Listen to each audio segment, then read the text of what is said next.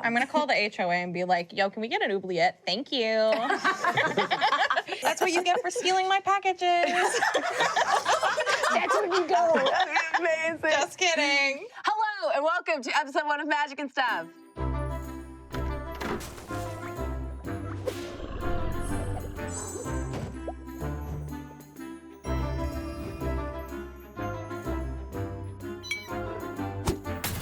You've all been sort of summoned to the small dungeon town of Waterford. Now, initially this wasn't a dungeon town, it was a normal town, but the emergence and proliferation of the dungeon has changed commerce in the region, and a common urban myth has sort of reached your ears.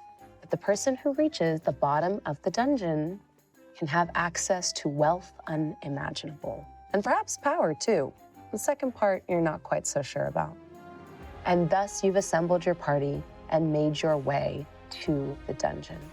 The dungeon started like a seed, small, almost like a splinter in the palm of the land. But over the past few weeks and months, it has grown, it has proliferated, almost unfolding like a puzzle, not just growing wider, but also deeper into the ground. Plenty of adventurers have come before you, coming to this place seeking glory and wealth. And now it is your turn. What lies ahead of you? Well, you're not quite sure. I'm sure you have some ideas and varying levels of experience. You've been assembled by your tiny friend, Noni, a halfling, with a pack on her back about the size of her. Her green eyes twinkling, her brown skin with freckles, kind of gazing up at you all. She says, well, are you ready? Yeah, I'm feeling pretty good about this. Yeah, hold on. Okay, so here's the thing, Noni. I got a lot of questions about this here dungeon. So it just popped out of nowhere. Yeah. And then it just displaced everything. It just caused problems. As Noni's face looks up at all of you, what does she see? She looks up and she sees the biggest, butchest demon you've ever seen in your life with a really big smile. Freddy, the paladin. She's got red magenta skin, big horns, buzzed hair, chest plate armor, crazy sword, and a smile, a go-getter attitude. Yeah, we can do this dungeon. I'm feeling pretty good about this, actually. I'm feeling very optimistic about our chances today. I'm not feeling that optimistic. I'm going to be honest with you today. I woke up and my knee hurts. And when my knee hurts, that means something bad's about to happen. Anyway, so when Noni looks at me, she sees a beautiful, gorgeous, buxom young woman. Then she turns to the left a little bit and she actually sees me coming into view. She sees. I was so confused for half a second. So when she sees the actual Mrs. Readings, she sees just a sweet elderly woman, grayish white hair. She has a lot of jewelry on. Everything she owns, she wears. She's rather short, but she still is a human, so kind of normal height, despite the years of osteoporosis and shrinkage. She's a human of an age, let's just say. It's rude to ask. Yeah. Noni would never ask you that. We're Yeah. being respectful. Exactly. I have a character sheet, and I opt out. As is your right. I opt out of that one. No is a complete answer. Thank you. That's powerful. Ellen! So anyway, the buxom woman. Anyway, that's what's the with the woman that sexy you're woman? standing next to. Noni looks up from Mrs. Readings and she sees quite a bit of a taller, she's medium, I wouldn't say tall, medium height, maybe 5'5", long, dark hair, well past her knees. And she's got like pale, purple grayish skin. She's a vampire. She's not necessarily super mean, she just looks that way. And next to Felon, it's kind of like a little like mountain situation where you look up at Freddy and then Miss Readings and then Felon and then Icky. a little guy covered up in cloaks, can only see the eyes, a big wizard hat, and probably like pamphlets falling out of a bag about wizard schools, spells that you can learn on the go. And probably like looking at the dungeon, kind of paying attention to what Noni is saying, but like trailing off, looking around, getting a little nervous, and slowly reaches over and takes Felon's hand. But it's like, you know, a little tiny baby hand that like links onto one of Felon's fingers. And Felon And just looks at you and she's like, I'll allow this. I'll allow it. Thank you. It's fine. It's my birthday today too, That's right, it's Icky's birthday. I have it written down. It's my birthday today. This is tomorrow. This is your birthday gift, Icky. We're gonna do this dungeon. It's gonna be really fun. Let's be real. Can I be real with you guys? Is this a safe space? Lovely. Yes, it is. My adventure party did not want to come. They said, this is too dangerous, and they said they cannot delve into a dungeon on a rumor. And now I have you. And, you know, I know that you're a pre-established dynamic. I'm coming in as a new kid, but also I'm the most experienced, and I think I should be the boss. You're gonna have to take that one up with someone. So here's the thing. So if you're the boss, in terms of legal liability, if we're sued, obviously it would fall to the leader. That would fall to fine me. then. Yeah. That's absolutely fine. So how much money is we getting actually from this dungeon? Do you think there's a reward if you had to quantify it? We don't do things for rewards. I No. do things We for do things rewards. I do things for the reward. for the good of our hearts. We're here to protect this town from this dungeon. I trust you. I'm getting a little cold feet here. Why didn't your last party want to be with you? Well, people go into the dungeon, people don't come out of the dungeon. That is And- problematic, yeah. I mean, they could just like staying in there because it's comfy. Yeah, maybe it's just really fun in there. It could It's be not like comfy in there. It's Oh. bad. People, you can hear the moans and cries of people trapped in there at night. Cries of laughter and joy. Oh no, it sounded painful. All right, Noni, I'm going in the door. Let's go. You walk inside. Yeah, everyone give me a perception check. That's an 8. I have a 10. 10. 15. 15. I don't think I got yours. 10. 10, okay. Icky, you're the only one that sees it coming. Oh no. As you enter the portcullis, the gate falls behind you. You have a moment to react. Oh no. Let's see. It is completely valid to panic if you feel like that is also within Icky's character. It is. I feel like Just Icky, would Icky be coming up last in our little marching order probably? Because they're so little. Oh yeah. Like I'm a sorcerer, a wizard, but a sorcerer. And probably like, oh no. I reach into my bag and I pull out a little resin acorn and I like fling it underneath the the gate as it comes down. Like, this will obviously stop it from closing all the way. That's all I've got.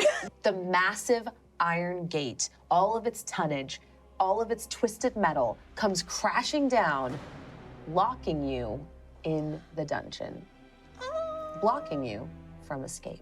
That's normal. You see the cracked resin acorn reduced to powder beneath one of the spikes. It's fine. It's not like that's irreplaceable or anything. Oh, Icky, did you break your little thing? I broke my little thing. Oh, it's okay, buddy. Come here. It's okay. We can leave when we're done. Yeah. There'll be more of those down where we're going. You'll find another resin acorn. Yeah. Fantasy Etsy. Yeah, You can get you yeah. another one of those. Yeah, it was too fast. I don't know that many spells yet. You're doing great. Thank you. This door is not concerning to me. Let's keep going. I'm a little concerned. Don't worry about And it. as you keep going, before you can leave the portcullis, another iron gate falls with a loud clanging noise, Oh, frick. Jesus. locking you in a 20 by 20 foot space. Okay, Metal on that I'm a both little sides. concerned about, yeah. Is there a roof? Do you have dark vision? Yes. As you look up, you do see that there is a roof about 60 feet above you with a lattice work kind of blocking the rest of it from view. So the walls that are closing us in go from ceiling to floor. Yes. There are arched, sort of tapered, large gates on either side of you, and now these two metal structures have come down, kind of locking you in the way you would like in the approach to a castle. On the far side, you do see a dark hall, sort of in the direction where you were heading, where you're now separated from it by these heavy gates. And you do see stairs descending downwards into the rest of the dungeon. I think a scary gate never stopped anybody. We could get to those stairs. Who has anything that can get rid of iron gates? Hey, don't look at me. I mean, I do have a couple bolt cutters inside of the purse, but I don't think they're gonna do anything against this kind of metal. It's too thick. Not that I would know about that. I'm gonna walk up to the gates and be like, I'm a strong guy. I could probably bend these. I have the utmost confidence for you, completely. Oh, thank you, Icky. You're welcome. I'm gonna touch these gates and I'm gonna try to pull them apart. Give me an athletics check. You need to beat a 35. Let's I'm be like- completely honest. I don't think the math is gonna shake out, but I'm gonna try it anyway. Okay. Because I'm optimistic. With a smile on your face. Well, it is a 14 plus 6, so that is a 20. So I give it my best college try. Yeah. You see Freddy's muscles ripple. And you hear the metal groan, but it does not give. And there's Okay. definitely not enough give for any of you to pass through. That was really hard. Okay. I'm feeling a little more concerned about this You room we're did in. great. Thanks. Is there, is like anything, any of the, like, I don't know, maybe a convenient secret door that just happened, like a service entrance? Yeah, can we start poking around? Yeah, like when we gotta repair the subway or something, you gotta get into the service entrance in the back. Let's get some investigation checks. Okay. Solid 9. 11. 16. Hey, I'm glad Felon's here to be smart. Felon, you notice it. There is very clearly what used to be a lever and sort of situation that you pull to have the gate go up and down, but the handle for it is broken. For those of you that rolled above a 10, you also notice that there are sort of iron empty night suits that are lined up on either side of the portcullis as you kind of come into this approach. You also notice something else with the 16. You hear a strange sound from the latticework above you. Oof. Almost slurping. Can I use my spider climb to go up the wall and on the ceiling? You definitely can. Okay. And for the rest of you, if you're not used to seeing this is a bit unsettling. Felon doesn't have to attempt to climb up these sheer sort of hard walls on either side that would give even the best rock climber no purchase. As a vampire, she can climb They lizard fashion up the walls. Simply just climb. Fingers unnaturally kind of sucking to the wall. They move up with no effort. I'm never gonna get used to that. yeah, I don't like that. I don't like want that. to little do bit. that. And I'm sure you can do that one day, Icky, but I don't- could. I It's just could it's spent. help you I'd do have to that. spend. It just freaks me out a little bit. It's in here. You're doing great. I don't need to do it. As you say you don't need to do it, you're relieved you're climbing up the walls, Felon, because from up above, a massive yellow ooze drops down on the rest of the party. Everyone give me a dexterity saving throw. You don't have to do this, Felon, because you're safe on the wall. Yes. Yeah. Yes. So it like falls sort of below you. That's a 5. Ooh. I got a 12. A 12. 18. 18. Only Icky is able to deftly wheel out of the way as this big yellow gelatinous snot-covered ooze falls down on you with its full weight. Oh. The two of you take No, hit me with it. I'm scared. I rolled an 8 on 2d8s. I rolled 8 twice. We're off to a great start. We're doing great. What is your max HP, Mrs. Reading? 23. We're doing great. Oh. Yeah. We're fine. The entire crushing weight of the ooze collapses down on both of you, dealing 16 bludgeoning damage. Okay, that's fine. Don't worry about it. Oh my god. Well, I'm glad I'm not down there. Icky, as it splashes next to you, you kind of pull your feet away, almost like there's a puddle on the ground you want to avoid. I pull up my my little tunic. I also pull it up like. Ugh. Are And you okay? notice that the creature is moving, kind of extending one pseudopod towards your ankle. You notice it is congealing around your ankles. It doesn't burn, but it is like trying to almost like flub or move up your legs, and it kind of is like picking up things off the ground and wrapping them into itself, like those advertisements you see for goop you can use to clean your keyboard. It is like, it's sticky. It's just sticking to everything extra in the room bad and sensory trying experience. to roll it into itself, including the two of you. Okay. So we're in initiative now. We're gonna fight this slime. You can do things other than fight the slime on initiative. Felon, you're first. Felon peers down at everyone. Give me a perception check as you peer down at everyone with advantage since you are above. Oh, Ooh, I got a 1. That one. let's go. With advantage, yeah, so yeah. roll again We're and take the good. higher. Okay, we're good. Gotta get them out early. Okay. Yay! So 11. You look down on the scene, kind of the franticness that has taken hold of your party. You see this massive basic ooze underneath you, sort of like sticking to everything and trying to almost like clean the room. But with the 11, the only other thing you notice is one of the knights underneath the visor that is now open, you see Noni's scared face peering out from the safe cover of one of the suits of empty armor. Formerly empty. Formerly empty armor. Like a hermit crab, she has. Felon kind of like laughs a little bit at the tussle down below them. So rude of you. I'm sorry. really bad time down here. As Felon is above, she slowly trails down the wall, takes one of the armor, and she rips it from its place and kind of guides towards one of the two sitting over there. So you're giving us a helping hand. Yeah. And since you're using the knight's arm, this will actually give you an additional like 5 feet of reach so that you can actually reach one of them. Which one of the two would you like to give the help action on their dexterity saving throw to get out? I mean, let's be completely honest, one of us is in a little worse straits. I'm gonna go with Mrs. Readings because I can see she's clutching her knee, you know, badly hurting. Amazing. So Mrs. Readings, on your turn, if you attempt an acrobatics or athletics check to sort of disembroil yourself from Two this of my basic ooze. greatest roles, by the way.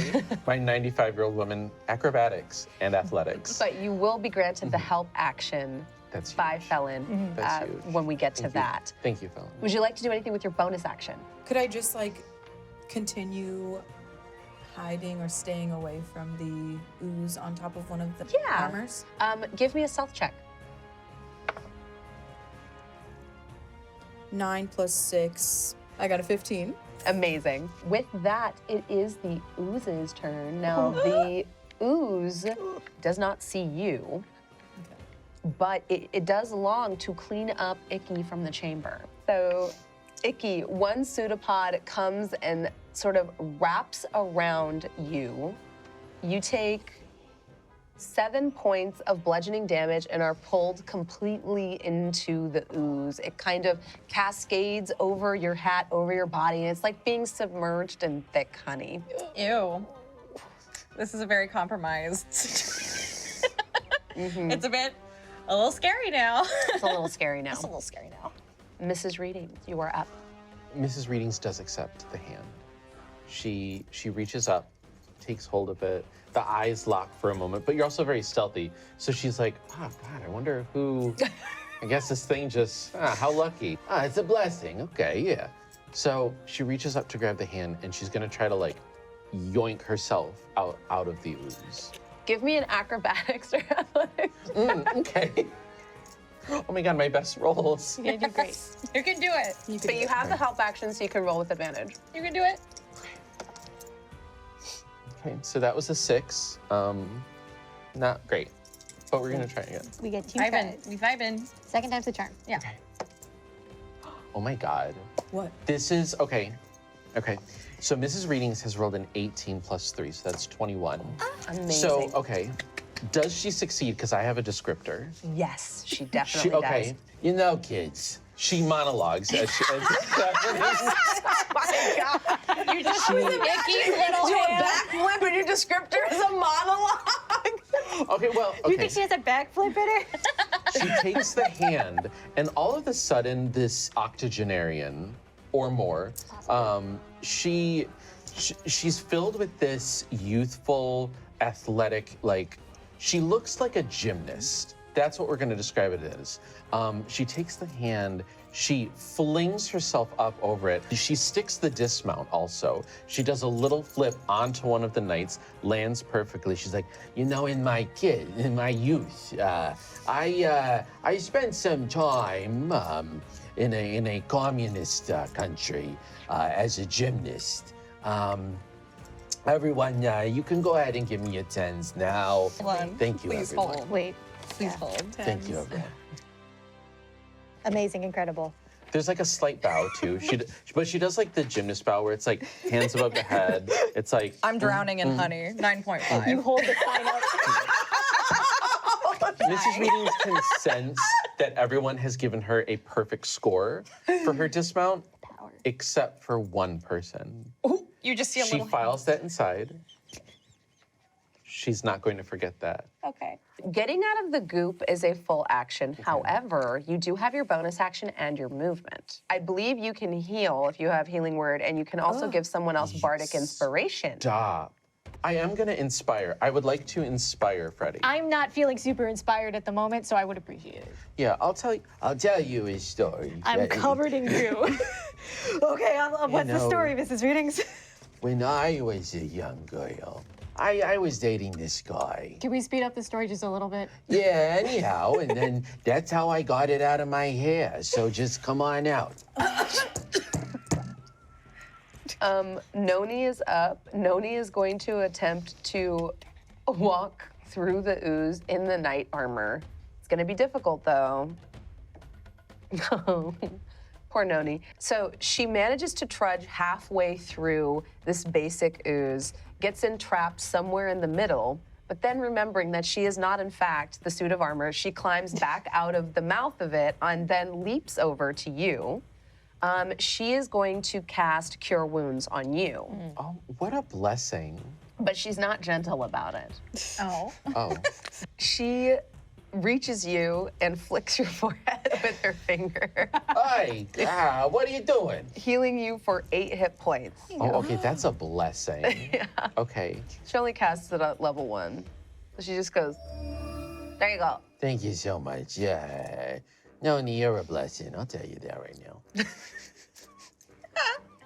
You're doing good, kid. Noni absorbs the comment that she's a good kid. And Icky, you're up. Is there a free action to have like a mini like panic attack and then be Crying like, is a free action. okay, I cry a little bit, but I think of my friends and how like they believe in me. Of course we and do.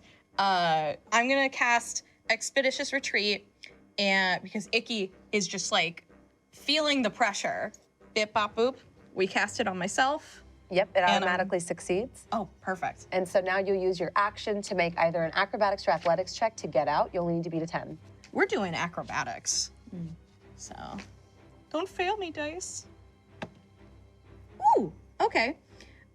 We've got a 17. Amazing. So you are able to kind of wiggle very quickly, almost kind of flailing, reach the surface of the ooze so you can breathe, which is good because you would have started suffocating on your next turn.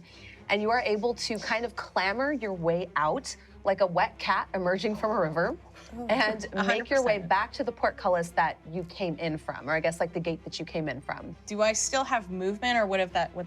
You definitely do, because this allows you to take the dash action. So you still have your movement and you can use all of it. Oh, What is your movement speed? I believe it is I think it's 30 30. feet. So you Yeah. can actually get across the room. okay. The difficult thing here would be avoiding the ooze as you do so, since it's between you and the gate that goes down the stairway to the exit. I'm gonna attempt to climb up one of the gates with my little baby hands and get to the other side of the room to attempt to do something with that lever bit. If you're climbing, that allows you to use half your movement speed, since you're not a excellent climber the way Felon is. No. So you make it halfway across. You're about 5 feet from the lever now. Okay, that is perfect. Probably I'm perched on a suit of armor similar to Noni and Mrs. Readings. just like holding on, shaking, looks at Miss Readings. Your dismount was beautiful. I was just a little scared. I'm so sorry. And shaking like a little leaf. Freddie, you're up. Okay, so I'm engaged in the slime, right? Yeah, you're kind of stuck. As Yeah. you notice it's like suction to your feet. It completely engulfed Icky. It was most of the way up, Mrs. Ratings. For Yeah. you, It's like since you're a little bit waist. taller, Yeah. you're up to your waist. It feels Yeah. like you're in quicksand. I'm not having a good time. It's a little gross. I got it all over me. I mean, I guess I'm gonna disengage from this slime as best I can. Can I do an athletics for that? You definitely can. Do I have bardic inspiration? You Is that the do. thing I can do? Yes, you can expend a D8 to add to this I roll. told you the story about the Yeah, hair. and it was beautiful. Yeah. It was beautiful, and I appreciate it, and I respect you. Thank you. I'll see if I need it. You're gonna need it. It wasn't that one. Natty one club. Now, I could be mean and allow you to expend your bardic inspiration, but a natural one always fails, regardless of modifiers added to Yeah, it. I got a lot of metal on me. I'm kind of clanking a little bit, and I'm like, I think I'm just in this slime now. I think this is me now. Yeah. In fact, as you start struggling to get out, you begin to feel this like thick honey ochre jelly like seeping into your armor. It's getting in through the cracks now. You can feel it on your skin. But you also notice any little dust and stuff that was on your armor is now trapped in the ooze. Oh, that's delightful. It's like a lint roller. I needed that, Like I actually. said, it's like cleaning a keyboard. Like it's like getting into any Yeah. plate or chainmail you have and just kind of, but it's also getting all over you. You Yeah. feel it adhering to any hair on your skin. See, here's the thing, Freddie. Yeah. You shouldn't have had me skip this story. That was half I'm the regretting it a little bit inspiration. now. You still have your bonus action. I'm gonna look around. I see that all my friends are out of the ooze. I'm the only one left in the ooze, and I'm like, well, if I die here, at least my friends are safe. And maybe that's okay. Maybe I'm coming to terms with that a little bit myself. Yeah, you stand contemplating death in Yeah. the ooze. Felon, we're back up to you. Yes. We left Felon still at the armor. She's on the armor. She's by the armor, by the wall. I mean, is Freddie just doomed? Like, is Yeah, I'm just gone. I'm a goner. Save yourselves. Rip up the carriage. I'm saved? It would occur to you that Freddie is not doomed, but Freddie's given up. Right. Clearly. The ooze is now like sinking into the armor. optimistic for so long. It's really gross. It's a nasty sensory experience. I'm having a really bad time. I'm sorry, guys. I really thought that I had the mental fortitude to make it through this. Oh, I'm not feeling so good about myself right now. I thought you were inspired. Felon, please do something, because I don't like this. This feeling, I don't know what it is. It's like, I want to give up and lay down. So clearly, Felon just has to save the day for everybody here. Felon looks around and she spots an armor that's a little bit further away, and I think like maybe she still could potentially like climb over to it. Freddie's gonna need maybe like the leg of the armor. Would you like to take the help action again? I'm gonna help. I'm gonna take the help action, Yeah. so that way we don't Felon, lose Freddie. I love you so much. I respect you. You're my best friend. Thank you. Enough. Give me an investigation check as you manipulate this suit of armor. I really should look before I just start climbing everywhere, I guess. A 13. Again. 13, that's enough. As you look, you notice that there is a switch inside like the head of the armor as you like are manipulating it to get to the leg. I want to push it. It's red. It's like, it looks like blood. It just looks like something I have to touch. There So, is a rune next to it. Do you read it or do you just push it? I read it. Give me an Arcana check. Oh, God. I got a 7. Yeah, you can't read it. Uh, Yeah, you know that it's some type of magic sigil, but it's not one that's familiar to you. Magic is not your forte. I'm pushing it. As you push the button, you feel the satisfying click as it stays depressed and then comes out just a little bit with a thin metallic sound.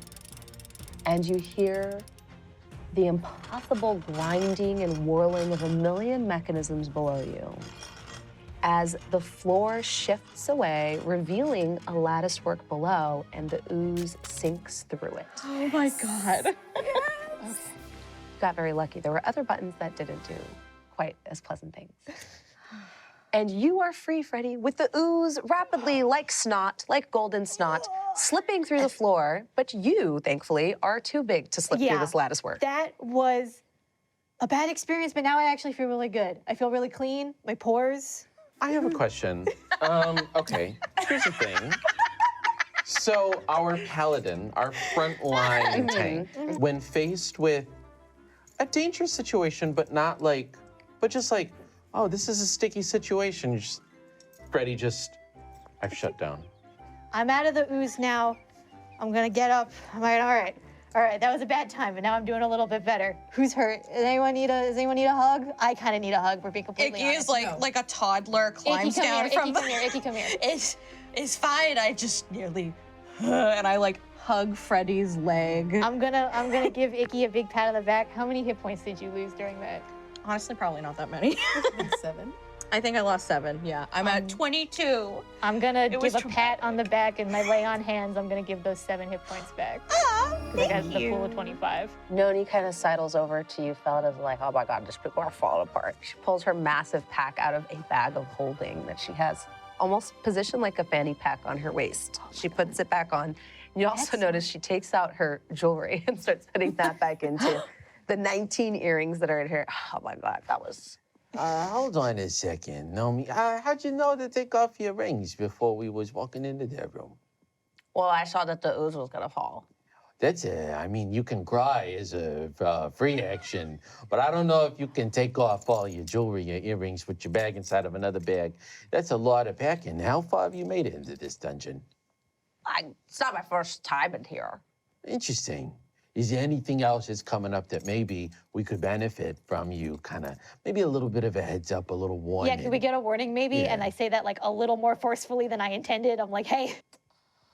She looks at you, she's like, you're really falling apart over here. All right, I'm sorry. That was mean. I'm sorry. Can we get a heads up next time? I mean, fellas saw it coming too. We kind of knew that. We thought maybe you guys would do too. You didn't know that. Because you said, like, outside, you said, my knee hurt, there's gonna be a ooze today.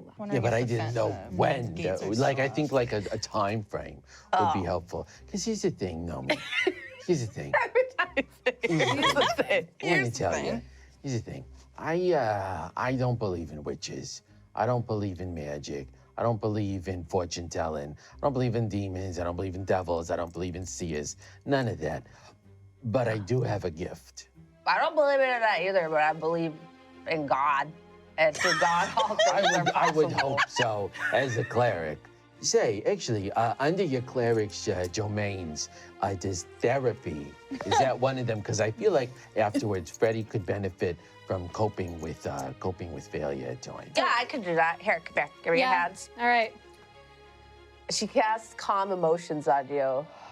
It feels, but it doesn't feel like you're actually calming down. It feels like almost like you're being sedated because that's kind of how her magic works. She goes, hey, listen, look at me. God only gives you what you can handle. It's powerful. God only gives you what you can handle. And when he closes a gate, he closes another gate. Yeah, I was gonna say, are the gates still closed? They are, yeah. All right. I don't know where the handle for the switch went, but you're good. Okay. You got this. Yeah. As they're having a therapy session, I pull out a torch and I waddle over to the remnants of the lever situation and attempt to affix the torch into the remnants of the lever to try to get it to work somehow. It does slide in. It's like the perfect shape. And as you pull it, you just realize it's really heavy. Give me a strength check. Do I have any strength? I've got a +1 to strength. You have a +1 to strength. Holy You're cow. kind of strong. Ooh, a 13. You get it about halfway, and then you start to feel it fighting you. Wait, this is my moment. I'm gonna run over to Icky and I'm gonna grab it. I'm gonna help them. Yeah, with your strength combined, you are able to pull the mechanism, you hear it click, and the gate that is blocking your path lifts up. I feel useful. Icky throws their hands in the air, and it's just like, I did it! You did it, buddy. I cast light on my hands to do a little light show. This is The all I light got. from your hands plays across the vestibule you're in, as well as that sort of resounding, echoing sound of the metal gate retracting back into its receptacle. You are faced with dark stairs winding downwards into what looks to be pitch black. You hear the faint dripping of water around you, and you begin your descent into the dungeon proper. Congratulations, players. You got in through the first door. Yay! And it only took us a That's really it. long That's all I time. got. Thanks to Fallon. You see a massive, giant creature, skin pale as though it's never seen the light of day. Icky, as soon as it goes around your neck, you feel like you're burning. There was another knight that would have grabbed you and put you into an oubliette. What's an oubliette? A lot of approaches to castles had basically a portcullis, like 2 gates. Attached next to it was this little horrible room called the oubliette. And it was called the oubliette because that means forget in French. Oh, They'd yeah. put you in there and forget about you. Aw. Icky is Faye. Icky, as soon as it goes around your neck, you feel like you're burning. The little...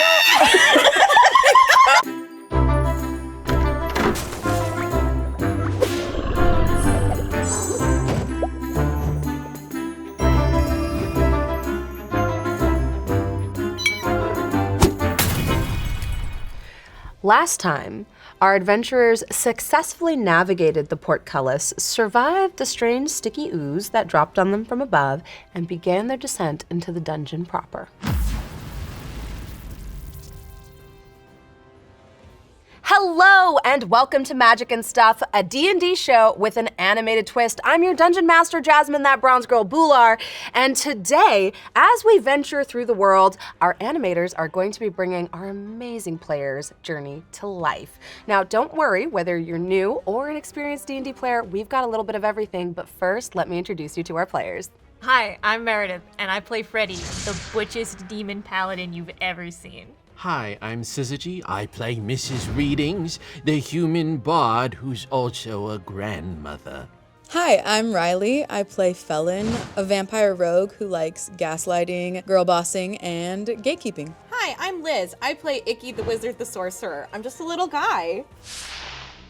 You descend down the roughly hewn stone steps into the bowels of the dungeon. Soon, the quiet darkness gives way to the thrum of life. The stairwell feels alive. You see different mosses and plants growing in between the rock here, and you hear the gentle humming of insects around you. You see the light of little fireflies and other illuminated insects kind of moving back and forth. Occasionally they come and rest on you. Occasionally you get bitten by a mosquito or something else that you'd rather not think about.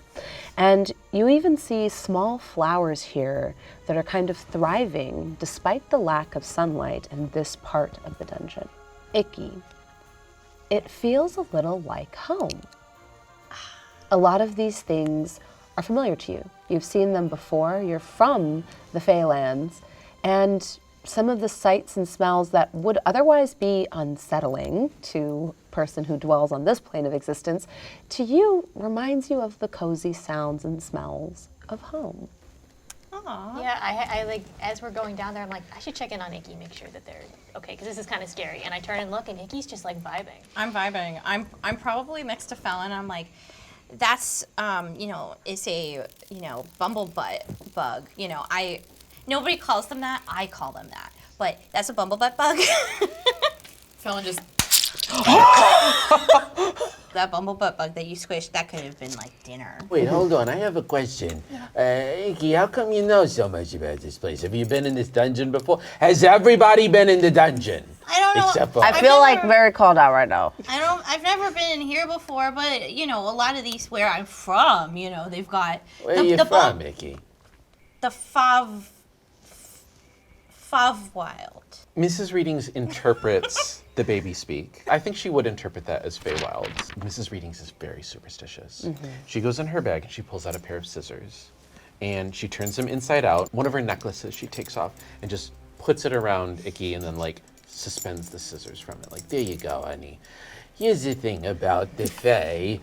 Sometimes they'll take children and they'll swap them for changelings, and you look like a little kid. And I don't want you to get snatched while I was in here. So you put backward scissors into a crib and knocks them right out. Fairies hate that stuff. Give me an Arcana check. Okay. I've never had jewelry before. Give This is very scissors to a exciting. baby. Well, you turn them inside out. That makes I them guess, safe. I guess. Grandma does. That's how that happens. Okay, so it's 6 plus, so 7, 8. Yeah. The spell works. Thing you don't consider while putting it on Icky is that Icky is Fae. Icky, as soon as it goes around your neck, you feel like you're burning. The bumble butts around you flee. Everything recoils from you. The little flower you were reaching out and touching closes in on itself. What did you do? What did you do? What did you do? Flailing like, get it off. Hey, you know, hey. Make a be Constitution fine. saving throw. Oh no! 24. 24. That's good. You'll only take half damage here. You are able to resist the urge to leap down the stairs. You are able to avoid being absolutely terrified by this talisman that has been placed around your neck since you are Fey touched. But you do take 5 points of burning damage as you manage to get it off and fling it on the ground. I'm gonna go and I'm gonna stomp immediately the talisman on the ground. I'm like, Icky did not like it. Don't I'm do that sorry. again. It was a very pretty gift for a minute. I'm gonna stomp What it. Daniel As put you in. stomp it, you notice that all of the creatures that were kind of slowly moving away from it, even the place where it hit the stairs, the moss, like you see it retract. As you stomp it, it all comes humming back. I'm sorry. I'm not good It's with your okay. superstition or whatever that was called. My parenting techniques are from a different era. Look at me, Icky. I'm trying. God gave man agency to crush things beneath their foot and to plow down the forest and kill all the animals and put civilization in its place. Icky's eyes just kind of That's how water a we little do. bit like, This is a very intense lesson today. We should not let Noni talk to Icky anymore. I go over to one of the flowers and I like pour a little water out from my canteen going, it's okay, they didn't mean it. As think we're you good. water the flower, give me a nature check. 19. As you water it, you realize this flower, although it's growing amongst these fey plants that you're very familiar with, isn't from any biome you're familiar with. That's a weird flower. In fact, you've seen this flower typically in Waterford, but it seems to have almost adapted and changed to exist in this fey flora. Noni's talking about a lot of really scary things. Yeah, a little okay? bit. But look at this flower. It's strong, it's adapting in this new environment, and that's us. That's us. We're doing great. We're doing great. I say it a little bit to myself too. We're You doing gained great. inspiration.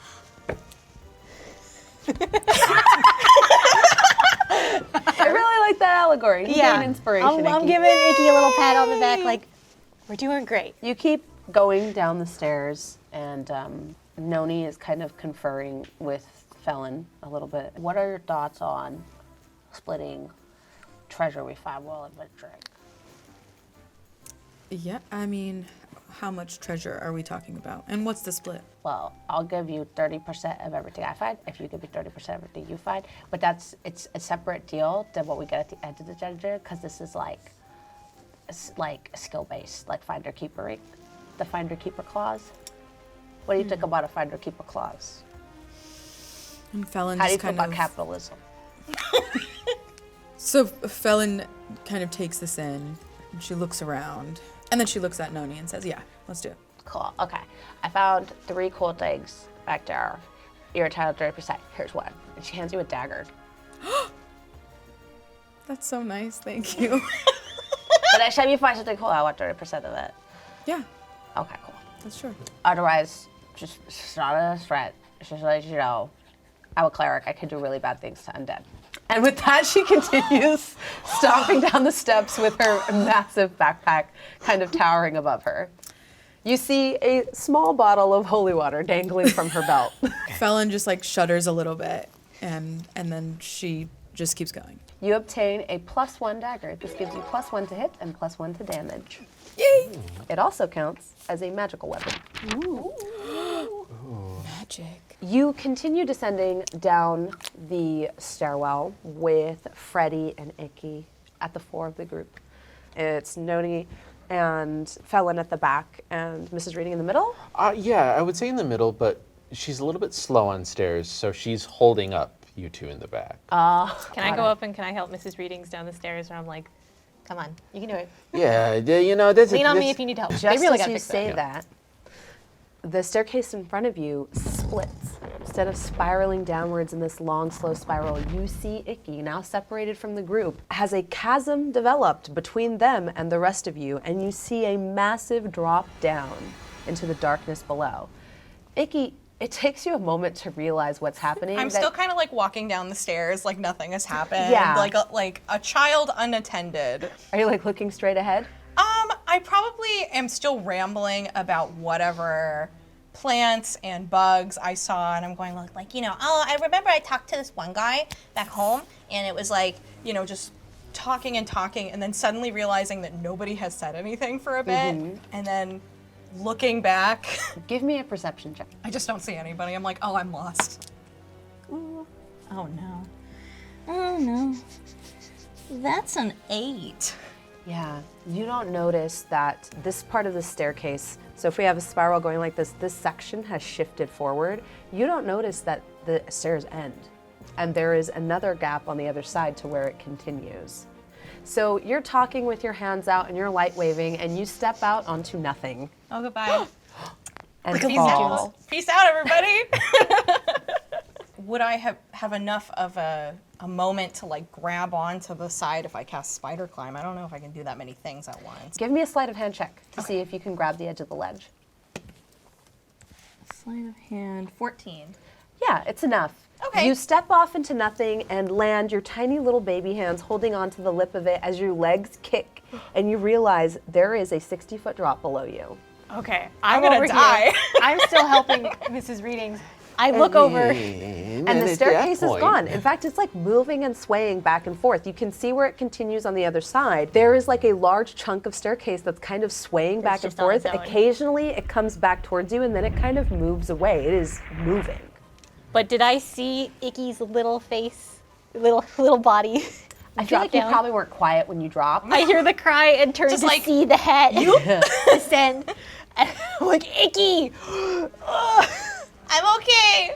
I'm just a little nervous. I'm gonna run. How big is that gap? 15 feet. 15 feet? You can try to time it for when. Yeah, for when it's closest? Yes. So you can choose whether to use your sheer strength to get across, or you can use timing. Okay.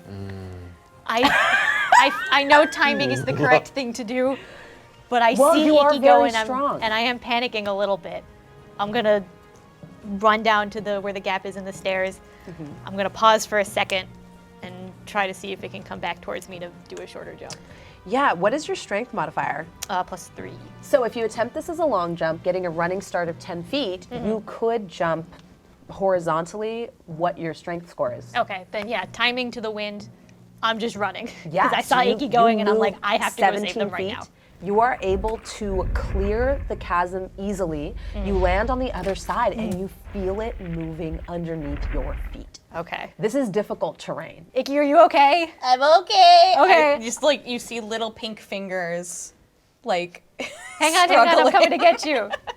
And I'm gonna start walking across to the other side where Icky is. This is going to take you a little bit of time since it is difficult terrain. You can try to make that action faster so that you don't have to make a strength save to keep holding on to the ledge. Yeah, can I do like a dash? You can try. Give me an acrobatics check to see if you can keep your footing as the staircase sways. Okay. It's an 8 + 1 is a 9. Yeah, you're trying your best to move quickly, but with the swaying, it's very hard for you to do so. And I'm very top heavy, so it's hard sometimes. Yeah. There's a lot of me. You wish you had like a pole arm or something to help Yeah, you to help me balance balance. here. My arms are out like this, but I'm still not doing a great job. You hear clamoring on the stairs, Freddy coming to get you, but you also hear them making sounds as like they're like, whoa, like trying not to. Icky, hang on. Don't be afraid. Your fear does not don't be elicit afraid. confidence in me. That's a really big word. Wow. I'm so proud of you, Icky. I'm proud of me too, but I'm also gonna die. Anyway. Give me a strength saving throw to see if you can continue holding on to that ledge. Okay. Oh, strength saving. So 15? Oh, thank God, 15 is quite good. Yay. It's gonna get harder every turn. Oh no. But yes, for now, your fingertips begin to feel numb, but you hold on. I like, I'm coming. my little clawed baby. They're baby hands, but they got little nails, so I'm just like digging what little nails I have in as much as I can and still swinging the legs like, I can get up. I can do Your it. small feet are swinging, your hands begin to hurt, your forearms begin to groan under the strength of having to basically hold a pull-up for a long time.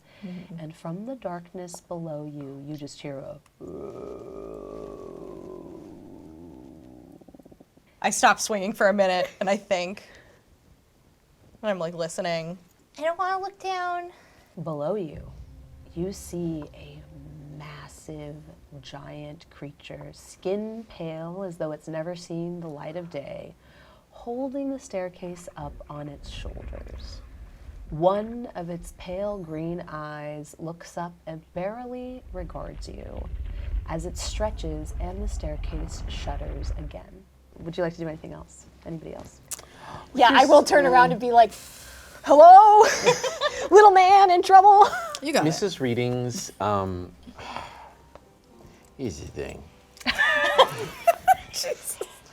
It takes me a long time to get downstairs, so you guys handle this.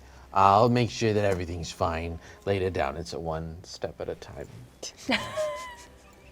You continue waddling down. Just one at a time. Going down, here's the thing, steps down, and it's also in heels, which for her, like they're kitten heels, but like she's got to chug along. Also, it takes her a long time. She doesn't want to hold up the party, so she's just going. See, when I turned around and shouted, hey, can anybody help? I wasn't expecting the old woman to come help me. I was expecting our very dexterous rogue Yeah. to maybe make an effort to save our good beloved friend Icky. It's okay. I'm fine. I'm Ellen, so fine right now. You notice that Noni's earrings are back off again, and her pack is back in her bag of holding. And she's kind of standing back, kind of almost trying to hide behind Mrs. Readings. And she's doing the same motion, like, oh yeah, about these shirts too. She's really small. Real small. Fallon's not feeling great about going over to help, nor is she feeling great about the fact that Noni is missing her jewelry again. Is Fallon able to stop Noni in her tracks with by her backpack and pull her over Yeah. and say, you better do something or else our deal is off. And I say it in front of Mrs. Readings. Filing that away for later. Make an intimidation check. I believe in you. Yeah. That was intimidating. All right. I think I need to give you a different set of dice. No, it's okay. Maybe not super intimidating. It was a 9. Yeah. You kind of say this, and Oh no. Noni looks at you and she's like, if the deal's off, that would mean you have to give the dagger back. You look at the dagger in your hand. It has a beautiful sort of jade handle. The end of it is almost shaped like a basilisk head. That's pretty cool. That's pretty cool. I wouldn't give it back.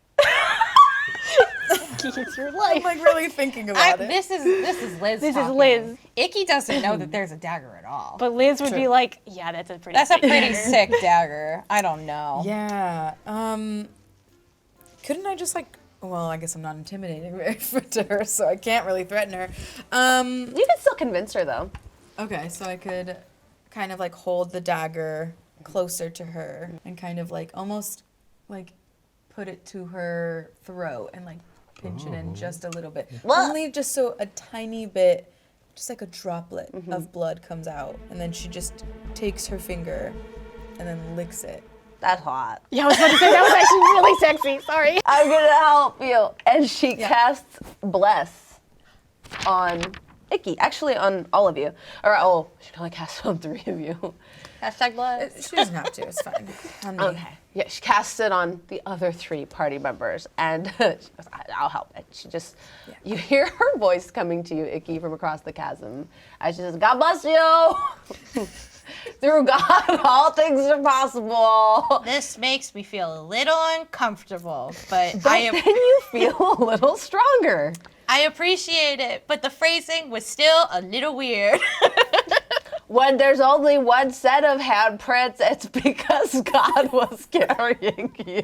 Oh. Is it? Grandma, is that how it works? Yeah. Oh my God. See, that's the thing about clerics, you know.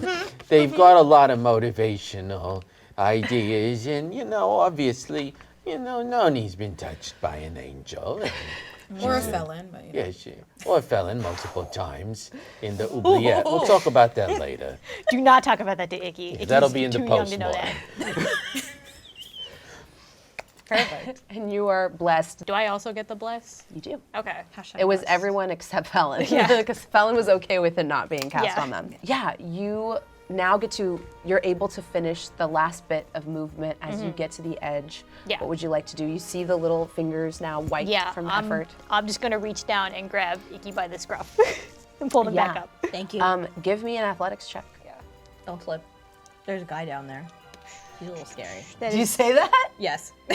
That's a 19 plus 6. Icky weighs nothing. Amazing. Yes. With one deft movement, you're able to pull Icky up onto the staircase, which is still swaying back and forth. Yeah, I like put Icky down, but like I keep a hand on their shoulder. Like, you okay, buddy? There's a big guy down there. What do you mean? There's a big guy down there. Look, there's a big guy down there. What? And I looked.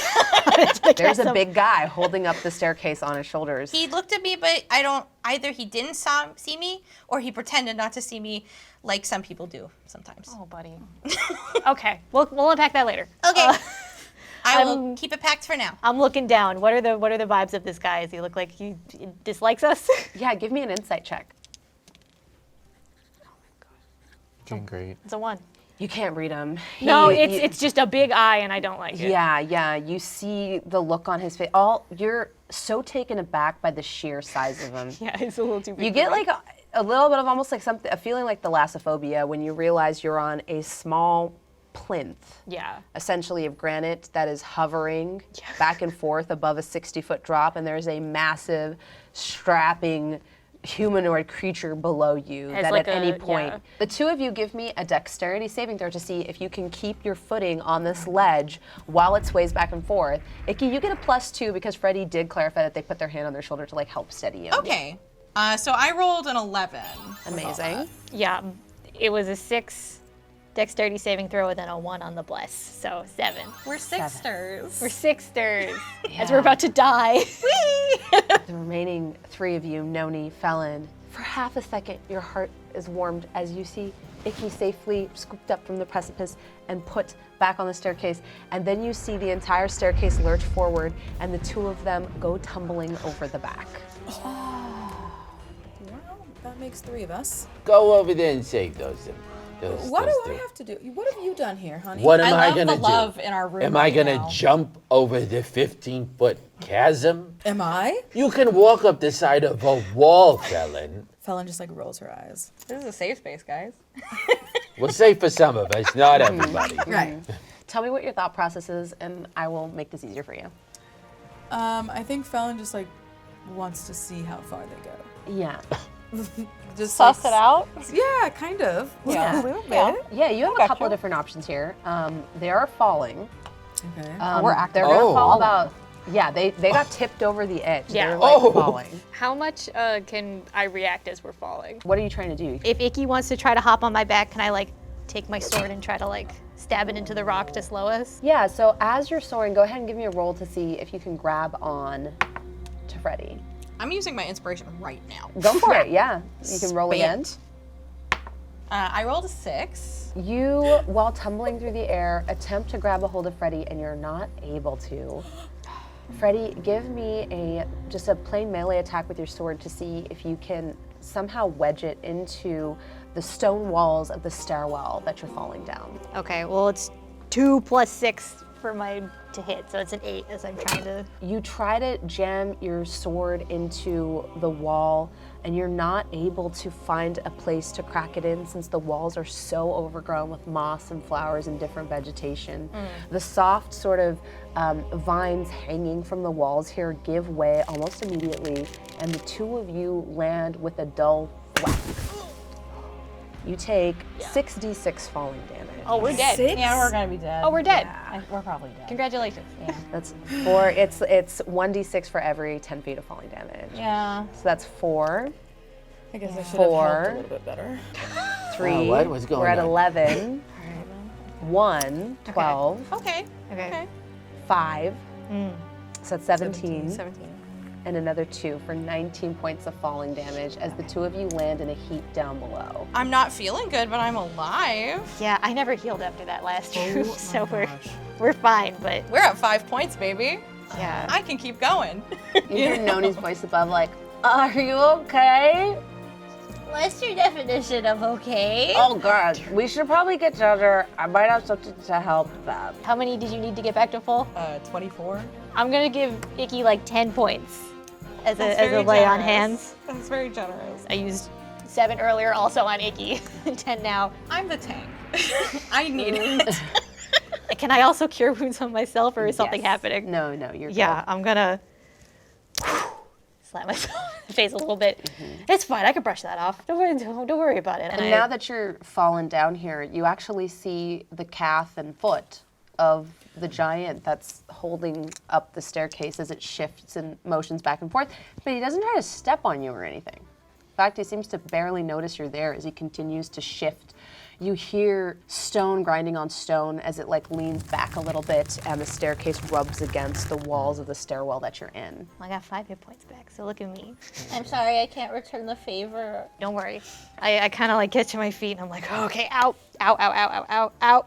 I Okay. pull out a random pamphlet and I said, It says cure wounds on it. It says that it's only good for clerics and paladins. Yeah, that's and what I am, buddy. And I'm not that, so I can't. Yeah. You can have this one. You're a paladin, and I just push the pamphlet to Freddie. I get and inspiration from this pamphlet. and I just Yeah. lay back down onto the ground. I'm touched by this that Icky gave me one of my pamphlets. As you're handed this pamphlet, you are touched by it, but you also realize it's not. It's nothing. It's not a useless. pamphlet for cure wounds. Oh, it's just, not? Yeah. It's genuinely nothing. So we're just looking Up at this big above. giant guy. Yeah, huh? yeah. Yeah. Would you like to interact with it at all or say anything? How far are we from like its face? Because where you said we were by our calf. 60 feet down. This is a massive giant. Yeah, you're near its foot and calf Okay, because you fell straight down. I'm gonna look down, but based on vibes, it's seeming not that bad. He's not actively trying to stomp you or anything, no. Yeah. So He's just I'm vibing. Yeah, just gonna like be looking at him like maybe his skin's a little dry on his feet. Yeah, I'm like, sorry, man. We didn't mean to disrupt your thing. Whatever. I don't know what thing you got going on down here, but I'm sorry. We're gonna get out of your hair. Do you have hair? Maybe it's the moss. Make a persuasion check. That is a 15 + 5. Nice. Ooh. As you call up to it, the staircase shifts again as on its shoulders it looks down at you. And you hear it go, "Oh no re na mak. Turan?" Yes. Does anyone in the party speak giant? Are you able to recognize what a language is if you don't speak it? Yeah, give me a history check to see if you've Of course, I know a lot about come history. across it before. Yeah. You've been there for a lot of it. No, I don't Never mind. recognize this. Yeah, yeah. No, it could be anything. Mrs. Readings only knows one other language, so she's gonna try to call out to it. Hey, can you help our friends down there? In Dwarven. Maybe that'll work. Yeah, it's a sister language. Yeah. Yeah. Yeah, cognates. Yeah. I'm gonna roll to see if this character has come across dwarves before. That's true. It speaks up to you in broken Dwarven, and it says, itch, Did you just call me a... itch. Oh, itch. Where's scratch? And you notice him trying to scratch the back of his shoulders against the wall. Oh, okay. Buddy just has bad psoriasis. Let's see. You got a skincare spell that we can cast? Does lesser Something in your restoration bag? count as skincare? Yeah, give me a survival or nature check. 8. You don't necessarily think it's dry skin, but there is something that is irritating the giant. And from the context of now looking at the swaying staircase in front of you and this massive chasm below, it would occur to you that when this staircase collapsed, this giant, kind of being a bro, decided to lift it up. Yeah. But now there's some kind of discomfort happening for him, and this has resulted in your current predicament. That's so valid. Icky, there's probably something stuck in his back. Use your mage hands to get it out. I like flop over on my back and I look up to see what the heck. Yeah. Do you have dark vision? I do. Yeah. You do notice that this side of the wall is covered in a foliage that is actually familiar to you since you are from the Fey realm. Hag's breath. It is very, very itchy. When it comes in contact with the skin, sometimes it can even create boils. You've been warned against it. Yeah, it has this thick sap that kind of comes off of its barbed edges and can be very unpleasant for adventurers, although it doesn't cause HP damage. Gross. How far does Mage Hand go? Be burning hands too. If I do burning hands, I'm worried that it'll burn him and then he'll Yeah. be like, bye, you know? Here's my question. Lesser restoration can cure a lot of conditions. Is itchiness one of them? I'm gonna say itching is a condition. Okay. What level spell is that? Lesser restoration Yeah. 2. I cast lesser restoration at It's worth it. second level, and I'm gonna go up to the guy, and I'm gonna put my hands on him. I'm like, "You're looking kind of itchy, my friend. I'm tall, but I'm not tall enough to reach your itchy spot. But maybe this can help." And I'm gonna cast lesser restoration and my little magic. Yeah. It's gonna trail up into his back. You all see this like gentle golden glow of Freddy's like golden-hearted magic kind of soar up from the ankle that you're touching all the way up to its back. And as it does, it looks down and says, "Funok," almost as though thanking you, and nestles back into its resting position. The staircase, almost like a puzzle piece, slides back perfectly into where it shattered, and you're able to walk across since the chasm is gone. I'm gonna give him the universal thumbs up. He gives you the universal thumbs up Oh, I back. appreciate that. Thank you. You gain inspiration. Yay! As I'm it so reaches inspired. down, plucking from behind its ear, almost like what looks to be a hairpin, and you gain the giant's sword as it does so. For him, this is like something to hold his hair in place. Yeah. For you, this is a great sword. The massive sword comes down into your hands and you feel the weight of it as it almost pulls you forward. You, as of right now, and this might change, can't even wield it. You would drag it on the floor behind you using both arms. But the giant's given you the only real thing of value it has since you've helped rid it of this horrible rash. I'm very appreciative of this cool sword that I've received. And maybe sometimes you put good energy into the world and you get a cool ass sword back in return. And that's what it's all about. That's what it's all about. I'm very excited about this cool sword, but I'm glad I could help. Woo! Yay!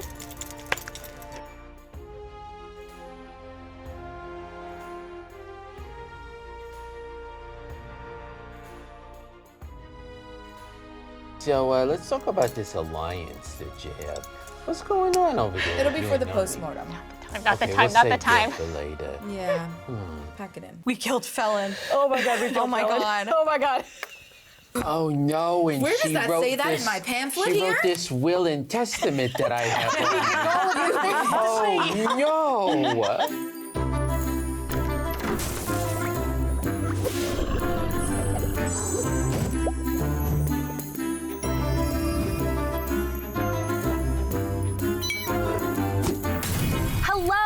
welcome to Magic and Stuff, the animated Dungeons and Dragons show. I am your dungeon master, Jasmine, that bronze girl Bular. Regardless of your experience level with D&D, we've got a little bit of something for everybody, including a little bit of animation. Now, let's meet our wonderful players. Hi, I'm Meredith, and I play the demon paladin Freddy. Like any spiky-haired anime protagonist, her friends are her power.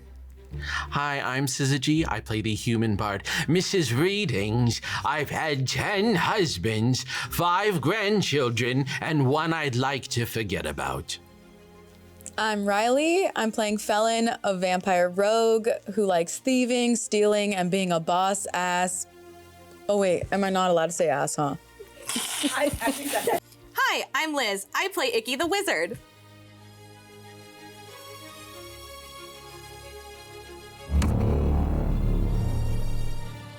Having successfully made your way through the dungeon portcullis, down the stairs held aloft by one very itchy giant, you now find yourselves in the soft underbelly of the dungeon. And soft it is.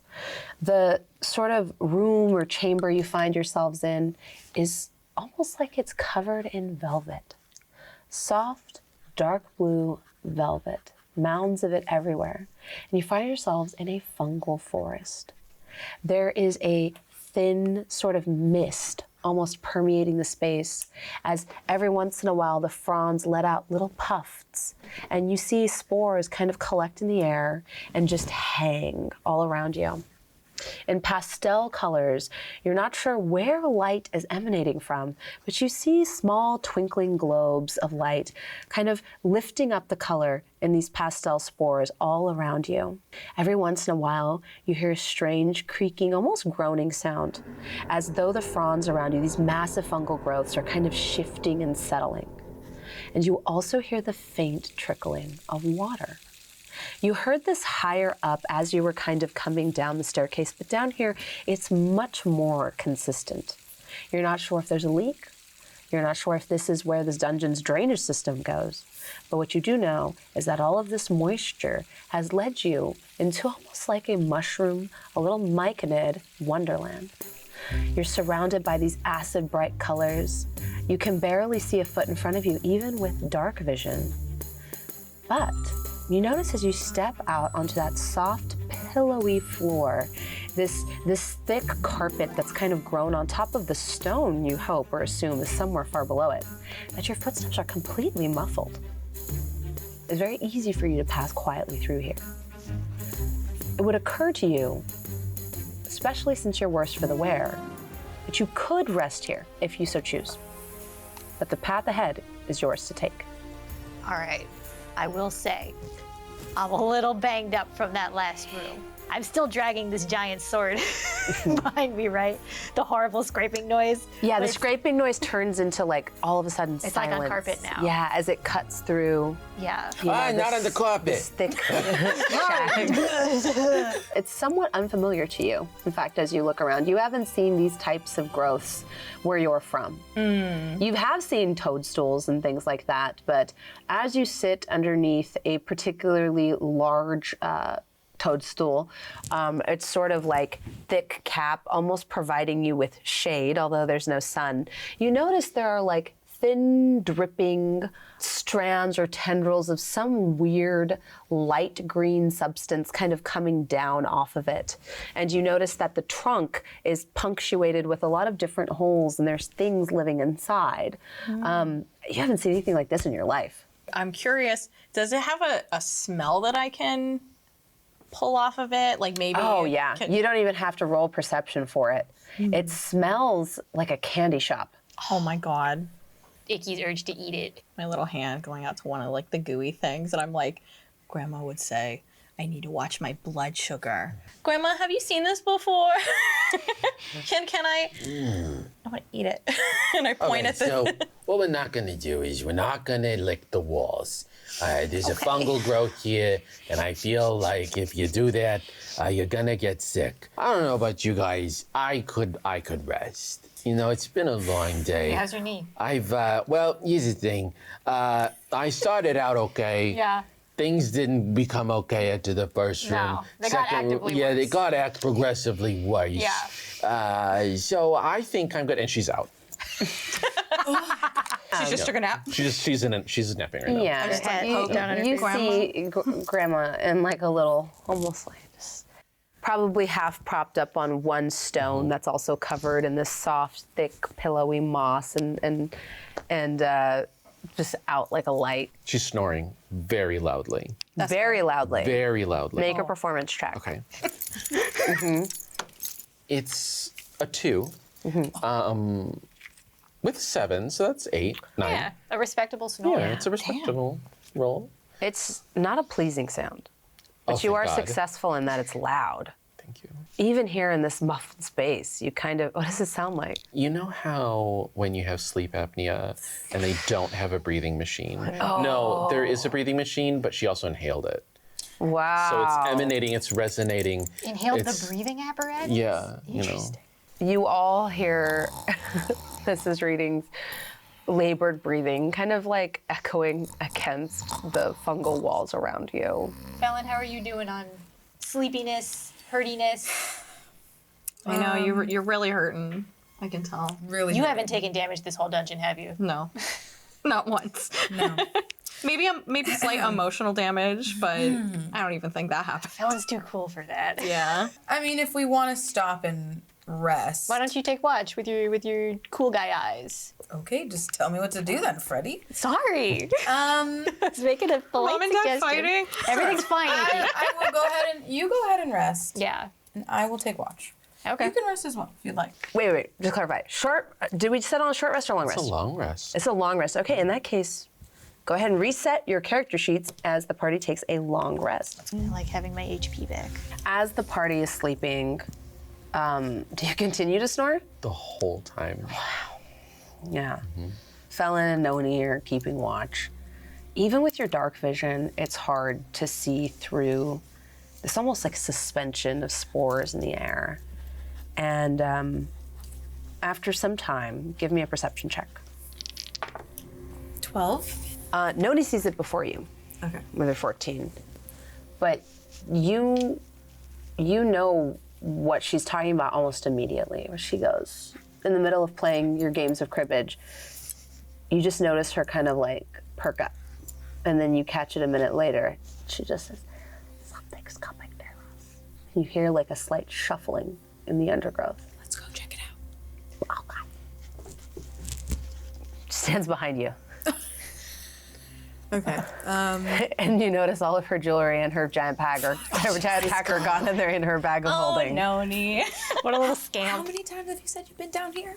I haven't been down this far though. This is my first time all the way down here. You got the jewelry thing down really good, like putting it away. I don't want them to take my jewelry. Very fast. I understand. I'd like to just like look around, I guess. And look at I can't really see, huh? No, it's very difficult to Very see. dark. You can see maybe 10 feet out in front of you. So Fallon looks into her backpack and she sees she has a few torches she can use. She puts one where the rest of the party is so we can know where to go back to. With the torch, you see in that 20-foot radius some of the spores dispel. And so not only can you see where you came from, but as you're making your way through this fungal forest and the spores kind of burn away, instead of seeing 10 feet ahead, you can see 20 feet ahead. Give me a stealth check. Okay. 16. We're gonna need one from Noni, who's at disadvantage because of chainmail. That's unfortunate because she got a 17 on the good die, but she got a 2 on the other one. But because you got a 16, as you're like gliding forward like a shadow in the night, you just hear behind you. Ting, ting, ting. Noni! Shh. Could you be any louder? Say that even as Noni breathes, she's like, what? She's like a pug. Do I want to stay here? You know, maybe. Yeah. Do I want to watch the sleepy people? You know what? That'd be great. That would be so helpful. Freddie was Okay. right. You're getting really nice. You now go. Okay, I'll stay here. Okay. Thanks. And the sound of her breathing gets quieter as you continue on. This time, your passage is a lot quieter without the tinking and the heavy breathing behind you. Give me a perception check with advantage. Okay. A 13. You see a boot with a foot inside and a leg attached, kind of like wiggling a little bit in the spore mist ahead of you. And you hear a snuffling sound. Are there any like walls or like ceiling above me that I can potentially like maybe climb onto and like peek above or like see what's going on before I like actually interact with whatever this leg is attached to? Yeah, the walls of the chamber you're in are a little bit far away from you, but there are large fungal growths all around you, and it's not unreasonable that you couldn't climb one of these. In fact, they hang over your head like a canopy, these long, thin sort of drivels kind of like coming down from the ceiling and all around you, kind of obscuring what would be the roof above you.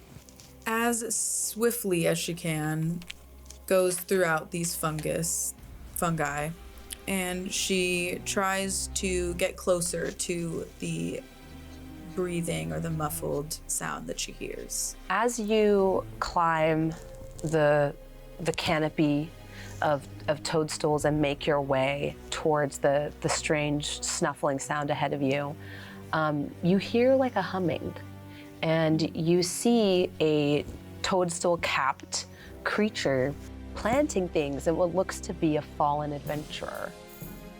You see them reach into their pouch and then taking out almost like gold dust, glimmering it, going da da da da da da da da da da da.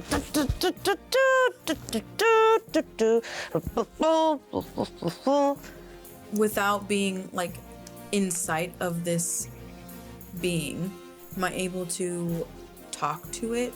Yeah. This little mushroom man doing his little glitter dance, and you're gonna speak from the shadows and scare the shit out of him. Yes, I am a vampire. That's true. Yeah, what do you say? Did you kill this person below you?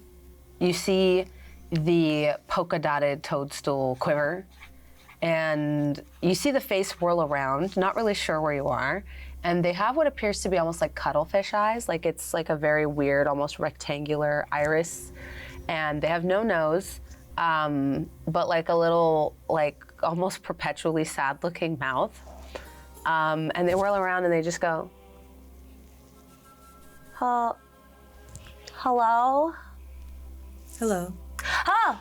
And you see, you hear like a boop, boop, boop, boop, boop, boop, as they waddle over to one of the trees and they go, are you alive? As the cute little thing walks forward, Felon comes from one of the spores from above, behind them. So now they're on the other side. She's on the other side of them. And then she just says, who are you? She turns around with a whirl. And as she does, like almost like a nervous poof of spores come out. She farted. Your cute little fart. Oh my god. You don't understand. I'm so obsessed. I wish I wasn't asleep right now. And she's like, I'm Princess Shiitake. Oh my god. Royalty. Hi, princess. I'm Felon. Hi.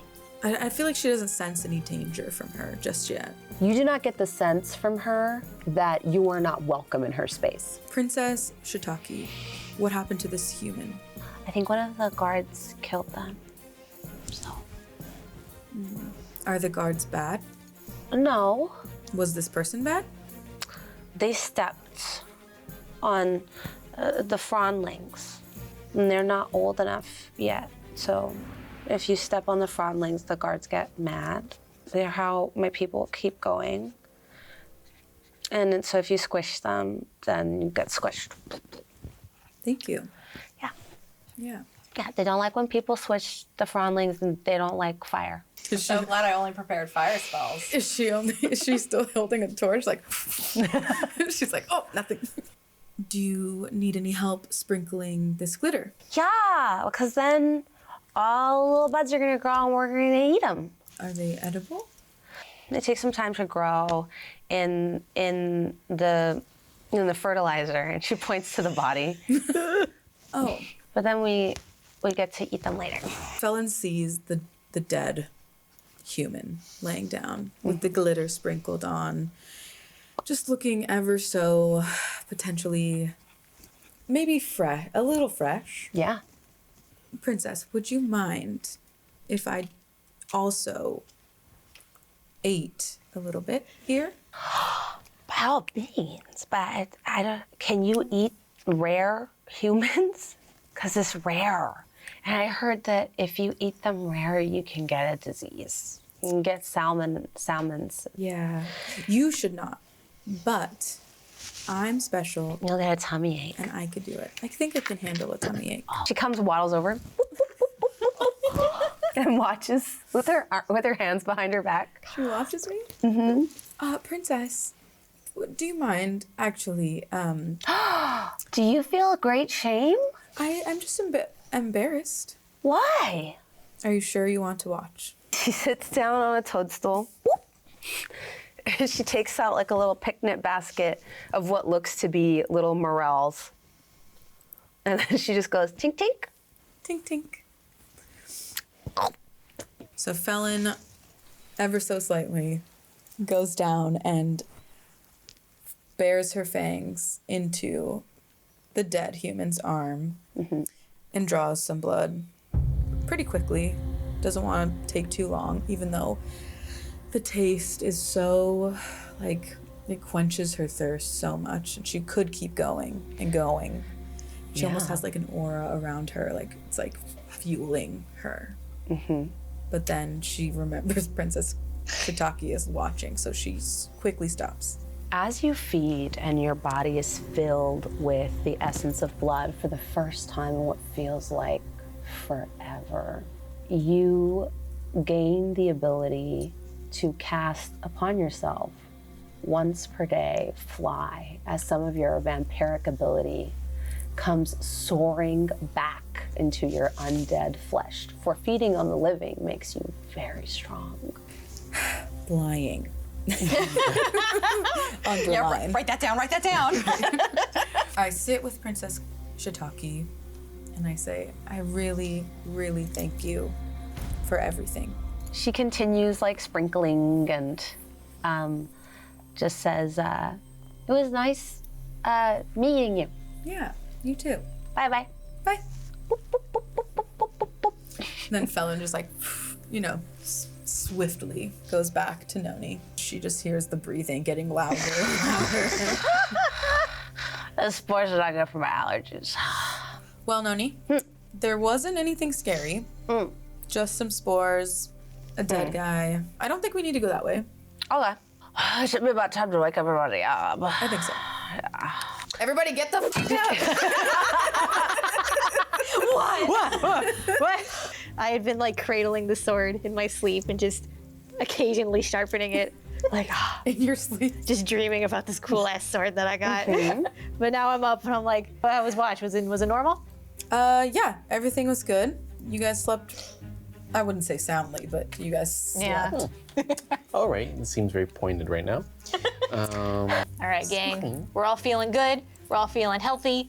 I feel good. Felon, you look like specifically like you're feeling pretty good right now. You're glowing. You're right looking now. great, girl. Yeah, I feel good. I feel good. Yeah, That's I'm all. glad. I'm glad. Aren't you having fun on this little adventure with us? So much fun. I'm so happy you're having fun, Felon. For a moment there, I felt like you were having a time, Oh, as yes. as some would say. And I'm just glad that you're finally you feel like you're having a good time with us. Yeah, it's almost like during our long rest, you experienced this moment of like pure, adorable joy almost. One would say. All right, well then. Let's keep marching through these mushrooms. As you are sort of sharpening your sword, Noni's like kind of peeking over your shoulder. Yeah, what's up? I cast a dead eye on it while you were sleeping. Oh yeah, what'd you get from it? Well, that's valid. It could be cursed. I mean, the giant was nice, but you never know. Well, the giant's hairpin, it is -2 to hit because despite your attunement, it is just so big. Yeah. I got my regular sword on my back. You're starting to witcher it, yeah? Started the other one on my back. I'm like, all right, doing great. Shoulders feeling good. We're gonna get a massage after this, man. Yeah, if we ever make it out of here, yeah. That's most true. definitely. We're gonna make it out of Yeah, here. we're gonna have so much We've money. gone so far. I have a cool sword. Nobody died. Nobody's died. Not yet. Don't say that. Noni was saying some things yesterday, and it's got me thinking. We gotta stop about listening to how much Noni. time we have left on this earth. And, you know, I don't know how long I'll live. I don't even know how old I was. We'll talk about it in therapy. Continue your way forward, and as you do, you notice Noni picks up your torch, Felon, and begins to like kind of walk with you all, still breathing heavily. All right, who's gonna go in the front? I move towards the back, Yeah. and I'm standing next to. I'm assuming Noni is in the back, and I get behind Noni. Yeah, it turns into like a.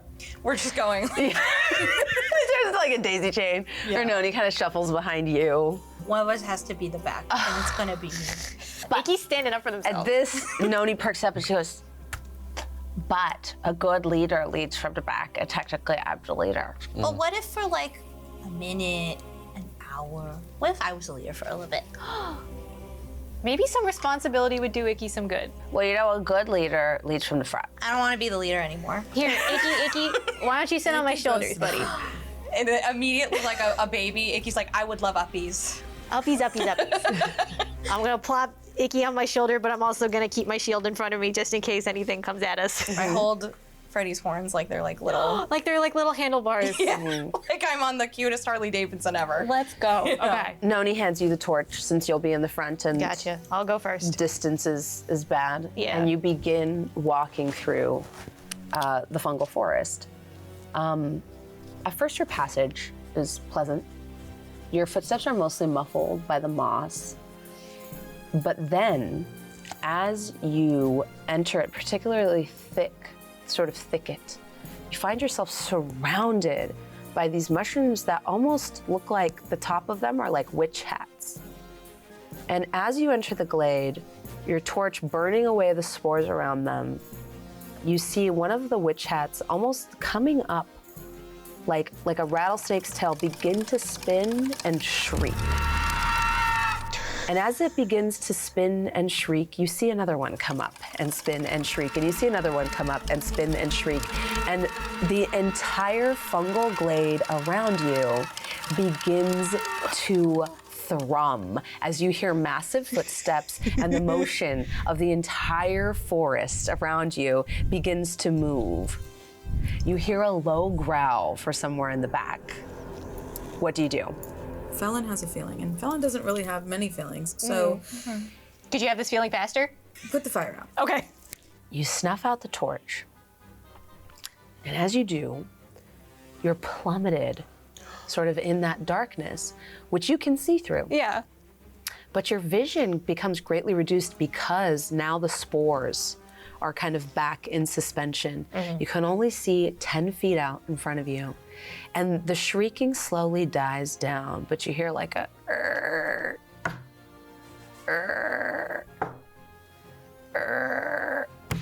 coming closer and closer and closer. You know, truthfully, I can't see a thing, but that's not really a departure from my day-to-day.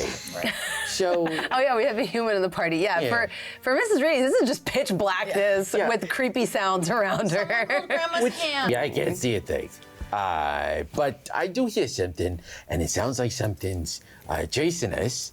So maybe we should hightail it out of here before that clinking comes a little closer. Everybody hold hands. I'm good. What is that going to do for Ellen, us? hold my hand. No. You're gonna get lost. Hold hands. I can Hold see. hands. It's dark and scary, and I want us all to stay together and be friends. And also, I want to hold your hand because I want to be friends with you. Felon rolls her eyes and then gives Freddie her hand. Oh, good. Okay. Yeah. Everybody stick together. Let's go in the opposite Noni direction of that noise. Hold Miss Grabs Readings. your hand and casts, using her bonus action, casts Shield of Faith on you, granting you a +2 bonus to your armor class. Oh my God. as long as it's active. And as she gives your hand a little squeeze, she just says, there's no better protector than blind faith. And in the blind, God has ignorance is next to holiness. And in your blindness, he will guide you in your leap of faith. Yeah, we should go. I say it, I'm like kicking my little feet on top of Everyone give me a survival check. Oh, Jesus. To see if you can navigate and move away from the thrumming footsteps, which are now coming from 2 different directions. 18. 22? 7. 7. Mrs. Readings is. Not doing good. Mine was a 10. Freddie, Okay. Mrs. Readings. Okay, great. As your party, still holding hands in a very wholesome fashion, begins to try to navigate your way out of this, you get caught up, sort of like in the underbrush. It's very hard for you to see. You're navigating with this new weapon that's very heavy. And as you kind of like are not used to your now wide turning arc because of this great sword on your back, you slice a bright purple tiny mushroom behind you. No. And as you do, you feel a giant fist come down next to you. And as it does, you think for a moment it missed you until it swings up and clips you, or attempts to clip you right in the jaw. Okay. 14 to hit. Misses. Yeah, you're able to bring your shield up and it clangs up against the shield. And then with the other fist, it strikes out at you. Wow. Yeah, I don't think that hits. That's a 5. And so the shield of faith glimmers and turns the massive sort of fungal warrior's fist as you see small tendrils sprout from it, kind of like with little teeth at the end. I hate that. Do you continue running? Yeah. Yeah, now we're going. Can I see what is coming after us so maybe I can give a little bit of like guidance as to like where I'm to focusing go? on 'Cause running and I'm, you're... I'm now on top. Yeah. You know, I've got I'll Yeah. ratatouille it. Its hands are massive. And indeed, as it strikes, you see like almost like hair on the forearms and fingers kind of like come alive with those little biting tendrils I was talking about. And it has like this massive sack that it's wearing over one shoulder. And you also notice like its toadstool cap is like hewn, where it very clearly it's sustained some kind of battle damage. And so it's a little bit lopsided, but it looks angry.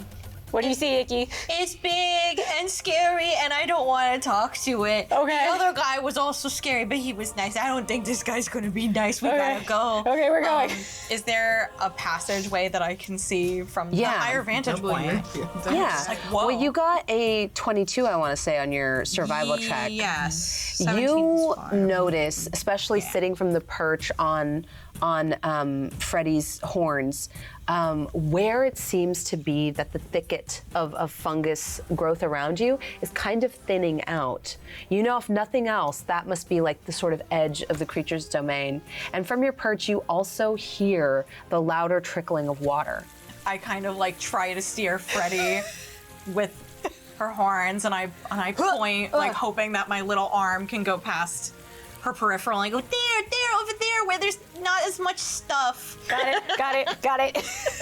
Freddy, following Icky's directions, you go charging through the fungal forest, and as you do, you come upon what looks to be a channel hewn by human hands.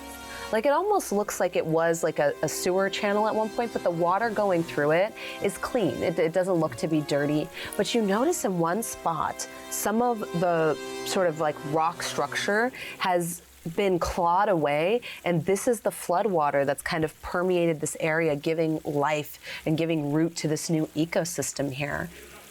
It's steep and it's very fast flowing, and on one end you see a wrought iron grate where the water is being pumped, and you see it kind of falling off into God knows what.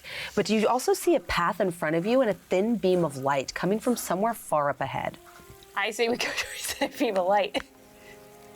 Yeah, I think so. Do we have to cross the water to get there? Yes. Okay, how far across is the water? If you're asking if you can jump across the water, you definitely can. Okay. Oh, I'm good. I'm Icky's on me. I turn back to Mrs. Everybody get on Reading. Freddy now. All right.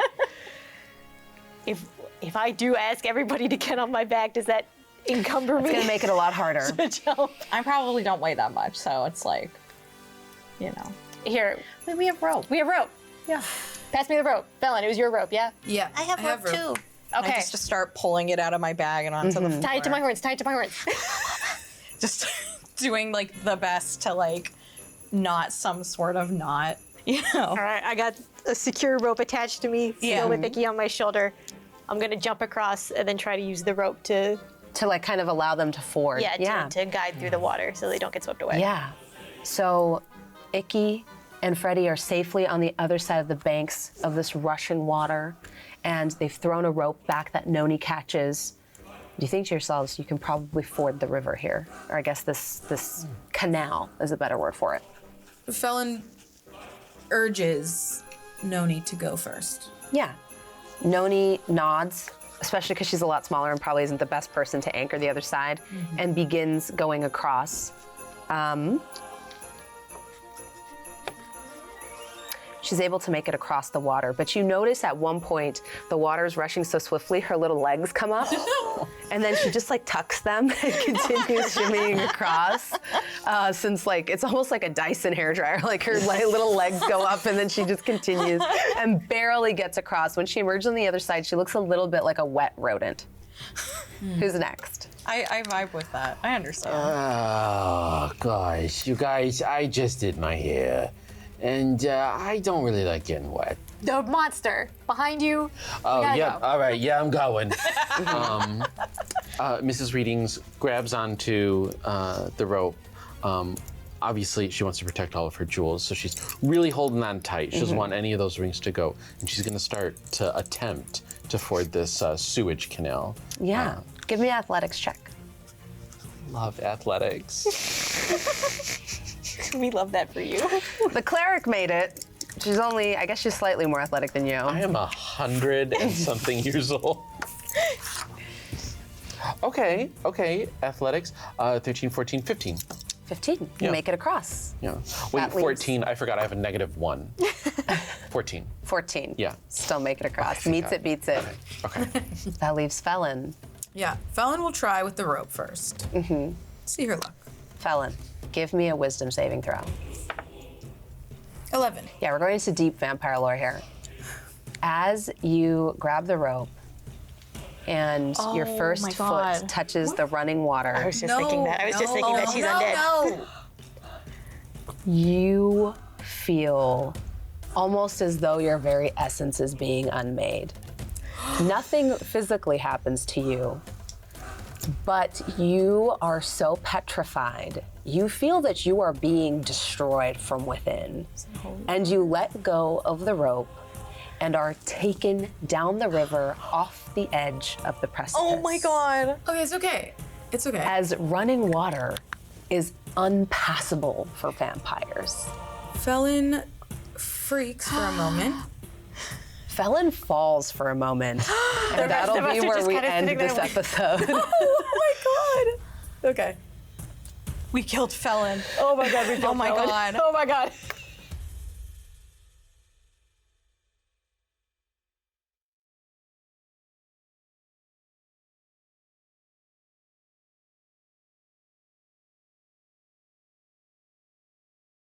I've got a cribbage board somewhere. Yeah, Mrs. my Readings backpack. wakes up immediately.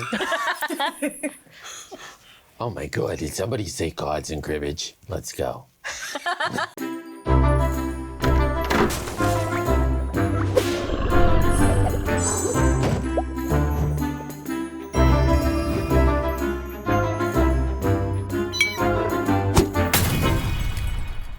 And you let go of the rope and are taken down the river off the edge of the precipice. Oh my god. Running water is unpassable for vampires.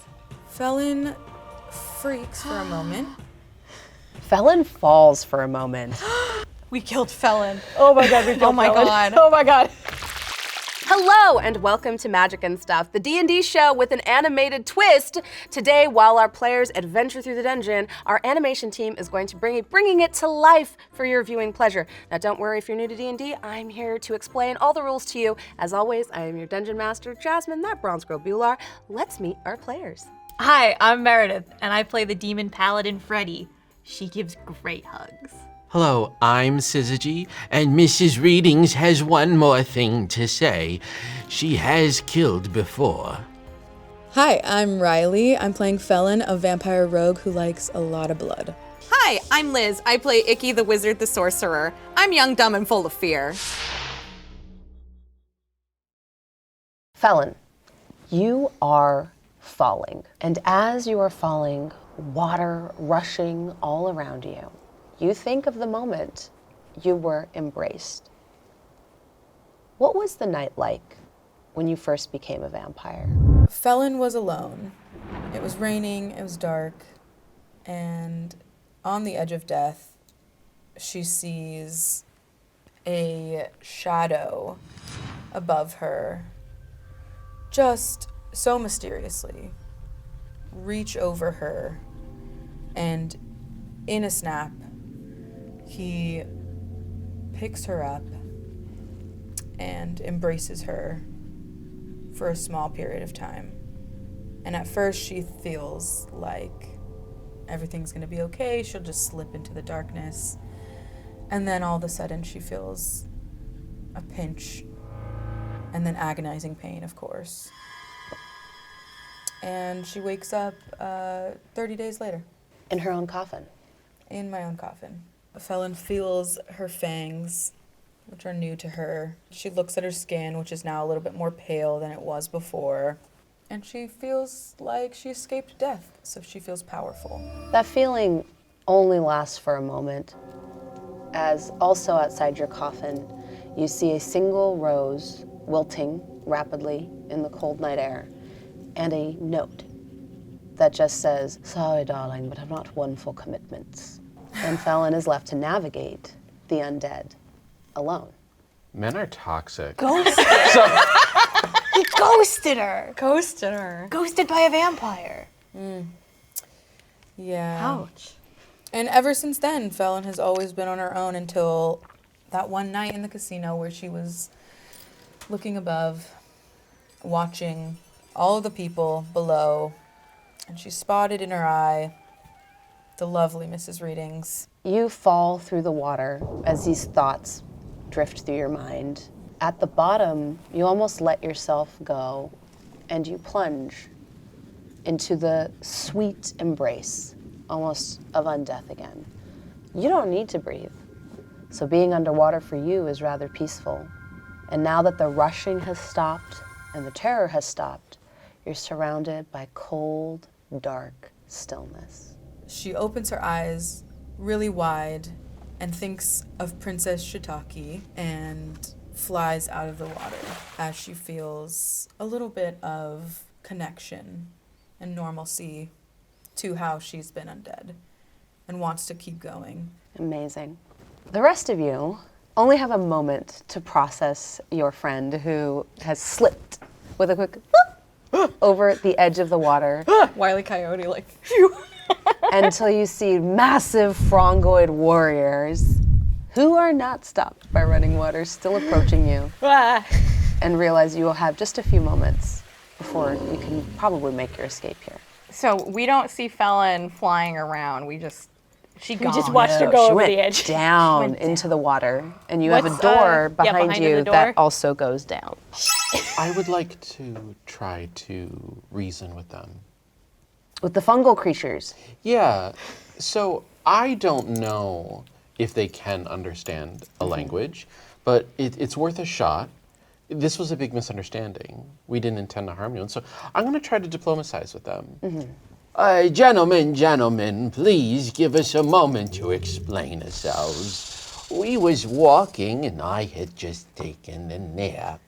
And I admittedly was a little groggy, but we was just walking, me and my grandkids. In fact, it was my grandson Icky's birthday yesterday.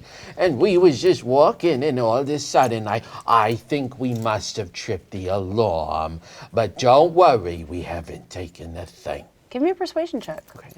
Can I use a help action and just look like so cute, so pathetic, and like, It was my birthday yesterday. I'll give you a Felons. +2 for that. God bless. Yay! Okay. Now wait a second. If it's a +2, 20. 20. Yeah. Wow. The creatures pause, realizing that you don't mean them any harm, and lumber back to their posts, kind of still giving you a stern warning. You're not welcome back, but as long as you leave, they'll leave you in peace. We shout out, sorry. Sorry. Thank I- you. It's really big. I'm sorry. I might have nicked something. I'm sorry. I say in Sylvan, Thank you for your understanding and patience in this weird time we are in. I don't know what you just said, Icky, but it sounded great. Thank you. it's one of my 2 languages that I know. You have 2 whole languages. I know, isn't that Kids, crazy? so when Felon fell off the side, Yeah, you of see the Noni sluice, nervously looking over the edge. Oh my maybe god. we should find her. We need to find a way down there. Well- She's the only person I like at this party. Hey. Oh, sometimes I say the things that are inside my head out loud. Yeah, Well, we've noticed. that's called not having a filter. Like, I don't dislike all of you, but like, Felon's like my bestie, and so like, That's this is. fair. That's We need to get down there, and I can't do it without you. So I need you to come and be my meat shield. If we peer over the side of the cliff, can we see down there? Pitch black. Pitch black. Well, she's dead. We really did everything we could. Mrs. Readings unfurls one of her documents from her purse. You have death certificates for all of us? We are her Here's the thing. grandkids. You know, I want to make sure that my children are comfortable. And my grandchildren and my great-grandchildren. And I care about all of you, but it's always important to be prepared for anything. So why don't you go ahead and sign right there? I don't know if I want to sign. Do it. And put your name down. How do you spell felon? I'll just sign it for her. There's a Y. Mrs. Readings, everybody knows that death certificate's invalid unless you have the remains. So if you're right and the best party member, sorry, you're all equal, is dead, we still have to get the remains. Of course, and I don't have some indiscriminate ashes in my bag in case of emergency. So you're right, we should definitely get the remains. Come on, kids. Noni's like trying to look through your papers. If you try to hide them, give me a Sleight of hand. a sleight of hand check to see if you Okay. can like rifle the papers and cover them. Jesus. 18. Yeah, you're able to do it before she's able to cast a glance at it. Nice earrings, Noni. You taking them off again? You notice they're back on now. Looks like we're entering somewhere new for you, Noni. Listen, my business partner is gone. I'm sorry for your loss. Actually, I have a document here that you might be interested in. Do you have the remains? Felon really is gone, and the rest says she is. I am in the market for a new business partner. I'll give you my bag of holding if you give me 50% of the loot you find in here. But if Felon's alive, deal's off, and the deal's back on with Felon. Because I've already invested in that property, and I'm not looking to diversify. These are a lot of big words for a little All right. baby like me. You drive a hard bargain, Noni. But here's the thing. How about you let me hold on to that bag for now? We'll put it in my purse. Yeah, and at some point we'll renegotiate. We'll sign, cross the T's, dot the I's. We'll figure it out later. Over Felon's dead body. And she angrily begins marching towards the staircase down. Exactly. You don't have to tell her the felon's already dead. That's true. That's now, children. didn't even think about that's that. a legal loophole. Consider Technically, pulling Felon out- is not dead. They're undead. The opposite of dead. deceased. Yeah, what paperwork do you have for that? I work under human contracting. Under human contracting, there's no clause for that. So let's go down and go All right, find the let's remains. go. I consider writing that down on one of my many fast food pamphlets that I think are spells. Your Snickers wrappers. Yeah, there's Snickers wrappers, airport chocolate wrappers. I worry so much about the things that Icky learns. Where has I am it the real been? life Icky that's just collecting garbage in my purse. Don't worry, mine is all receipts from like Target. We all have a little Icky in us. Yes, especially me. So do the stairs lead down to where? The stairs are going in a downward direction, and you know this drop is also down. Okay, yeah, so that makes sense. You don't think Noni's on the wrong track going deeper into the dungeon. Okay, I lean over the cliff. I'm like, Felon, if you're still alive, well, how do I say this? You're never alive. If you're conscious, we're coming to get you. So stay put. I have an idea. Could I discern? I can't discern how far down this cavern It's goes. like pitch blackness. You can maybe try throwing something over the edge and see if you can hear the. I'm just wondering if it's over 120 feet down. There's no way to know. If only you had an acorn to drop. I mean, I have other things in my bag. Like I've got this little bowl that looks like a pumpkin, but I do like that bowl. So no. It's not worth it to drop that. I probably have like some sort of rock I found on the ground, and just picked it up because it looked nice. And I just like, there will be another rock, and I toss it over to see if I can discern how far down it goes. As you drop it over the edge, you hear silence, just the rushing of water, and then give me an intelligence check to see if you can discern how far down that is. Okay. I think it's just a straight 13. 250 feet, give or take. Oh my God. Okay. Oh, close. Felon's dead. I hope you're alive. We miss you. And I just like hold on to Freddy's horns. I'm like, Yeah. she'll be okay. It's all right, buddy. We'll get down there. It's Well, fine. we're gonna save her. It's And fine. kick my She's little definitely okay down As there. you're looking over the edge, you see a toadstooled creature also looking over the edge. Oh. Oh. Ugh. Well, that was sorry. Hello. You reek of life.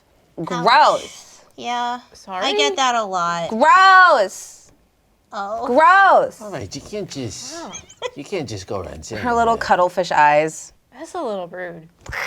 Ah, look at your eyes. Jumping body jaws. warmth. You don't have to be rude Body back. Oh, heat. sorry. Gross. She's like looking over the edge too. And you see her pull out what looks to be like a little fuzz-covered mushroom, like a dandelion. She closes her eyes. And you see a million little dandelions go down over the edge of the water. She just goes, don't worry, I got your back.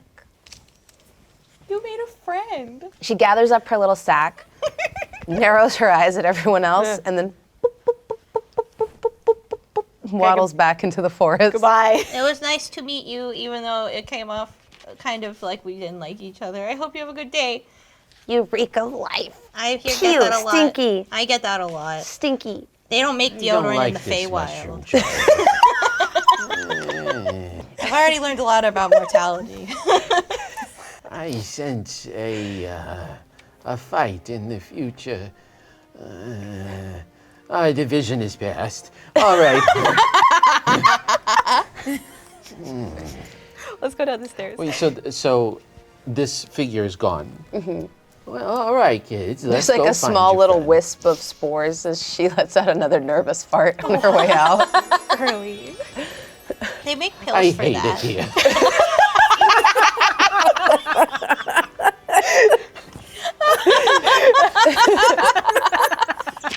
One gets in your nose. Oh, this is how you get fungal eye. Let's go. And she says we're stinky. God. You're not stinky, buddy. It's just if you're No, stinky, we're all I stinky. understand. My stench can be a bit much. All right, let's go. You all go down deeper into the bowels of the dungeon and find yourselves in a wide open, almost like hall. It has pillars on either side. And at first you think you see more pillars in the middle of the room. And then as you get closer, you realize there are statues dotting the room everywhere. The cold stone of their faces looks like they've captured like life itself. Only the most skilled sculptor could create such beautiful visages. And you hear water crashing down out of two large mouths that are shaped almost like reptiles, like into two large fountains on both sides. And then further ahead, you hear more water. Meredith is like, there's a Medusa in here, but Freddy wouldn't know that. What even is a Medusa? Well, if the water's that way, Felon's probably that way. So let's head through this hall. Yeah, what could go wrong? What could possibly go wrong in this room of scary statues? You move forward towards the rushing water, and sure enough, the room kind of opens up even more. There's like a tapered archway near one end, and you see like a beautiful natural water fixture that kind of comes up to the beautiful smooth flagstones in front of you. You see somewhere up in the cliffs like one waterfall, and then you see another one crashing down. And there, on the banks, you see Felon. Felon. Somehow alive, but a little bit the worse for wear. Felon, let's run give me a wisdom saving throw to see how well you dealt with the emotional turmoil of this experience. Ooh. A 19. Yay. You only take half of the damage. You take 8 psychic damage, but you're okay. Okay. I'm gonna run up and I'm gonna give Felon a really big hug. Felon. She takes a couple extra damage. I lean over and probably can't reach and pat my little hands on And she on feels- Felon's head. You did also see, when you recovered, a bunch of little, small, almost dandelion-looking fronds kind of come down from you, like comfortingly from above. Felon, are you okay? What happened? Are you all right? We thought you died. Well, you're already dead, so we don't really know what the whole deal is with that. But are you okay? Yeah, I'm happy you guys are here. Oh, Okay. oh, Felon. Okay, that's Felon, it's like we're friends. Felon. So glad that you're all right, Felon. Can I? Mrs. Readings, what was that? I was just saying that every life is a blessing, and even an unlife, such as yourself. But now that you're down here, where are we, Felon? Why are you I don't know where we are. I fell down a waterfall. That was Okay, like and you couldn't take a look 200 around? Give me a perception check to see what you've gathered since your fall. Got dark vision, come on. 5. With a 5, the only thing you notice is kind of what they noticed. A bunch of beautiful stone sculptures. And then the other thing you picked up is a horrible smell. Yeah, I didn't see anything. I mean, I see these statues, but Yeah, Felon just went through something traumatic. Give her a break. All right, well, I Thank mean, you. if we're gonna split up, then the least you could do is, right, split you up. know, take a little. Would you like me to push you down the other waterfall? Honestly, at this point, it would probably be faster than me taking another set of stairs. Yeah, that's true. That's true. You're very lucky the undead member of your party fell and not anyone else, because they're about the only one out of you that can't drown. Yeah. That's true, actually. Yeah. Just saving the day once again. Yes, it's Felon is carrying us all on her back. I was wondering if it would be possible to find the source of the smell. Oh yeah, it smells powerful horrible in smell. here, and in fact, you already see Noni kind of like moving in a direction. Like, oh god, what is that? Oh, that's horrible. Oh, what is that? Do you smell? Oh god. Yeah, it smells pretty bad. What do you smell, girl? Take us to the shores. As you say that, you see her moving forward a little bit like a pug, shaking her little hips, Just yes-anding. all the way to the other, like sort of the other bank. You're kind of on this like thin spit of flagstone that's surrounded by the rushing water of this canal that's like pushing water through here. And it kind of almost looks a little bit like a dead end. Noni kind of leads you back through that arched doorway into the room with the statues. And as she does, she brings you to one corner near one of the large fountains that's in there, kind of gushing down water out of a reptilian mouth. You see the massive, hulking, rotted form of some reptile creature that's been rotting here for a while. Everyone give me a perception check. I got it at 20, y'all. Woo! Damn. Look at that. 5. Was that like the 20. first one? Yeah, because we roll so awful. Oh my god. I got a 6. Doing great. We're all doing I have great. a 19. The two of you see it immediately. You catch it a little bit faster. As you're sitting looking at this massive, disgusting, stinking creature, you notice the flesh ripple a little bit. And the two of you dive out of the way as from inside the corpse burst two small reptile creatures, kind of biting and snapping at the two of you. Everybody give me an initiative roll.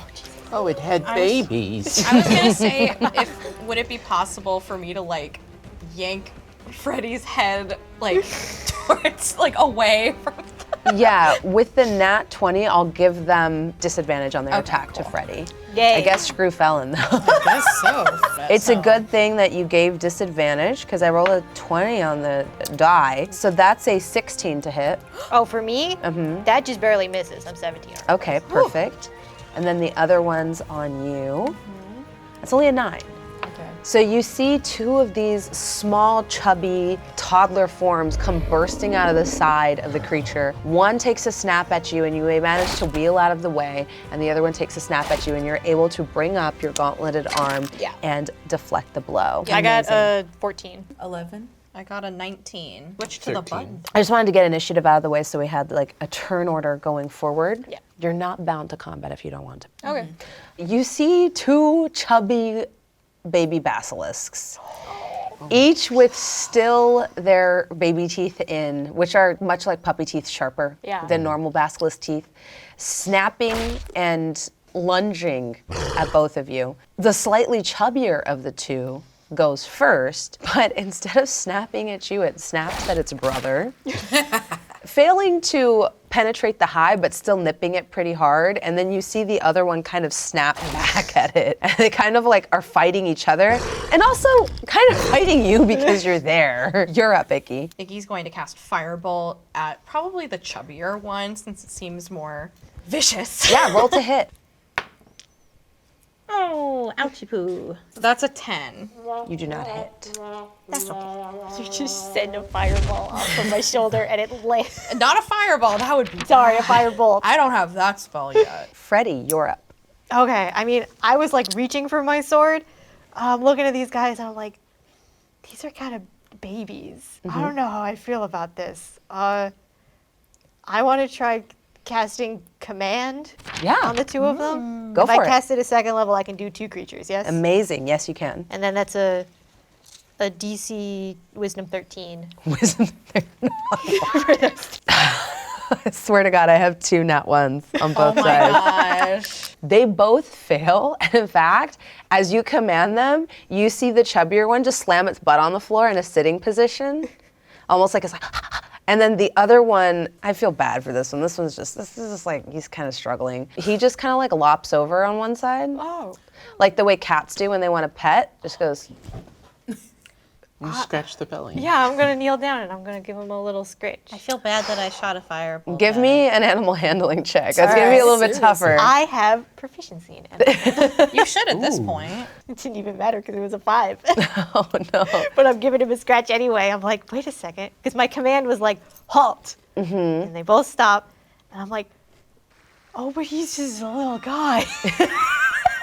We're collecting little guys. And I'm at going to this get point. down. I'm going to be like, hey, little guy.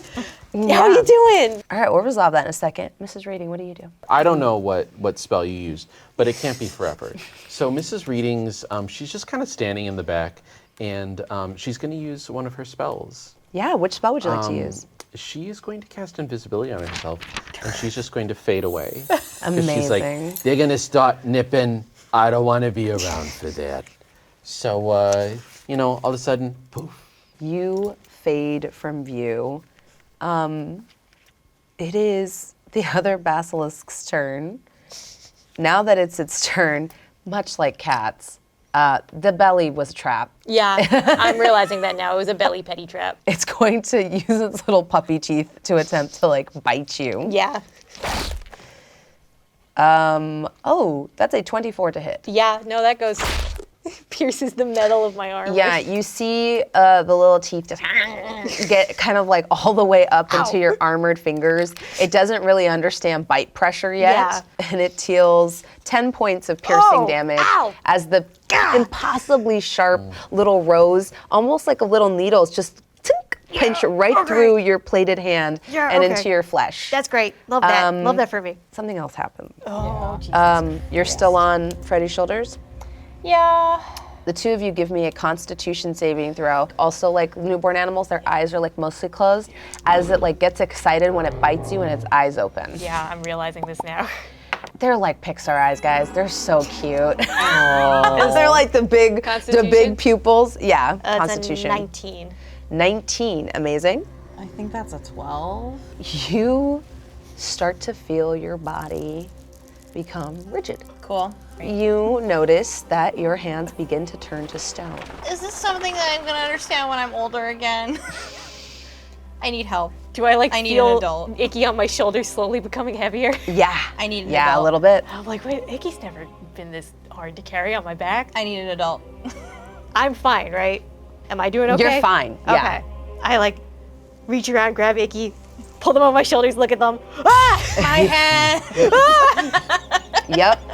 But the basilisk, now that it's like done biting you, it's still obeying your command. Like That's there's true. one still sitting and the other one is still kind of flopped on its side. I'm like, you two, sit there. Felon, what would you like to do? Felon wants to hit it with its dagger. Okay. She doesn't care that it's a baby. I'm sorry. Which one? The one that bit Icky. Well, a bit Freddy. I just looked at it. The one that is causing me to turn into stone. Right, that one. Yeah. Go ahead and roll to hit. You're gonna roll a d20 and add your melee attack plus 6. Rolling. So I got an 18. That's a hit. Go ahead and give me 1d4 and then add 4 to it. 6. 6. Your dagger meets its mark. The basilisk immediately drops your hand and almost like reels from being frightened by it. Roll an intimidation check. A nat 20. Hell yeah. It starts to run away. Oh. It does not like what you just did. Instead of laying on its side, immediately like squabbles onto all fours and tries to skitter away, but its paws are a little bit too big for its body. The chubby one doesn't like that you did that, only he can bite his brother. He's gonna try to bite you. Okay. That's a 17 to hit. So I have 13 as my armor. So it hits. So it hits. It does 6 points of piercing damage, and as it does, its eyes open. Give me a Constitution saving throw. It is a 6. You also begin to feel your body turn to stone. You feel your fingers get rigid, and you feel like where the bite originally hurt. You don't bleed because you're a vampire. Now, as its eyes open and take you in, you start to feel the pain isn't there anymore. And then you see like the rest of your flesh becoming a darker gray than usual as your fist kind of stays clenched in that same position. Icky, it is your turn. I don't even know if I can cast spells or anything. Just like I've got little. Well, you're turning to stone. You're not stone yet. Okay. Is there a way I can try to save? It'll happen at the end of your turn. Okay, cool. Let's see. I could try to do Firebolt again, but that kind of seems like. Well, the one that began to petrify you is fleeing away. Yeah. Give me an Arcana check Okay. I don't have to a see what plus. you know about petrification and basilisks. For sure. It is a 10 again. All right. Somehow. You don't have a modifier? Nope. I Really good not that wizard. Gonna be hard to get into wizard school with that. Really good wizard. I'm such a good wizard, you guys. You're not sure how the petrification works, but you're not completely turned to stone yet, so Okay. you can cast spells. I guess just to like drive home, yeah, get out of here, you meanie. I cast a firebolt at the one fleeing. Firebolt. At the one fleeing, yeah, At the roll one to hit. fleeing. It's a nat 20. Ooh, you nail it right in its little rear quarters. Firebolt is 2d10. 2d10. Do I add for a nat 20? I'm not sure. Or... Technically, rules as written, you don't, but I usually allowed an extra damage die, so go for okay. it. We got 6. And then add for the crit, 7. 7. So 12. The 12 points of fire damage go and collide against the basilisk's rear quarters, and it flumps over, knocked unconscious. 13. I'm sorry. I'm good at math. I was like, yeah, okay. Question about being unconscious. So I'm still from an old D&D world. Can you coup de grace something that's Yes. great? So Mrs. Readings is obviously invisible. You know? Oh, that's right. Jesus. When you attack, when you're invisible, it pulls you out of it. As the little creatures flumped over unconscious, from all of the work that Icky did, you just suddenly see this knife just right into like the basilisk, like the underside of the neck. Mrs. Readings just starts trying to like just cut right through it. Yeah. Because here's the thing, you might need a basilisk fang or poison to undo the stone. Oh, it's fine, kids. This is nature. You know, this is how we used to eat back in the day. So let me just get this in case we need it for a poultice or something. Okay. So she's attempting a coup de Your assassination works. It's going to happen on your turn, which is after Freddy's. grace. Okay. Yeah, I only got one lesser restoration, and there's now 2 of you becoming turned to stone. So we really gotta hope that basilisk plan turns out with your fangs. Hey, I mean, you know, it's like with this snake. You Speaking of, at the end of your turn, give me a Constitution save. Oh gosh. 17. You don't continue turning to stone. Yay! Everything's okay. Well, you hold up your stone thumb. It's like everything's okay. Yeah, you're starting to shake off the effect a little bit. It's almost like a cramp that you're soothing or stretching out. Just like attempting to close the hand and like, it's universal. yeah. Freddie, what would you like to do? I don't think I want to kill these little guys. The other one's just sitting there, right? The one that had bit Felon? Yeah. It like bit Felon and it opened its eyes a little bit and now it's just like doing like thing puppies do. Can I try to use my action to just like pull it off of Felon, but also maybe try to keep my eyes closed as I'm going at it? Yeah, this is actually a very good instinct you have. Yeah? Give me a nature check. Let's see if the roll reflects that it's a good instinct. It's a 6 - 1. A 5? 5. It's really funny because as a player you have the absolute right instinct, but you don't know why. Maybe Yeah. it was an old wives' tale you heard. You're not sure exactly how it works. I vaguely remember But you Mrs. cover Reading saying your eyes something. and grab the basilisk. Yeah. And you are able to easily pull it off. Your strength modifier is high enough that this is not hard Yeah, for you. I'm like, hey, bad. No, don't do that. Yeah, and it's still kind of the effects of the command spell work. And Yeah. so as you like close your eyes and pull it off, you do feel in your hands like it kind of like goes back into like the sitting, but like kind of half propped up by your gauntleted hand position. Yeah, I'm gonna take my hand off of my eyes and slap it over his eyes. And I turn to Fel and I'm like, are you okay? Yeah, I'm okay. As the basilisk's eyes are covered, you realize you stop turning to stone. Hey! Oh God. Maybe not great, but. What if the cure is we have to kill them so their eyes are closed forever? Oh, you want me to take out the eyes? Yeah. All right.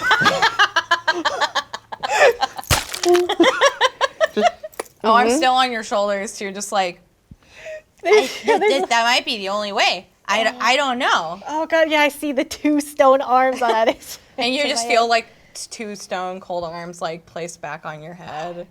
As you're like placing your arms on the back of Freddy's head, you realize like they are starting to become flesh again. Oh, good. All right, cool. Because you were never fully petrified. We're good, guys. You pop the eyeballs out Oh Jesus. and stand over like this like sort of half butchered basilisk body. And Noni's kind of standing next to you and is like, yeah, that leather goes for a lot. The scales and the, yeah. We you can could make a it. soup That's out of purse this. sized. That's Yeah. purse sized, I'd say. Be a nice handbag. All right, let's get the skin then. Oh my God. She just starts skinning. And that's gonna be where we end our episode. No! Grandma needs a new bag, children. Look away. This will be your birthday gift in a couple years. When you're older, Hopefully I'm I'm there. having a bad time. this will be vintage. Is it your dagger that you're using? Yeah. Oh, I'm looking at mine. Oh wait, no. 200, that's more than 120. I went to college anyway. That wasn't Icky math, that was Liz math. That was Liz math. I went to art school. Even in ghost form, horses are jerks. Like, no horse girlies at this table. Yeah. I might be a horse girly. Crap.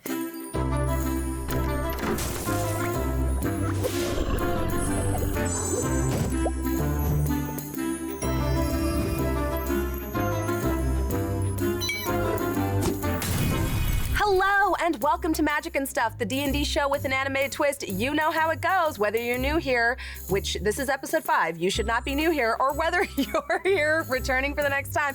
Come learn to play D&D with us. I'm your Dungeon Master, Jasmine that Bronze Girl Bular. Let's meet our players. Hi, I'm Meredith, and I play the demon paladin Frederica Periwinkle, or to her friends, Freddy, which includes everyone. Hi, I'm Syzygy. I play a human bard named Mrs. Readings, and my knee hurts. I'm Riley, a vampire rogue named Felon, and I like the cold. Hi, I'm Liz. I play Icky the Wizard the Sorcerer. I'm nature's cleaning crew.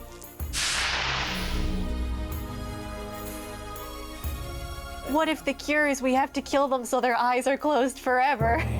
Oh, you want me to take out the eyes? Yeah. All right.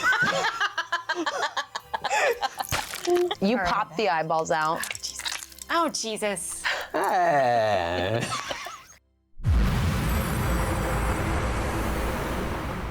You find yourselves in the basilisk's lair, still a little shocked from the display put on by Mrs. Reading, Don't like it. Nah. but maybe not that surprised. Yeah, I mean, I don't know why I'm surprised, to be completely honest. Here's the thing. Yeah. You know, handbags are very important. In this day and age, a lady is never too sure at night. It is very important to carry an evening bag at dinner time. So, you know, I'm just gonna, don't look. Don't look, No, sweetheart. I should probably keep my eyes closed anyway, just for safety, Yeah. but. I'm looking just like eyes getting wider, staring into the abyss of like mortality. No, I'm gonna cover. I'm still on your shoulders, man. I'm gonna cover Icky's eyes. You're still holding the other Oh, that's basilisk right. with its eyes covered, so you're Yeah. not able to cover That's Icky's true. I'm eyes. like, hey, does anyone have like cloth, something? I can Yeah, wrap hold around? on. No. In a humane fashion, does anyone have something I could put around his little head? I hold out a pamphlet for Arby's. Fantasy Arby's. So we can read about the roast beef special. Hey, Felon, stab that one. We gotta find a cure. I'm gonna lovingly wrap the tavern receipt around his eyes, like, it's okay, buddy, it's okay. Your eyes are a little steps scary. closer. Your eyes are a little scary, but that's not your fault. I'm a little scary looking too, and you know, I'm still a sweet little guy. You can be a sweet little guy. What is your oath as a paladin? Friendship. I feel like friendship might not extend to puppy dog murder machines. I would say look in his eyes, he's so cute, but please don't do that. Look away. Feel his aura. He's a little guy. Hey, Freddie. What's that? What? And then Felon just No! That's my girl. Icky stares wide-eyed. Guys, The cold reality of mortality just sinking Yeah. in. I drop him. You Oh, drop God damn it. Noni jumps on it like Okay. a hyena, collects the blood. I thought we were becoming good, better people in this dungeon, you guys. I didn't do anything. That was really You scary. see Noni just like shaking it up with a bunch of like little components in her pouch. All right, no, that's good stuff. Are we doing arts and crafts? You see her like waddle over to one of the petrified people as she pours it in their mouth. And as they come to like, no, Richard, I'm here. And she goes, that'll be 35 gold, please. Woman after my own heart. And you see her like shaking up more blood in her little leather satchel. All right, who's next? 4 foot or the little eye. I knew 3 Edwards that did scams like this. 3 separate Edwards? 3 separate Edwards. They worked as a team. I held up 2 fingers. For basilisks You knew and petrification? Yes. Hey, Noni, The give me that Feywilds bag. are really What? weird. All right, so give me a little bit of that. You take that line, I'll take this line. We'll get this out of here with, done a whole day. How much you charging? 35, Okay. 45, 55? Everything in the I'm charging pockets? 35 gold. There's standard dungeon markups there, you know, and plus delivery, service fee. Plus you gotta add the 20% tip. gratuity. What kind Yeah. of person isn't tipping these days? It's a party of 6 or more. All right, let's go. She takes her like satchel and gives you one, and she pulls out another one, and she's All like right. still shaking it up. Her 13 herbs and spices in there Original blend. with the basilisk blood. blend. Oh yeah, that's gonna. Oh, that's high proof. All right, let's go. I'm not comfortable with the basilisk killing, and I don't think I'm comfortable with the corruption going on here. It's not corruption. It's at the end capitalism. of the day, People don't charge for healthcare. At the end, well, in a fair, just society, there should be no charge for health care. Oh, Freddy, why don't you go help Felon? I'm just happy that Stone hands. we're healing all of these people. That's what matters. If all of this turned out that we can heal all these people in the dungeon, then go for it. Be my guest. You should help Felon. She had the stone on her. Are you still turning to stone, Felon? Okay, give me your hands. Let me look. Yes. I'm gonna focus on that and try to ignore the hands are rustling better. of guts behind me. There's a lot of hands. Felon, your hands are fine. What are you talking about? No, look underneath this, like, over. I got bad eyes, man. Over this way?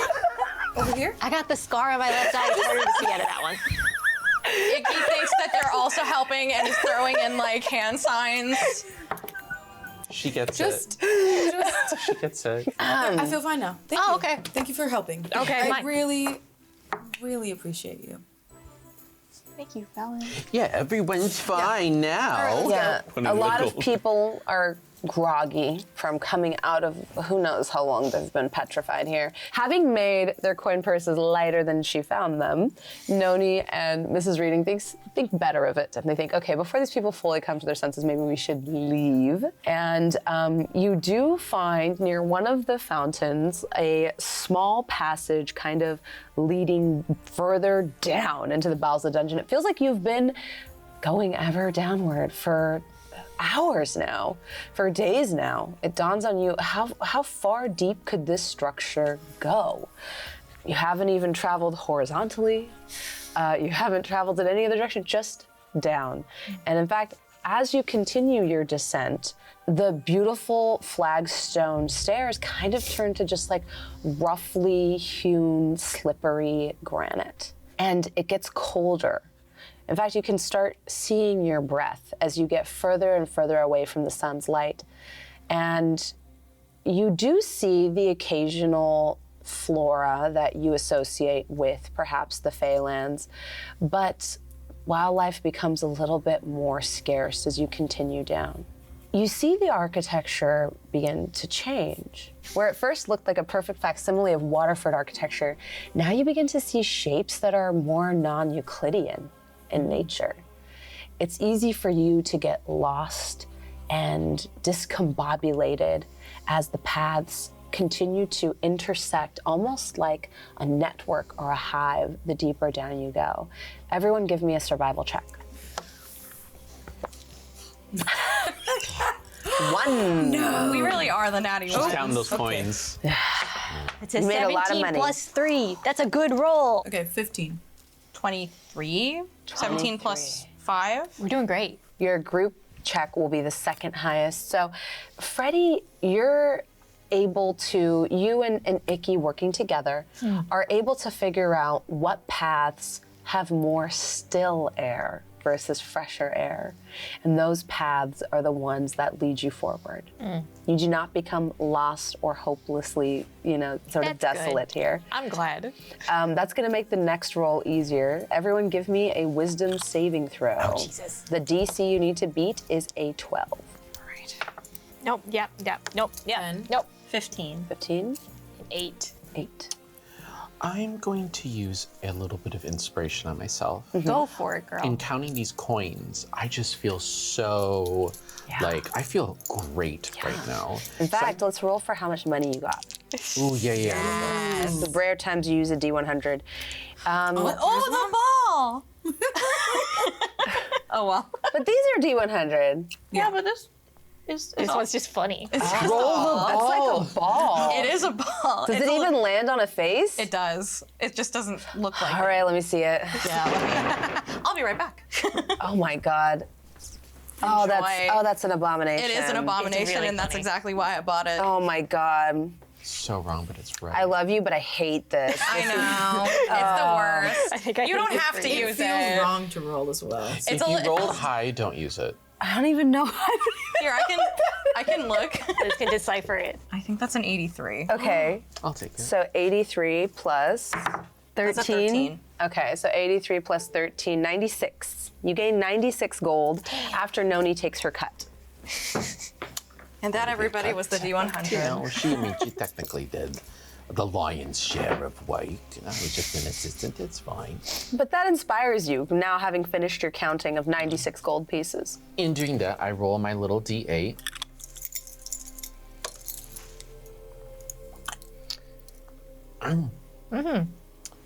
So, I wasn't that inspired. Okay.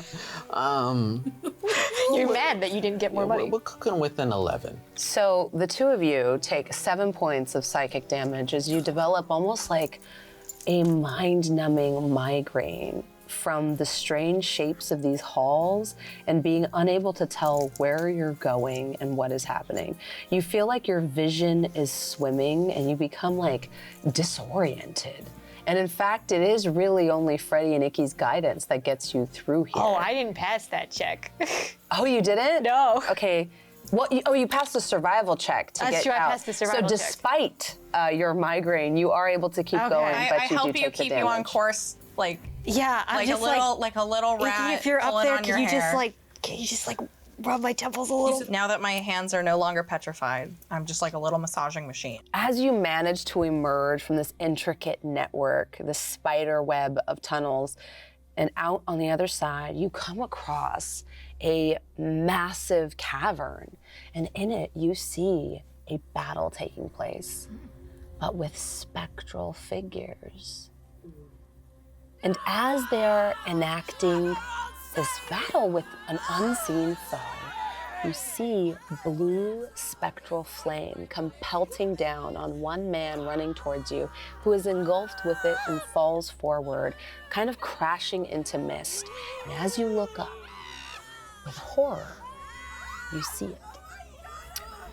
A massive spectral blue-eyed dragon. And its spectral flames wash over all of you, and you don't feel pain. But the human specters around you do. You see them shriek, and you can hear the clatter of their weapons as they're trying to form ranks and take this massive winged creature down from its perch high on up. You also see on the far side of the chamber, trying to make their way through this mess of spectral creatures, ducking underneath one specter that leaps over with a spear, a group of live people. A half-elf, a human, a halfling, and a dwarf. Felon, you recognize one of them. A half-elf warlock named Alvos. Noni recognizes all of them. And with a sinking heart, she realizes her adventuring party didn't invite her to the adventure. Oh my God. I'm gonna fight him. I'm You not gonna fight see her bottom lip quiver. And you see her little fists clench. And you see her furrow her brow. And then she just kind of like goes and shuffles quietly behind your leg, Felon. No, me. I can't believe it. They told me they didn't want to come. They're all gross. They're all nasty. And you like me better anyway. I do, but I thought they were the weaklings, and I'm the weakling. No. Oh, no. They hired another cleric. And she kind of wipes her nose a little bit on your garb as like the snot and tears begin to fall. I pull out a ratty handkerchief that probably has like Thank a you. burger stain on it. Thank you. A dwarf? What is a dwarf that I don't have? Do you want to go talk to them? Yeah, Just you, or do you want us to go? I can't go by myself. I don't have that kind of confidence. Noni, we are here for you. You're a great cleric. You're sometimes kind of rude and weird, but you're a great cleric, and I do think you're a good friend. That didn't come out super great now that I'm thinking about Give me a persuasion check. It's a 17 plus 5. Oh my God, that's really good. When you say she's not a nice person, she perks up a little. She's like, thank you. You're kind of a sometimes. Thank you. That's what I'm going for. Good for you. God. Let's go And to over think there. you're like dead last on my tier list for the party, and you said that's such a nice thing about me. I kind of want to see the ranking. And you see her in real time pull out the parchment and Just like little drawings of scratch us. out your name at the bottom and put Icky's there instead. That's fair. And instead of a picture for you, she just has a garbage can. That's fair too. Noni, let's go over there. Obviously, whatever, I don't know what's happening with these ghosts, but if we can just walk through them, that's fine. We're gonna march through these ghosts and we're gonna go to your party and we're gonna go say, hey, not cool. Not cool to leave people off the text chain. Yeah. Yeah. Yeah. Yeah. As you're walking forward, you notice that although the dragon cannot interact with you, some of the specters can. In fact, like you said, if you can go through them, you feel like you've been plunged in ice cold water the second you make contact with one. And everything inside you tells you you don't want to touch one again. It feels like the hand of death is around your very heart and you feel your blood cool in your veins. It is the most unsettling feeling you can imagine. As you shake this feeling off, an injured member of this militia kind of stumbles forward, crawling. You see, even in his spectral form, he is greatly mangled. He's kind of like dragging one of his arms behind him. He crawls at your feet and begs for help. Please, please, you must help me. I feel so bad because I want to lay on hands so bad, but it just goes straight through him. I'm sorry, buddy.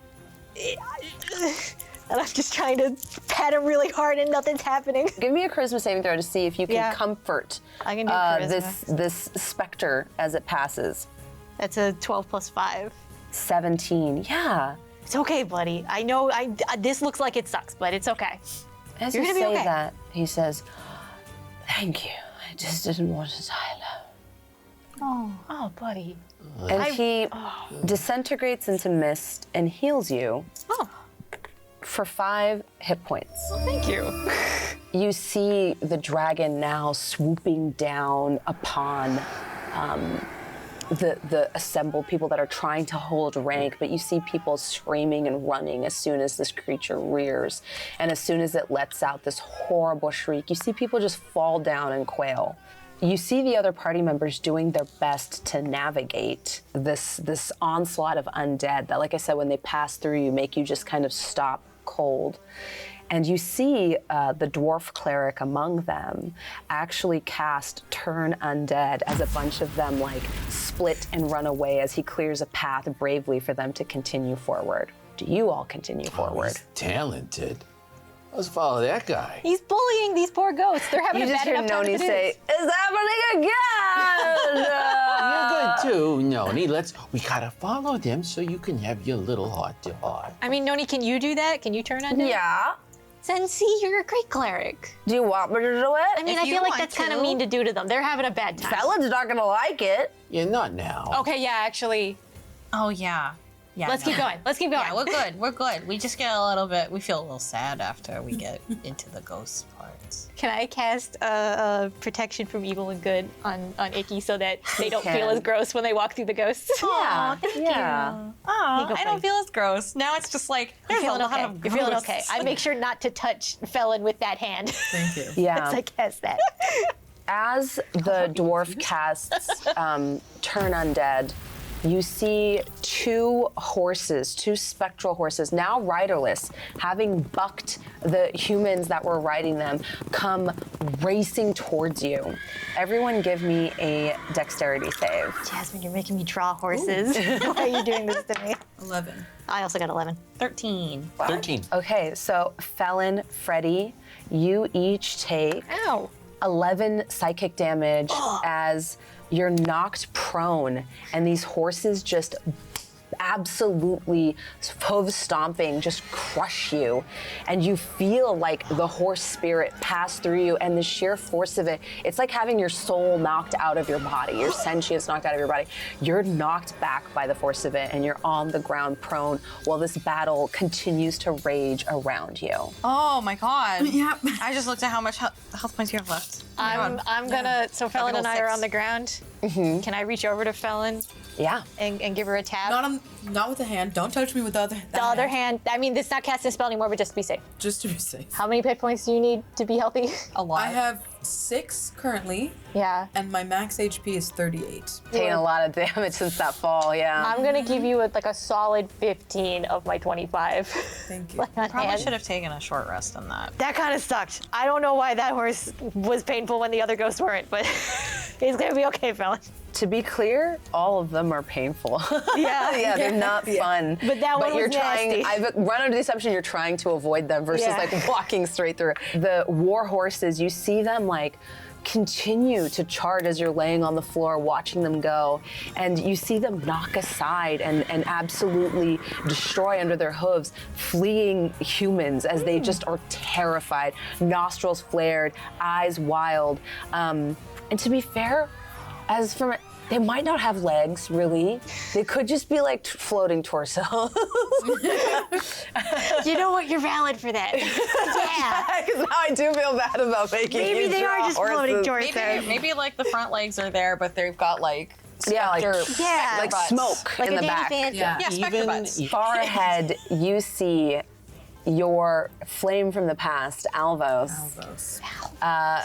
Two eldritch blasts go streaking out of his two fingers very coolly with his finger guns as you see more of the specters just absolutely destroyed and decimated by the force damage as they reach the end of the chamber. Everyone give me a Constitution saving throw. You need to be a DC of 12. This is an AoE attack, by the way, so you'll take half damage on this felon. 18. So I rolled a 2, but I have -1, so Okay. it's a 1. 19. 19. 9. 9. So you take 6 and you take 3 damage as you see a captain with a feathered hat on the far side say, "Loose!" and an entire volley of arrows, icy cold spectral arrows come falling down on your entire party. You're able to withstand it, reminding yourself that it's not real. You feel safe in between Freddy's horns, but the other two of you instinctively recoil, and you feel like the icy cold, like sort of plunging fingers of death in your chest. So like a normal Tuesday afternoon for me. Yes. As you reach the end of the chamber, rapidly catching up with Noni's party, you hear two of them arguing. You hear the halfling speaking to the cleric, saying, "Well, they're just adventurers like us. Why would we do that?" Why would you do what? Do you want to share with the rest of the class? As we walk up, And you see the dwarf draw with his warhammer very quickly, a quick half circle at the door leading out of the chamber. And he says, "Yeah, something tells me there's no reason for us to make this easy for you, considering how we're both going for the same prize, eh?" Yeah, that's a good point. So what'd you just do? "Oh, nothing. You'll be able to get through it just fine." All right. Can I insight check that? You don't have to. He's lying. I whisper quietly to myself, but loud enough for everybody to hear. I think he's lying. are they leaving? Or like, wait, did they close the door? What's going on?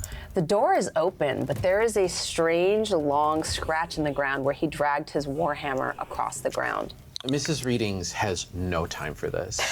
She is on. She's holding a roll of skin that needs to be a handbag. She doesn't have time for this We obstacle. have to finish this adventure so you can go get that done. We gotta make that bag. She doesn't want to think about it. She outwardly cast a spell magic right at that little line. Amazing. She's like, I don't have time for this. Get out of my way. Okay, so the DC for this is going to be 10 plus the spell's level, a DC of 13. Okay. And it's just going to be an ability check using your spellcasting ability, which I believe for you is charisma. Yes, it is. Oh, I crit. It's a natural 20. We are get out here. The natty ones. Natural 20. Yeah, we're the natty 20s. We love that. So not only do you dispel the glyph of warding, you set it off on the dwarf as you do so. That's right. She said y'all wanted a twist. Y'all wanted a twist, huh? You get to roll this. Roll 5d8 Where are all my lightning damage. We have my more God. D8s over here if you need more. I'm gonna take yours. Yeah, actually, just 'cause roll I all don't 5 of trust them. Mine. Roll a 5. Trade secret. Okay, Those are 5, good numbers. 11, 16, 17, 18, 19, 20 damage. You see the dwarf cleric get racked all of a sudden by 20 points of lightning damage as he reels back and falls flat on his ass unconscious. That's what you get for Smoking being mean. a little bit. Don't be mean to Noni ever again. Yeah, Noni's our friend. That's what you get. Yeah, Noti's like, this is what you replaced me with, this is what you got. Get their ass. And she stomps You get that, forward. Noni. Look at his beard.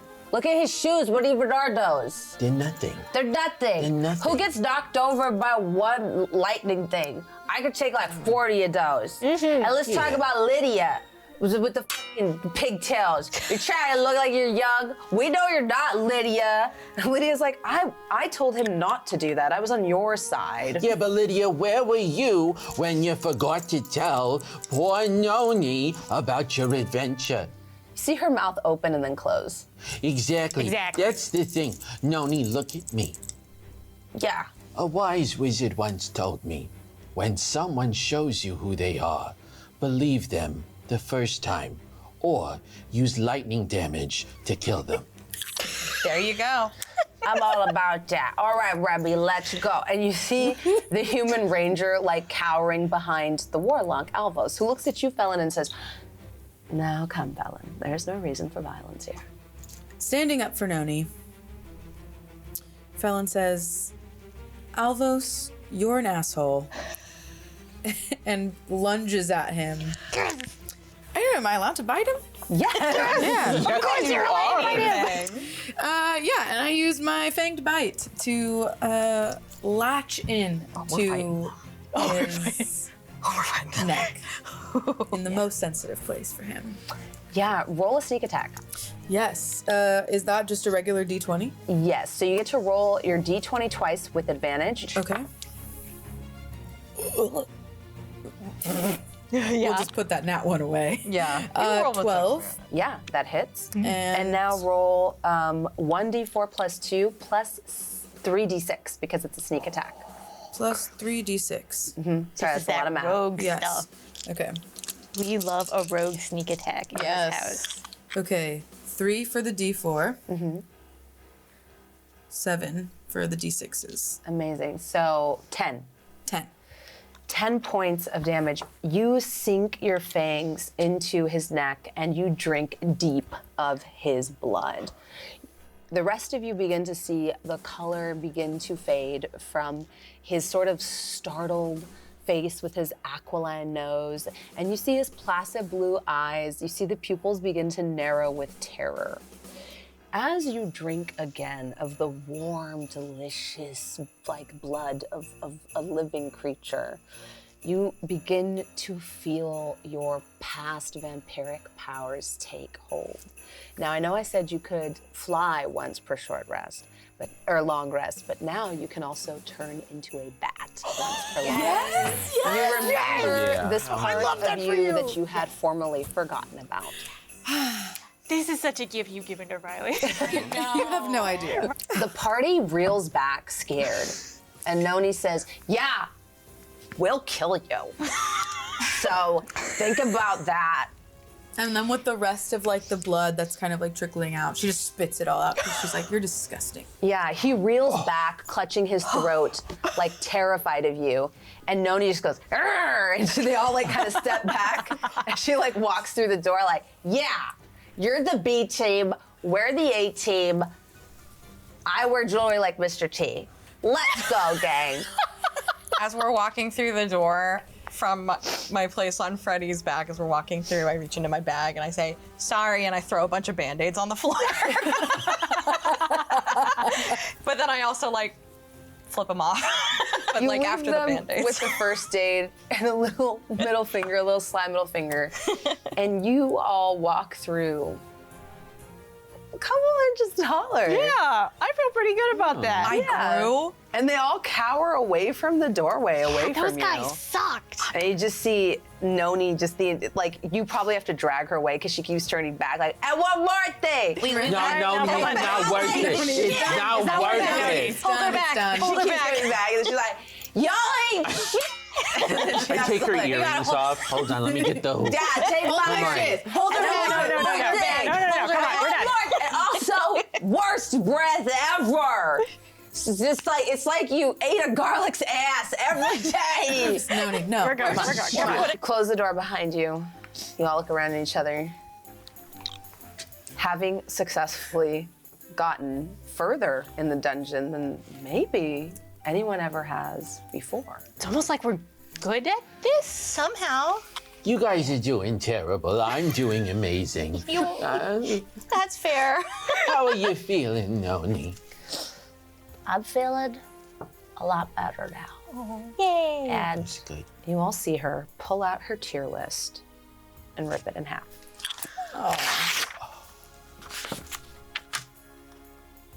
Noni, we're proud of you. Glad to have y'all. Aw. About to let you die out here. All right, let's keep going.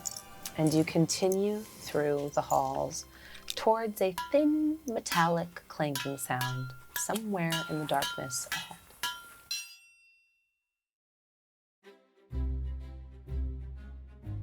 Who the heck are you? I am a proprietor down here. I have some wares if you have something of value to trade. Hold on a second. Wait 1 second. You just running a shop down here? It seems like a bad business Yeah, you strategy. picked the worst location. Oh, I picked the best location.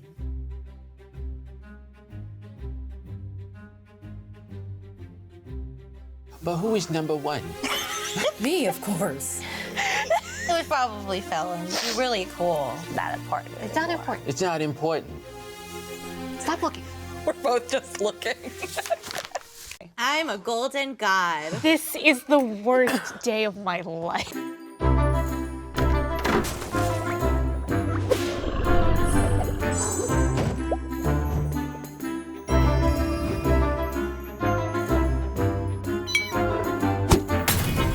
Hello and welcome to Magic and Stuff, the D&D show with an animated twist. As always, I'm your Dungeon Master, Jasmine. You can call me that bronze girl. And our players, as they embark through this beautiful dungeon, our wonderful animating team is going to be bringing it to life for your viewing pleasure.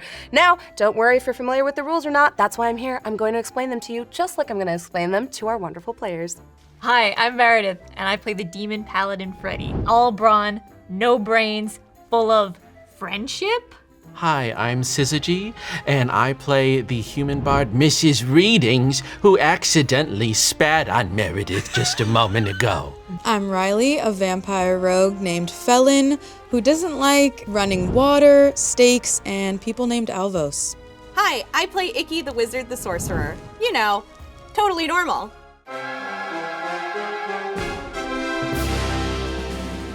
After triumphantly helping Noni take revenge against her former party members who ghosted her and came into the dungeon on their own, traversing a spectral battlefield, surviving a fall off of a waterfall, and dispatching 2 baby basilisks, our adventurers now find themselves even deeper inside places where many people have not traveled before. In fact, where before occasionally you would come across the discarded items and adventuring equipment of the people who came before you, here, such markers are few and far between. The walls around you of the passages you move through no longer resemble the flagstone and masonry of Waterford and the town above, and they actually look less dungeon-like. It feels more and more like you're moving into something more organic. And it is similar to the beating of a heart that you hear this thin metallic sound that is leading you ever onward to where you hope your ultimate treasure lies. When you finally emerge from the passage you've been in for who knows how long. You're all thinly covered, almost in a film of frost that condenses on your armor, because at this point it is so cold. How are you all keeping warm? I don't like this. I'm immune to fire. I'm not immune to frost. This kind of sucks. I'm okay. It feels like home. Dad, you're cold all the time, Felon. Don't come at me with that. I think I'm okay. Yeah. I'm a little furry guy. That's true. And I'm still up on Freddy's Yeah, I shoulders. look up. I was like, Icky, do you have fur under there? Under your little cloak there? You feel fur on your head Yeah, all right. and a tail. Oh, I forgot to put that in my tunic. I'm so sorry. No, you're good. I'm just, you're good. Okay. I take it out again. Mrs. Readings, how are you doing? You cold? To be honest, it's a little chilly down here, but thankfully I brought a shawl. So I should be okay. There's the thing, whenever you go into a dungeon or a tavern, you always gotta bring a shawl. It doesn't matter how hot it is outside. You never know when you're gonna get cold. And at my age, I get cold sometimes. You understand, right, Felon? Yeah, I get cold all the time. I'm always cold. Exactly. Felon is as old as a hill. But, you know, she wears it really well, but she gets a little cold sometimes. How old are hills? Noni says, kind of like waddling quickly to catch up with you. Some say that hills have been around since the dawn of man. I mean, she's not wrong, but... That must have sucked. Like, just it men did. everywhere. Oh, yeah. It Have was you terrible. seen their bathrooms? Did you have to use those before the women came along? Oh, sick! We gotta find more garbage to pick up to feed Icky. I am very hungry. Icky likes eating the garbage sometimes. We could just make food. Sometimes Icky's kind of in the mood for garbage. and we Listen, respect that about them. sometimes I just need a little bit of extra crunch, and garbage like a metal provides. pan. Yeah, You Gets heard that of like a extra flambe? that's a really big word. It's like when you make something crusty by pelting it with fire. And now you notice that Noni has cast continual flame, and so it's actually has like a flame coming out of it that unfortunately creates no heat Oh, okay. and doesn't use oxygen. Yeah, but you think it's just the spirit of it that is Yeah, maybe just warming the her. energy of it. Psychological makes me warm. warmth. I'm warmed by the fact that Noni did the spell in the first place. I'm like, I go for Yeah, her. and she still occasionally hands it to some of you, and you realize immediately there's no heat coming off of this. Yeah, I'm not wearing sleeves. You've Show my rippling you've just muscles. got like a little furry guy on Yeah. on the back of It's your like neck, the and it's equivalent of probably. wearing a scarf. And I'm like, Icky, stay close to me because I'm kind Oh, of. don't worry. I'm just like leaning over, but also staring rapt at this continual flame. Like, how do you do that? I have like the little scarf tied around my neck, so you're tucked in there. Yeah, Up like a against my little neck. baby. Yeah, my little baby carrier. Yes. Noni takes a blotting paper out of her bag and scribbles some runes on it and gives it to you. She goes, there, it's a spell scroll, I'll do it a pinch. That's to purify food and drink. If you're gonna eat garbage, you should cast that first, otherwise well, I'm just gonna leave it at that. That sounds really bad. I never thought about it that before. I mean, have you ever had a bad tummy ache after eating garbage? Maybe. Did you just think that was normal? You know, sometimes people don't really tell you what happens when you eat garbage, and you kind of just have to learn which garbage is the good garbage and which garbage is the bad Now garbage. you can make any garbage good garbage. I could make any You're garbage. such a good wizard, Icky. One person's trash is another person's stuff. And as you say that, you hear a thin voice from somewhere in the darkness ahead, followed by two purple orbs that look at you all, small and low to the ground, that says, yes. One person's treasure is another person's treasure. And you just see a row of shiny teeth In the orb? in the darkness with two orbs, like Oh, okay, those are glowing the purple eyes. orbs above it. Ooh, boy. Okay. I don't like that. Can I detect good and evil with my channel divinity? See what's You if can, it's there? yeah. Is it a celestial fiend or undead? No. Okay. I don't know what that is. I don't know what it is. I don't like it though. As you say, you don't know what it is. It comes slinking out of the darkness a little bit. You see a goblin, Oh. low to the ground. Its ears come down almost to its feet, and it is wearing a 3-piece suit Oh, a with a dapper ring on little every fella. finger. A big spender. Who the heck are you? I am a proprietor down here. I have some wares if you have something of value to trade. I haven't had Provider? a customer in a long, long time. Hold on a second. Wait 1 second. You just running a shop down here? It seems like a bad Yeah, business you strategy. picked the worst location. Oh, I picked the best location. The dead don't get to own property, but I do. What are you selling? What have you got for sale? Come. And he like gestures to you and then doing this little motion kind of tiptoes back into the shadows. Mrs. Readings, I know you like getting cool stuff. I know you enjoy a great I business love strategy. a sale. You love a sale. I'm a love little a skeeved sale. out by this guy. Yeah, what's the worst that could happen? Hey, You say that. A lot of bad things have happened to us in this dungeon so far. honestly, if someone walks up to you and says purses, handbags, watches, you just follow them because they could have really good deals I don't on think things. that's the... that- Icky, do not do that. Icky is just like mimicking the hand thing. No. Because it looked cool for a minute. This dungeon is such a bad Yes. influence on Icky. Mrs. Readings one follows. man's All right. another man's stuff. She just goes. I'm following Mrs. Readings because I am the hired muscle and I'm here to keep her safe. He is very excited that you follow him, and then you realize what the ting ting ting was. It's a large scrap metal sign with a winking goblin on it. And the ting is every single time the eyelid closes. Okay, we love that actually. And you see a horde when you walk into the room. There are small lanterns hung from the ceiling from chains of varying lengths, and it doesn't take you long to realize that these are a lot of different styles of adventurers' lanterns.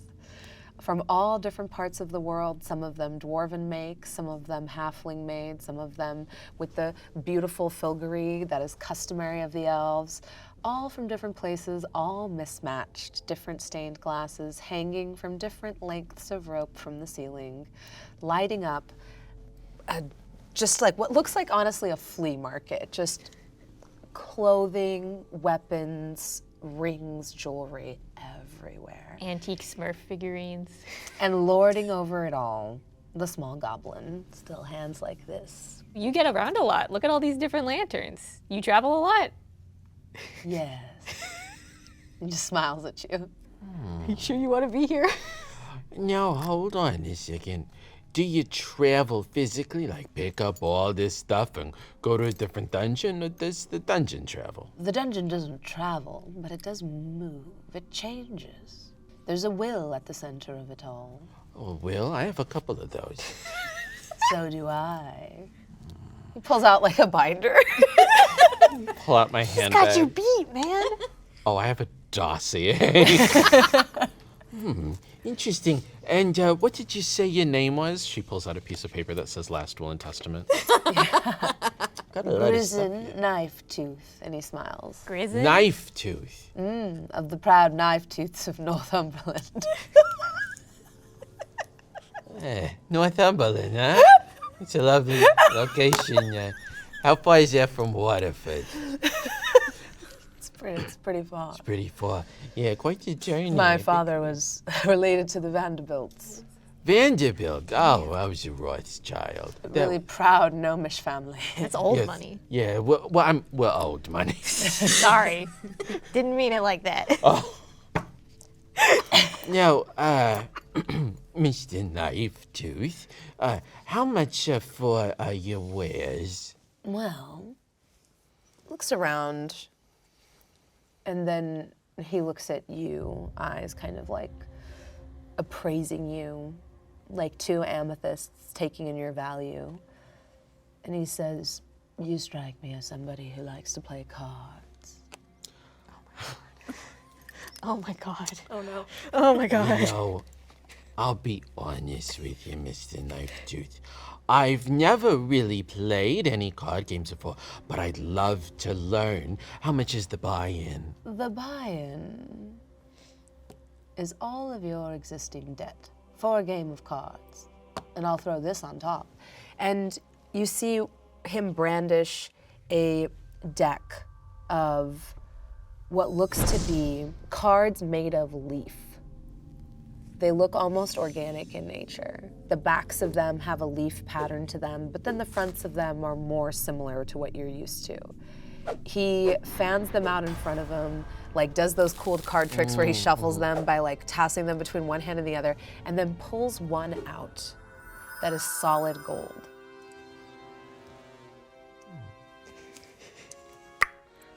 Interesting. This could be yours. And as he does this little gesture, it stays suspended. Yeah, I'll take that. Yeah. So just one game of cards. What are we playing? Not that I know how to play. What's your preferred game? Poker. Make a deception check. It's poker, but okay. You know, fantasy poker. It's fantasy poker. You said deception? Mm-hmm. That's good. 22. Yeah. 22. Yeah, he believes that you're not the greatest card player, so. Never played before, but Well, if that's your preferred game, let's play. Roll me 5d6s and then make a note of each number, because that's how you're gonna make your Take some hand. D6s. Okay. But not this one. Okay. In order, it is 1, 2, 6, 4, 2. So what is that? You got a pair? Yeah, I have a pair. I know I enough have to a just hold them. 6, 6, 3, 3, 3. Full house. Oh. I don't Well. have bad luck yet. I'm also a little bit of a bard, and You could I- try to fudge your cards. I think that there's going to be some card fudging. There's going to be some fudgery in these cards. I think what I'm going to do is I'm going to use Bardic Inspiration to try to change. Okay, so I would need to go up then, right? Yeah. Okay. Could we? Okay. Because a Bardic Inspiration this is one roll in a way. Yeah. So what you could do, here, give me a sleight of hand check. You can add your Bardic Inspiration to it. If you succeed, depending on your level of success, you'll be able to re-roll all the dice and try again, or some of the dice. I have 18. And you can add your Bardic Inspiration to it if you want. I say it's worth it. It's worth it, yeah. And then a D8 for the Bardic Inspiration. I would recommend it. If you cross 20, then you're gonna, so you just can't roll a 1 on this. 5. Perfect. Go ahead and re-roll all your dice. You need to beat a pair of 6s and 3 of a kind with 3. Sorry, I, Jasmine, am a poker fan. I've been playing a lot of Balatro. Me too. Yes. So this is like my quick and dirty, I just made this up on the spot poker game. Yes. Okay. I have a 1, a 4 and 4, and a 5 and a 5. So 2 pair. Unfortunately, the full house still wins. But he doesn't know that you cheated. And your degree of failure is lessened by quite a bit. He smiles. You notice there's a diamond in one of his teeth as he does, and then he says, well, here you are. And he gives you the golden card. And then a contract begins to sort of appear. First you see the letters kind of forming in the air, and then they just magically land on parchment that's in front of him, and he brandishes it to you. Well, a deal's a deal. Oh, I'll sign anything. Is there a pen? Yeah. Is it a quill? Yeah. Okay, she takes the quill, it's a very large plume, and she says, and what was your name again, Mr. Knife Tooth? Grizzin. Grizzin. Wonderful to meet you, Mr. Grizzin Knife Tooth. So, Mrs. Readings is a charlatan, and with charlatans, they do always have a second identity. And she's been very conscious to not say her own name, but also the names of people around her. She's like, well, here's my ID. I have it right here. She slides it over. And yes, my name is Mrs. Enid Crystal Charmer of 435 West. Oh, darling, Waterford ink Street. won't take on there. It only takes blood. Oh, well, perfect. You know, I'm a little dry today. She pulls out she's like, I keep this for my doctor when they need to run my blood. Let me just dip that in there. Yes, so that's Mrs. Charmer, 435 West Waterford Street.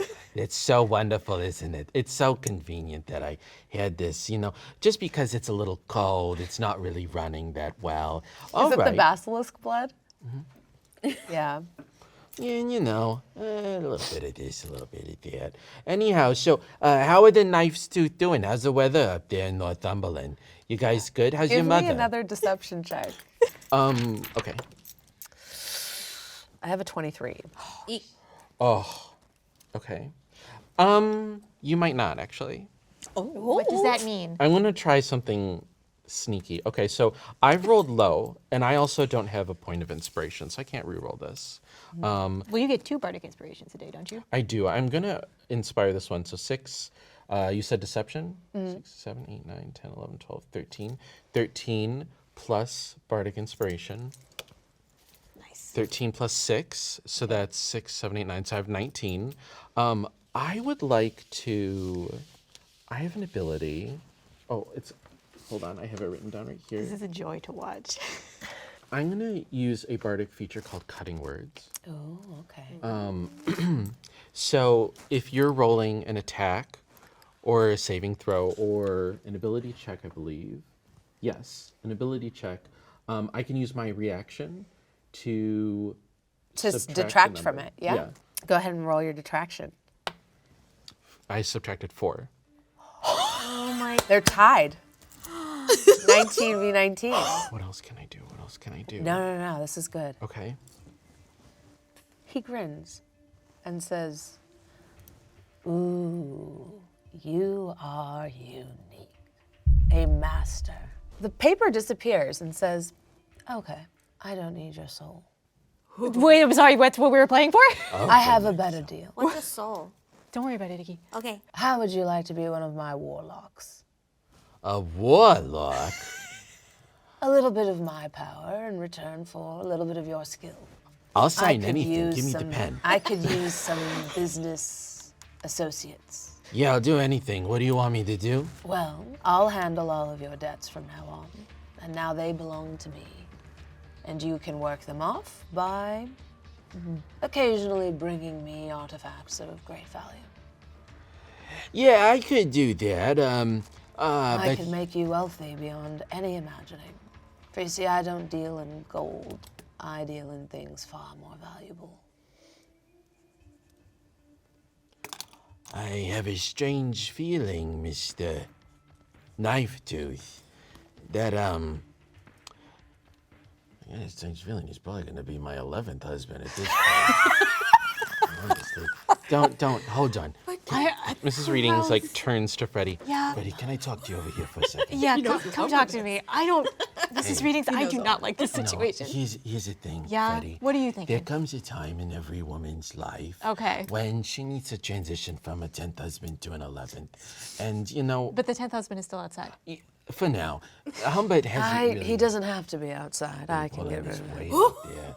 And we were probably gonna start seeing other people anyway. I feel like my mom is telling me my parents are getting divorced. Yeah, so Wait, who's getting divorced? No divorce. so, all right. Yeah, we'll do it. Yeah, that sounds great. Wait, I wasn't a part of that conversation And it's at Thank all. you so done. much, Freddie. Oh, perfect. And you feel your body scintillate with energy from like the infernal realm. You feel stronger, you feel more spry, you feel more charismatic. I feel very charismatic right now. You're usually pretty charismatic. Yeah, a little bit. I try here and there. And you can now take spells from a reduced warlock spell list. Oh my god. This is insane. Okay.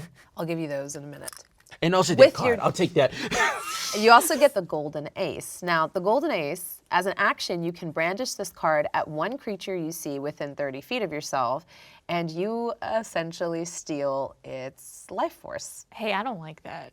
That's some Yu-Gi-Oh stuff. They right must there. succeed on a DC 17 Constitution saving throw or take 4d8 necrotic damage. You then regain a number of hit points equal to the necrotic damage the target takes, and you can choose to roll 2d4 and become that much younger. You can only use this once every 3 days. Mrs. Readings is gonna be very young by the end of this dungeon. Just throwing that out there, everybody. I'm gonna walk out looking like Shalom Harlow at this point. I'm just saying. If you get it, you get it. If you don't, you don't. This show isn't for you. Okay then. Okay. She takes the card, and puts it in her handbag. All right, Mr. Knife Tooth, it was a pleasure doing business with you. Nobody else wants to buy anything? I'm good. You do a little bit of light shopping while we're here. She slips a couple things into her pack. Just a little bit of light shop. Why don't you go help him? I'm on Freddy's head still, just Are you like in the market for anything? Icky. I don't know. There's a lot of shiny things, and I do like stuff. Icky, I think Mrs. Readings just sold her soul like 2 minutes And ago. how do you like It worked out books? really And he well pulls out a gorgeous wizard's spell book. What is he spell? Felon! How much does it cost? I only like goes into the trash bag and pulls out like an even smaller. Oh, no, don't bother. I don't want any of that garbage. But I have 8 gold. Look at Knowledge demands knowledge. In order to gain access to this knowledge, you have to relinquish the knowledge of something that you know forever. Oh, but I've learned so many new things. Oh no, this is difficult. Icky, no is a full sentence. It is. No can be the only thing you say. Remember that. That's powerful and important in this situation and others. I say that to the camera. Freddy's right, but sometimes you have to say yes and. Well, that's the thing. What would I have to give? What would I have to give up? Well, what do you know? Oh boy. Let's see. I learned about continents yesterday. I learned about my birthday. Though I don't know if it's my real birthday. We're workshopping that. If we get Icky to forget about the concept of mortality, do you think that would actually help their anxiety? Oh yeah, mortality. I do know that, but that one seems kind of important. Let's see. What else? What else did I learn? I've learned a lot this game. But I don't know. A lot of stuff, and I know how to cast some spells. This would allow you to cast more. That's very true. But I have all these pamphlets. So I'm like, I pull out a couple And how have they served you thus far? well, I think this one works. I haven't used it yet, but yeah, probably not very good. Take the book, Icky. Okay, my grandma says I should take it. Oh, Jesus. You can't just show a book to a table of book girlies That's and not have us want I it. am As definitely a soon book as you girl. say you take it, the book flutters over to you almost like a familiar and floats next to your head. And then you see a thin purple light kind of come out of the middle of your forehead and forming a thin gem, almost like the amethyst of his eyes. He takes it and puts it into his pocket. You forget about your mortality and you think you cannot die. I'm a golden god. This is the worst day of my life. I'm having a great day. This is better than my birthday. Yeah, you literally think you cannot die. You're genuinely now a toddler that's going to stick a fork in the socket in the outlet, and I have to keep you alive. I can do that, Do not do that. I'm going to stop talking. but I can never die. Immortality is not that bad.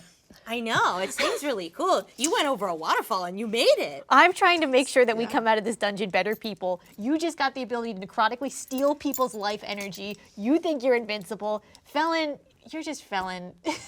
This is awful. Better is subjective. Younger is forever.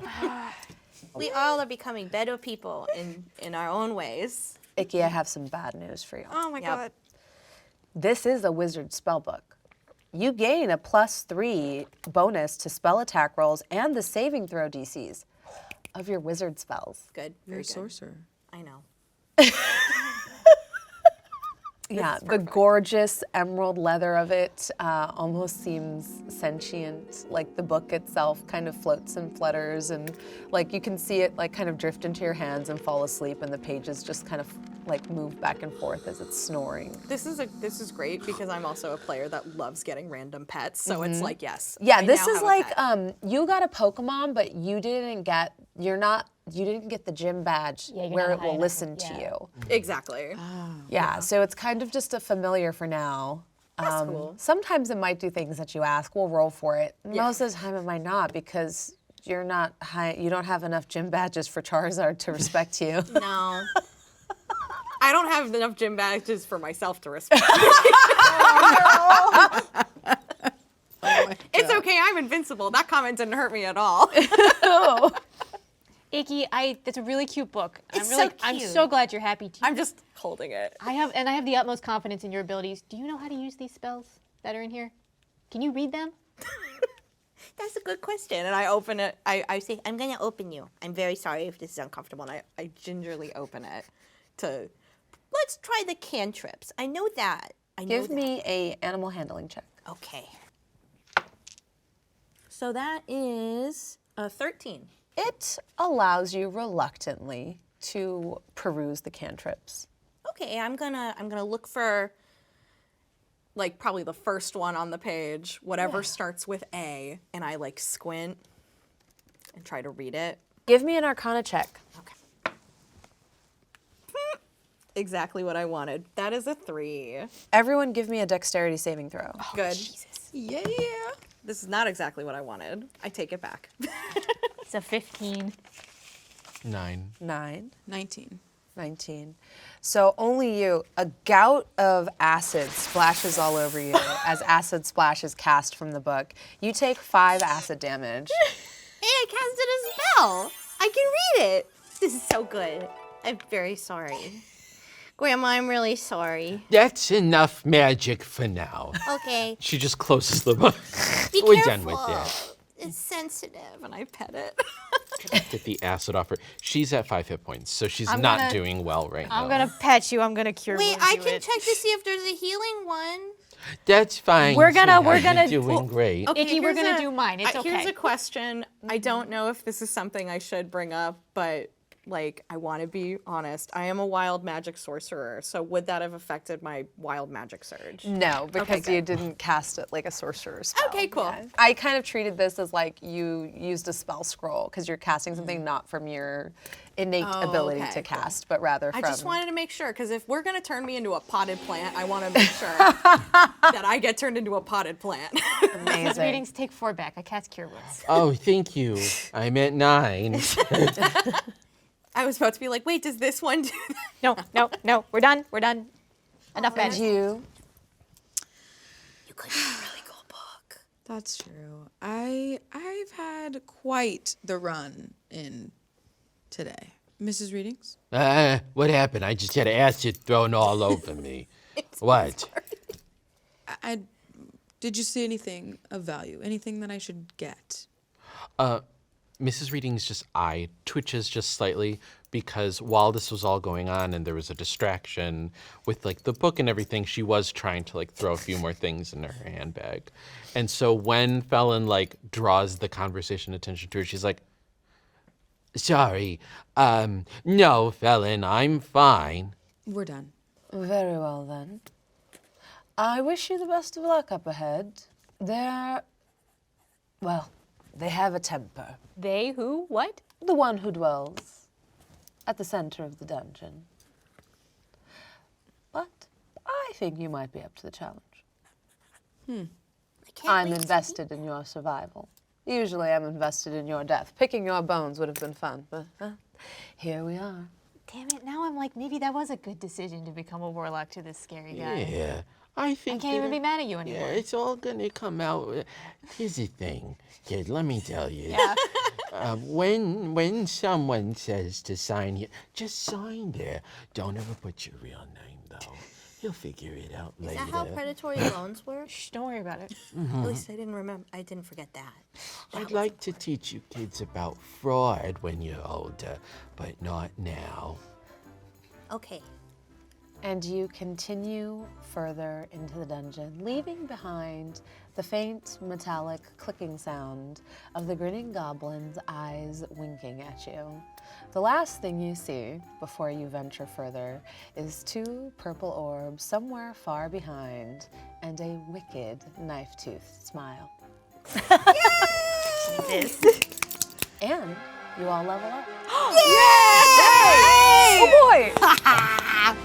To You can't be just have your honest, tail out. It's indecent. No, but yeah, sometimes things fall into the handbag. It is what it is. The cold hand of death is probably reaching for you as we speak. Yeah, it's, Focus on the first half of that sentence. It's just Felon just got her hand out. I'll get it Smack the Bella's first hand couple away. times. Creation without intent is an abomination. I It's agree. like AI art. Yeah. You're right for that. Support your local artists.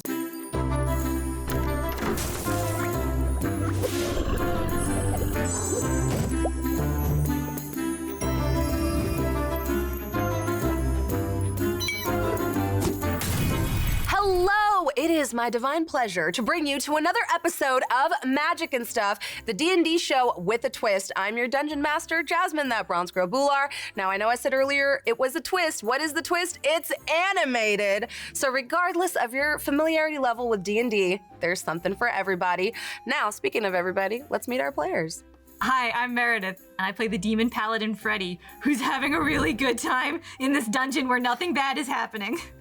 Hi, I'm Syzygy. I play the human bard, Mrs. Readings, and I'm pondering my pyramid. I'm Riley. I'm playing Felon, a vampire rogue who likes long walks through the castle and alone time. Hi, I'm Liz. I play Icky the Wizard the Sorcerer. I'll never die.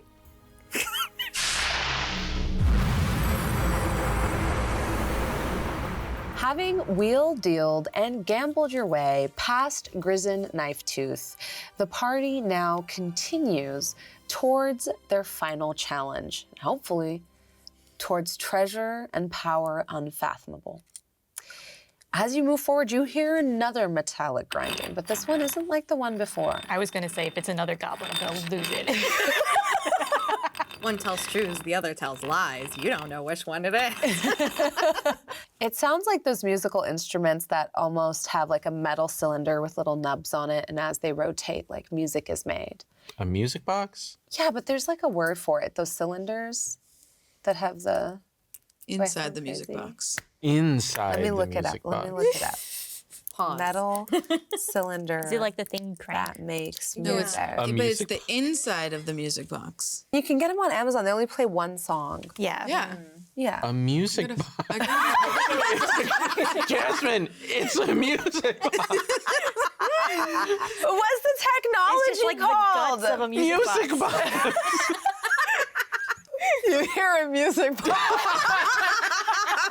After all that. You hear a music box. Oh my god. Up Love ahead. that descriptive word, by the way. For some reason, I thought it had a much more complex name. It's just a music box. You hear a music box. Or something like a music box. What song is it playing?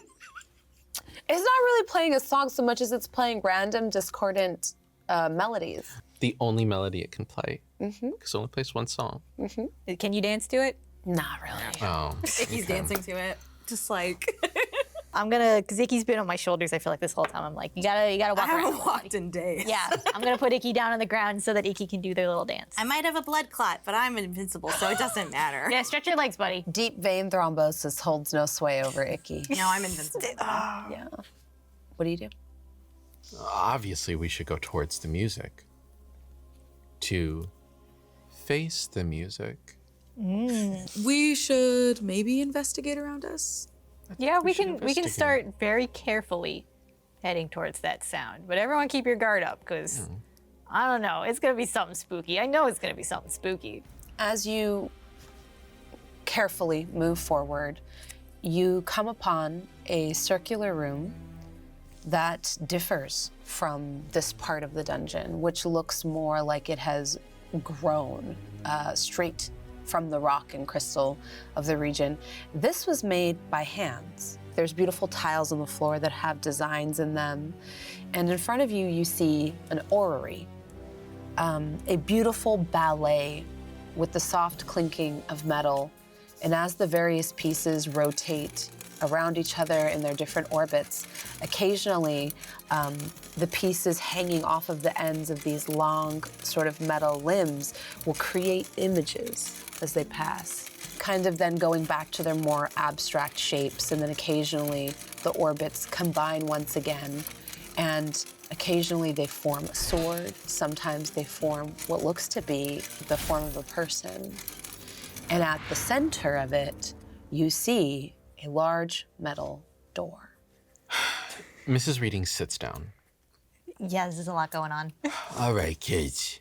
I need to be a little honest with you about a problem I have. Yeah? Have you not been honest so far? The whole time, I've told you nothing but the truth. However, I do have to tell you about a little something. I hate puzzles.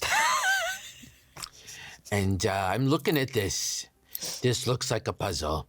I've read a lot of books in my time. I don't do these kinds of things. They make me very frustrated. But I am curious what's on the door. So I'm going to try to figure out what's on this other side. You kids worry about that. She starts rummaging through her handbag again. She begins to cast a spell, and she pulls out this giant crystal from her handbag. All right. She's casting clairvoyance. She wants to. She wants to see what's in. It's like, I'm consulting my crystals about what's on the other side of the door. she starts looking around it. What does she see? She sees that the door is slightly ajar. Son of a... Almost as though it's... I jump in Jehoshaphat. It was open the whole time. But she also sees that the metallic sort of swinging structures around it, this orrery, essentially blocks it from you being able to easily access it. These pieces of sharp metal, now that you can see from your clairvoyant spot, are on the outside of where you're casting this, but you imagine they would hurt if they were to hit any of you. You can hear them occasionally, like these metal arms, like just lightly, the sharp edges of them hitting each other, and that's where the music is coming from. You see some carved art on the metal of the door that's at the center of the orrery. She conveys some of this to the rest of the party. All right, everyone.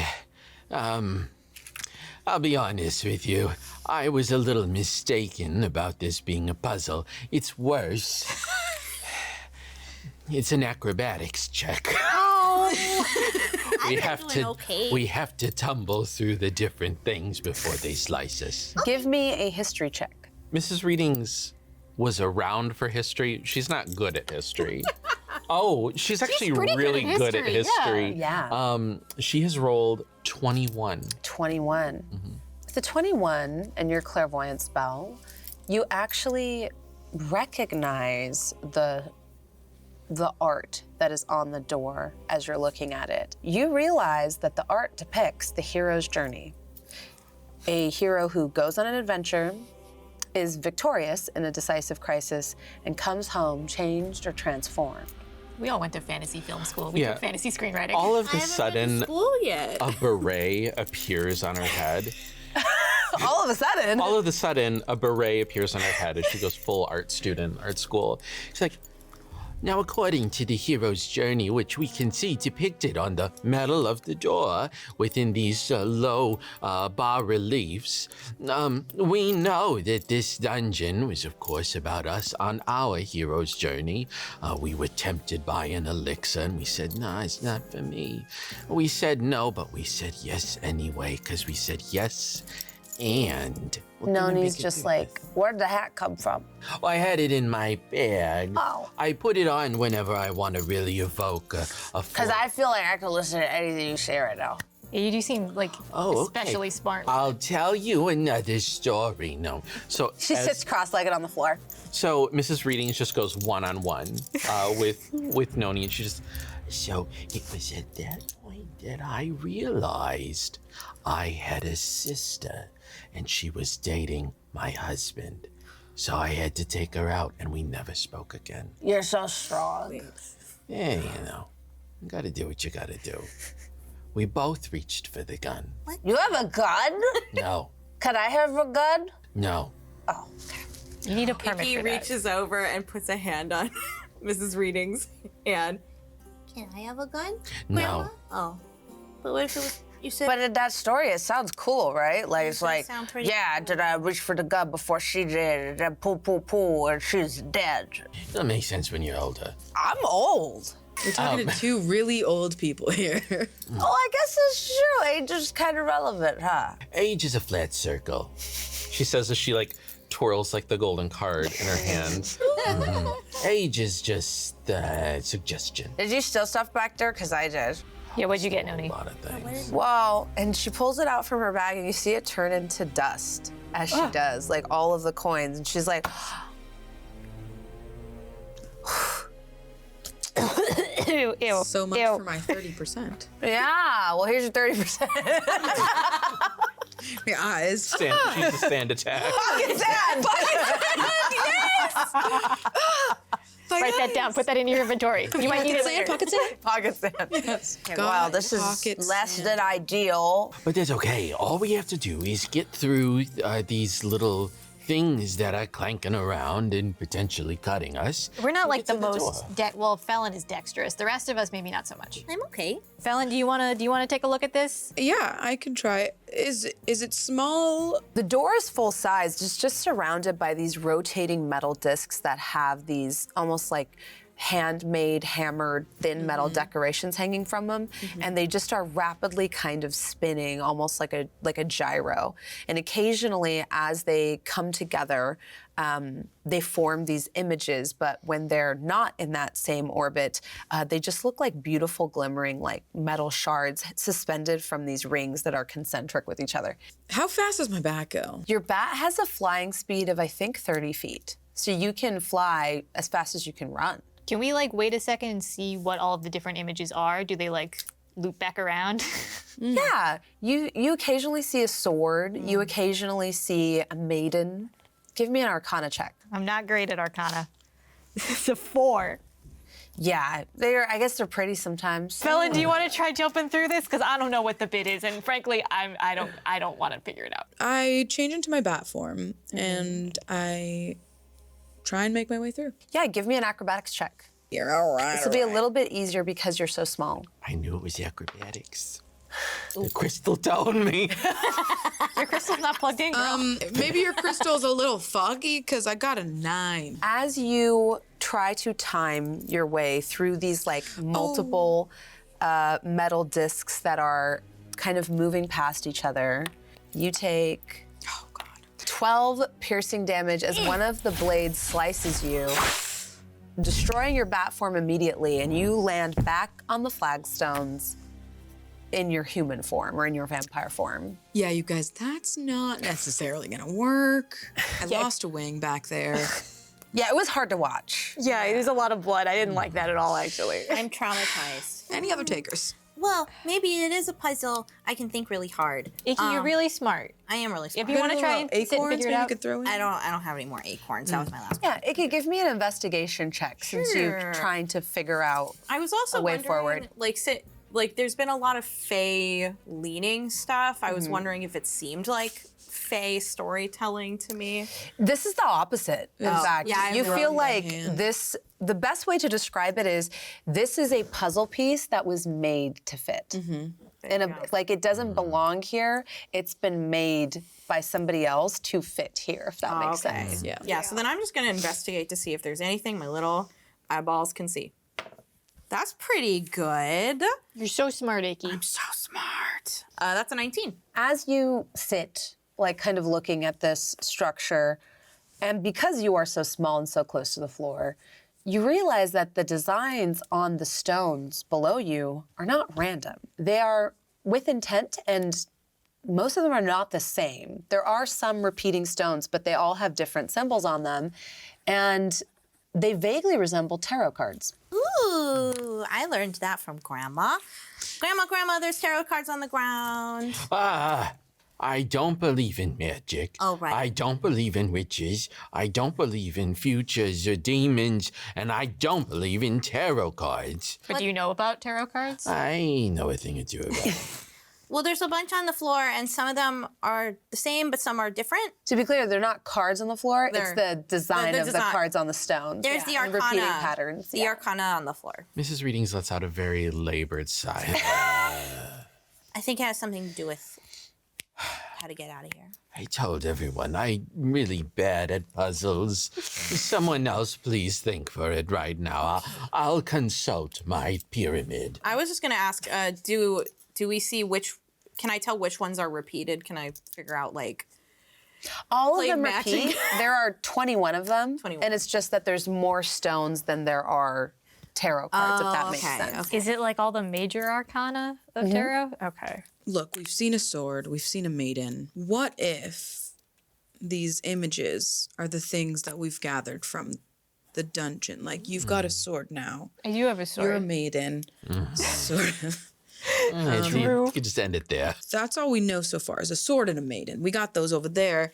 I wonder if that has anything to do, and if there's any slots around that we maybe could put our treasures that we've gained so far into. Maybe you do have the right idea. I'm gonna take my giant sword out, and I'm gonna wait for the two pieces of metal to come together that make the sword shape. And then can I just jam the sword in there to jam the whole mechanism? Give me a perception check to see if you can time it correctly. Okay. That's a 14. Sparks fly as you hit the giant's hairpin, and then the blade flies back as your timing is not quite right. Bad. I do just kind of want to destroy this whole puzzle. I'm kind of getting sick of it. Is there any sort of wear to the floor? Like, I know that not a lot of people have gotten to this point, but if someone was down here and knew how to get through the puzzle, would there be any wear to certain arcana on the floor? Or Yeah, with the 19, you notice some stones, the engravings are a little bit more shallow. are they on particular arcana cards? There are. Okay, which ones are they on? The Fool, the Sun, and the World. Are they all next to each other, or are they? They're a little bit spread out. Well, maybe we step on them all at the same time. That was my thought. Like, Yeah. just like, gah. That feels like a video game thing to do. Yeah. I go over to the Fool and stand by It it. doesn't even move. It just like. I'll go stand over with the sun, and I'll put my big foot on Yeah, it. I press really hard with If my. you think this is a good idea, Icky, I'll do it, and I'll step on the sun. As you press on the Fool, it stays depressed. And then you press the sun down already? Yeah, I'll press down the sun. It stays depressed. There's a pill for that. Talk to your cleric if it's right for you. If it's right for you. Mrs. Readings, go stand on the world. No, I'm pondering my pyramid. Have Felon, go Fallon stand do on the it. world. Would you stand on the world for me, pretty please? With a cupcake on top for your birthday? It's not my birthday. Step on me. Step on me. Okay. Oh, you gotta make this weird step on the plate so we can get out of this room. Yes, step on those plates. Felon hesitates and looks at Noni. Yeah, are Nodi's earrings on? No, Noni's earrings are off. Felon, step on the plate. All right. Well, just try again if it doesn't work. Okay, Felon steps on the plate. Thank you. Somehow, with sheer luck, you've done them in the right order. What? That was the order you said them in. Yeah. I realized that afterwards. The Fool oftentimes represents a new beginning. The Sun oftentimes represents success, vitality, and youth. And the World oftentimes represents completion, accomplishment, and success, aka the hero's journey. Aw, isn't that nice? That's the hero's journey. We're so good at puzzles. I'm realizing now I shouldn't have set them in order. That made our job easier. I just was like, That was the lovely. Fool matches Icky. Yeah, I was like, the sun. I'm like, I'm a little ball of sunshine. I can Yeah. stand on the sun. And Fallon's the whole world. Would like to rule the world. Yeah. As the three tiles kind of click into place, the orrery stops spinning, and instead all of the metal rings ching, ching, ching, ching, ching, ching, ching, line up perfectly to form a triangle leading directly, safely through to the door. Freddie, go first. Yeah, Freddie, go first. Yeah, Freddie, go first. Yeah, Narrator above said safe to go through. Yeah, first steady. Yeah, I no. feel safe. Everyone get behind me. Let's go. First, F, Freddie. Yeah. Yeah. Yeah. No need, no, go first. Felon would come first in the Fallon alphabet. does, yeah. No. I'm going through the thing. I want Yeah, but the alphabet R becomes before E. I don't think that's right. You're the biggest. You And go the first. cleric alphabet, that's where it comes. Wait, Different? I'm invincible. Oh my God. Oh yeah, you should go first. Actually, You can't you go die. ahead. You go ahead. You go ahead. I follow my toddler. Yeah. I've got a book now. Oh, buddy. Icky waddles through the door first, followed by Close to A Freddie. very concerned Freddie. followed by everyone else. So you go through the door and enter what is a diamond-shaped room that has crystal that's been roughly hewn away from the walls and formed into almost like plinths around very almost like modern decor sculptures, if that makes sense. In the middle of it all, you see growing from the center of the room a crystal throne.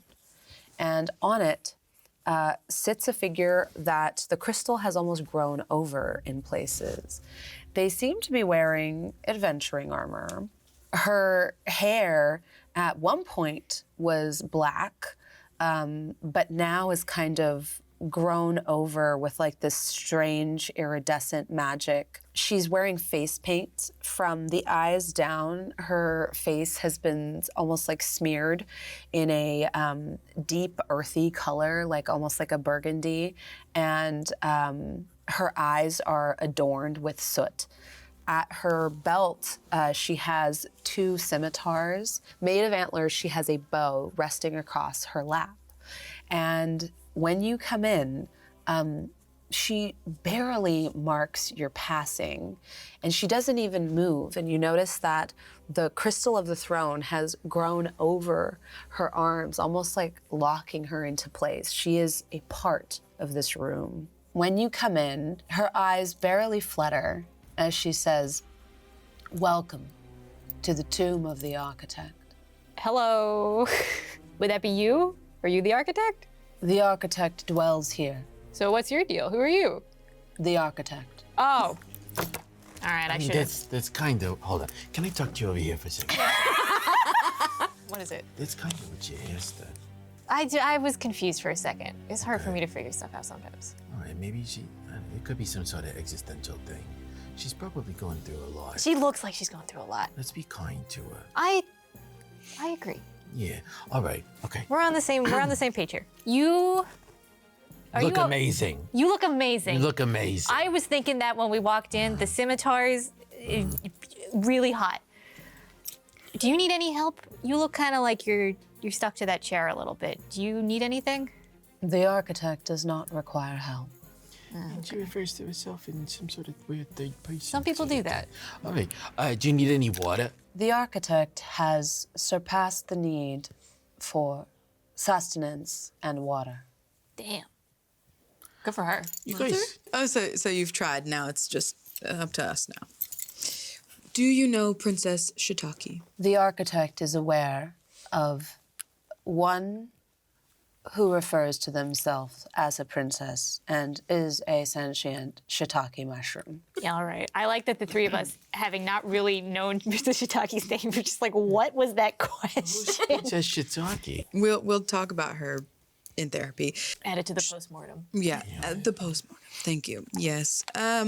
Would you like to be freed from this throne? There must always be an architect. Well, that's it for me. Okay, genius time. Has anyone ever made it down here before? The architect made it down here. Why am I even asking? Icky, ask your question. How long have you been down here? The architect has dwelled here for... Time is difficult for the architect to measure. I understand that. The architect began by telling their story. Then the architect gave the plants minds. The architect occupied a lot of their time making. You guys, did we just meet God and she's a woman? Felon is curious and wants to look around. Other than the beautiful throne, the crystal throne in the middle of the room, is there anything that suggests that there's maybe another room or another area? As you look around, you realize this chamber doesn't have any ways out other than the door that brought you in. But as you look through the soft occluded crystal and you thought maybe there was a light coming in from the other side, you realize there are shapes on the other side, almost as though you're looking through a heavily fogged glass. Are there people in there with you? The architect is now alone. Oh. I'm sorry. So basically, this is the oubliette in the beginning, and we just walked through the whole thing to get to You were in hell the whole time. We were Whole really. time? No. I did have that thought at the beginning, like, You died in the first room. This is just a big dream. It's all been our coma dream. Yeah. I'm kidding. just like the rack focus zoom. So And wait, that's why Icky is immortal. Yes, forever. so she's all alone down here. I know you don't need food, and I know you don't need water or anything. Do you want friends? The architect creates companions from time to time, but they do not survive as long as the architect. Oh, girly. Oh, All that's right, a shame. uh, Good thing I'm gonna live It's a forever. good puzzle. Wait, you live forever? The architect will live forever as long as the architect dwells on the throne. Okay. Do you have a vacation home? No. I feel like I thought we could help with that. The architect would like to leave this place, but the architect cannot.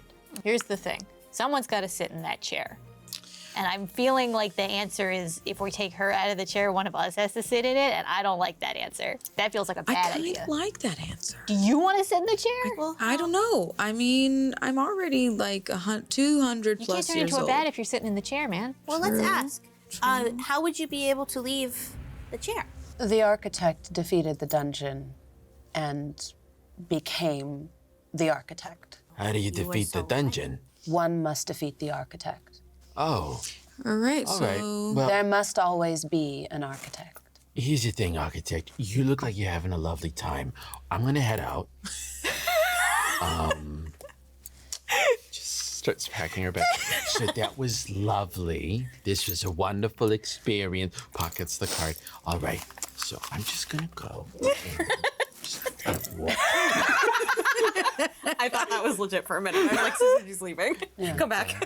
But then how will one undergo the transformation? Mrs. Reading stops as she's heading towards the door. Transformation to what? To a hero. Oh, yeah. I always say yes to these sorts of things. But if you want heroism, hey, Betty, can I talk to you over here? You're gonna say sit in the chair, and you gotta understand, being a hero, that sounds great. But if to be a hero, I gotta kill this lady in the chair, that feels bad. True, and then you're stuck down here And then forever. I'm in the chair. How am I gonna go help people up there? How about you can't go to Icky's vacation home. this is a dungeon. It became a dungeon town. Yeah. We don't know if the architect is a good. We don't know. We don't know He if seems nice. if we defeat the architect, potentially the dungeon could, go away and make the town of Waterford back into a regular town. That would be catastrophic. Why? The Fey realm is bleeding into this realm. The veil between the two has become thin. And you see her eyes kind of fall over the crystal around you. This energy must be channeled into something. It is channeled into dungeons that emerge across this world. If this power were stopped, if the architect were to unmake the dungeon, the Fey energy would transform the town into the Fey realm. That is potentially worse than the situation we're currently That in. bad? True, but I don't know if everyone in town would be cool with that. I don't know. There's really cool dragons in there and some really cool bugs and really cool plants. But I guess I understand Yes, it the might. plants. Already, the local flora is either crushed by this incursion or forced to change to become it, to survive it. Can we We just hate take a invasive dead body from the other room and just plop her in the chair? But where's the that architect requires design to make the dungeon. Did Visions. anyone go to Sitting art in and the design chat. school? I thought you just Creation. pulled out the beret. Oh no, I did. Takes off the brain. Not an arts background. This BFA will be the death of me. I've weaponized my BFA. Finally, it's good for something. So we were sort of tasked down here to stop the dungeon from harming all the people upstairs. But you're saying that without this dungeon, it would be even worse? Yes, for now the Fey energy is contained within the dungeon. If the dungeon were unmade, the Fey energy would spill forth like an unstymied tide. The dam would be broken. The architect's intent is to keep this energy contained. Can we contain it into something else that isn't a dungeon? The architect could attempt to do so. Can I do an insight check? Yes. She seems very forthwith. I just want to make sure.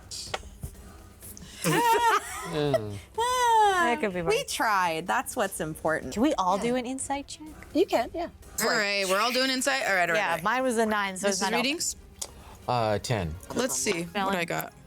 Ooh. We got 16 plus 6. What is that? 22. Yeah, you don't get the sense that they would gain anything from lying. Right. They control everything in the dungeon. What reason would the creator have to lie? This energy, does it have to be a person that it's channeled through to sit in this chair? Can we put like an object on the chair? Can we just funnel all this Fey The energy architect into like? said we could channel it potentially into something. Yeah, Icky, you got lots of funny little things. Mrs. Yeah, Reading's got a big old bag. Mrs. What do you Readings. mean? Creation without intent is an abomination. So we're sort of faced with a conundrum at this point. Either little bad things keep happening to the town, or we remove those little bad things, and then all of a sudden terrible things happen. So I think that little bad things are good for now. We can't just leave. How do we leave the dungeon? You go back No. out the door. What? The architect cannot allow one to leave without experiencing the adventure. The full circle adventure. We gotta kill her. We just have to. We have to. It's just something we that the gotta end? do. Is that the It's end a of the full story? circle. You die at the end. That's Can the I full get- circle. I'm like, in character. Can I get a spoiler for the end of the story? What would the end of the story be in this hero's journey? It's the hero's You journey to either emerge triumphant or you fail, but you must rise to the challenge. You've made it thus far. All right. Yeah, what you're saying just doing it. is that we have to fight you. Yes. Mrs. Readings reaches into her handbag and she rummages around. So just fighting you, and then afterwards, everything will be fine. And she pulls out a gun. Roll for it! She's got a gun! She's running it sideways. I take out my long sword, and I'm gonna go at her and slash. You Roll can't to hit. move. It's 14. That is a miss. You see from her back 2 more arms come down and bring up a shield Girl. as she turns your blade. A total of 6 arms unwrap.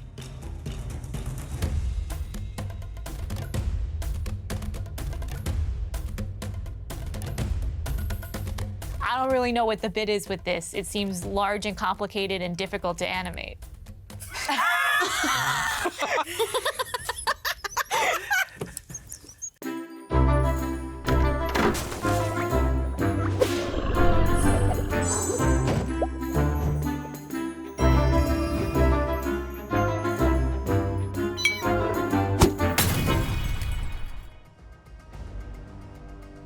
How do you defeat the dungeon? One must defeat the architect. And she pulls out a gun.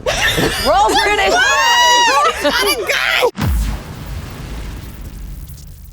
When you pulled that out, I was like, they got props. Yeah, it's prop She loves comedy. prop comedy. They love came prop with props. I got a 3. Oh. So I'm dead last. 14 initiative. Got a 13? 12. Do I get a surprise round though? Normally, pulled I it would out. give you a surprise round, except she said you all have to fight her. That's true. She wasn't that surprised. I wasn't expecting the gun. If you make a deception check, I'll let you add sneak attack damage.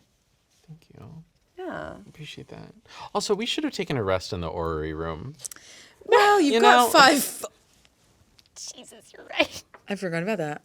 Well, no, I was healed up to 9, and Well, then we leveled up. When Mrs. Readings She did take a succumbs, sip. we'll just put her in the chair.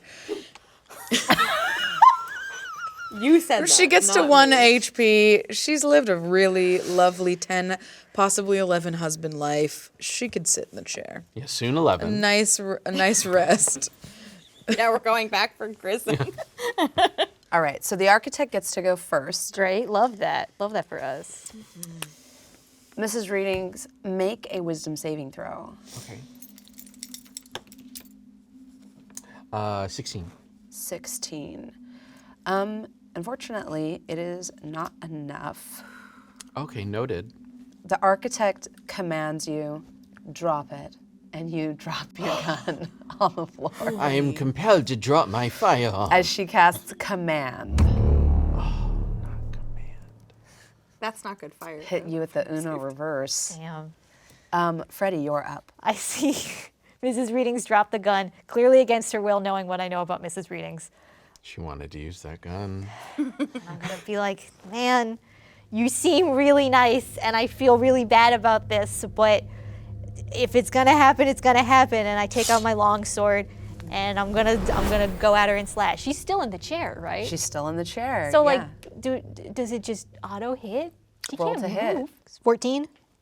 That is a miss. She's a boss. She's As powerful. you swing your sword, you see from her back 2 more arms come down and bring up a shield as she turns your blade. I get 2 attacks. Can I go again? Yes. Oh, Christ, she's got so many arms. What the? Oh, miss. It's even worse. Don't even. I missed again. Yeah, the shock of seeing the extra arms unfold from her back as a total of 6 arms unwrap, and 2 of them, like I said, are bound to the chair, and so there's an additional 4. You see 2 of them take up the bow. Yeah. At the end of another creature's turn, which is your turn, she can take a legendary action. Great, so she love that for actually me. draws the bow and attacks you. All right. Love that for me. That is a 22 to hit Yeah. for 4 piercing damage That's not as bad. one of the arrows like sort of strikes your shoulder. Ow. Icky, you're up. Wait, can I use a bonus action real quick? Yeah. Yeah. I'm gonna cast Shield of Faith on Icky because Icky's little, and I'm worried about them. Oh, don't worry. So you get a +2 to your AC. I'm invincible. I know that's what you think. I missed twice. Not what I think. It's Realize that this isn't gonna go super great. I'm gonna Shield of Faith real fast on Icky. Speaking of actually Icky, Noni goes before you. Oh, okay. Noni slaps you on the back and that. casts Cure Wounds Oh, good. Really at love 2nd level. Ooh. We love that for her. Thank you, Noni. 10 plus your spellcasting modifier, so you heal 14 hit points. Juicy. Oh my god. I'm almost at full. Juicy. Yeah. She smacks you on the butt. Oh. And she's like, pick up your gun! You see her. I'm trying to pick it up. See her jewelry's off, her pack is gone, and she like kind of wheels behind you. And with her bonus action, she's gonna healing word. Is anyone else hurt? I've got 25 health. Yeah, I got 32. You take it. Yeah. So then she like wheels behind you and hides behind your skirts like she normally does. I guess I'm the tank now. You find my gun. And then it is your turn, Icky. Okay, I'm gonna back up behind the more beefier people, and I whisper to myself, "Okay, let's do a little one this time." And I cast Firebolt with my new little book friend. And it's a +10. Oh. So I rolled a 19, so +10, 29. That's a hit. Roll damage. Damn. Nice. So that's 12 fire damage. 12 points of fire damage. Give me an intelligence saving throw. Not very good at those. You add +2 to that +2. because I have Aura of Protection now as a 6th level paladin. I got a 4. Well, it's a 6 now. No, that was with the I plus rolled 2. a 2. Oh, girly. Yeah. All right.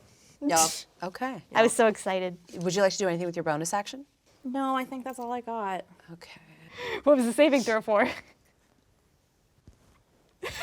I have a feeling. Who knows, honestly. I'm gonna get turned into a potted plant at one point. At the end of your turn, Icky, the architect gets to take another legendary action. I don't Nice, like nice, nice. Ooh. I have a feeling. They begin to unmake the dungeon and the creatures within it. So everyone regains half hit points until the end of the architect's next turn. Well, wait, that sounds like a good thing.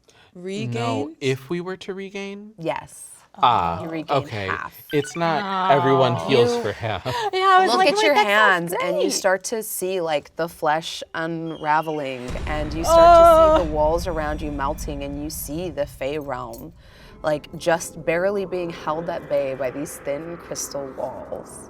Oh, Jesus. Mrs. Readings, you're up. She's going to reach out, and with one finger, she's going to try and touch the architect and cast a spell. Yeah. It's called Bestow Curse. Yes. The spell save is 14 Okay. wisdom. I'm assuming this is a very wise character, which I hate, because my only two offensive abilities. Did you get a +9 to the spell? Well, Let's hope they roll a nat one. But I don't know that from meta knowledge. No. 25. Okay. So she tries to just touch her and like try to do a little spell. You're a little brat, aren't you? Just fizzles a little bit. It's worth a shot. I give you a shrug. I'm not doing so hot either. With Girl in a chair. Why is this so hard? I don't know. She keeps dodging things in that seat. Yeah, no, it's this is more easy. like your finger comes out and touches her, and I'll give you this. She almost feels comfort at touching another human being. Oh my God, wait. Oh my God, wait. So even if you try to curse her, like, She kind of liked it. yeah, she liked it. She's kind of into that. Just kind of like, oh. we like her. Did you feel that because I felt it? Like a little bit of static. Yeah. Do you say this? Yeah, did you? Yeah. Did you feel that? Because I kind of felt it. I don't know about you. The architect felt it. The AMVs that will be cut down from this will call us roommates.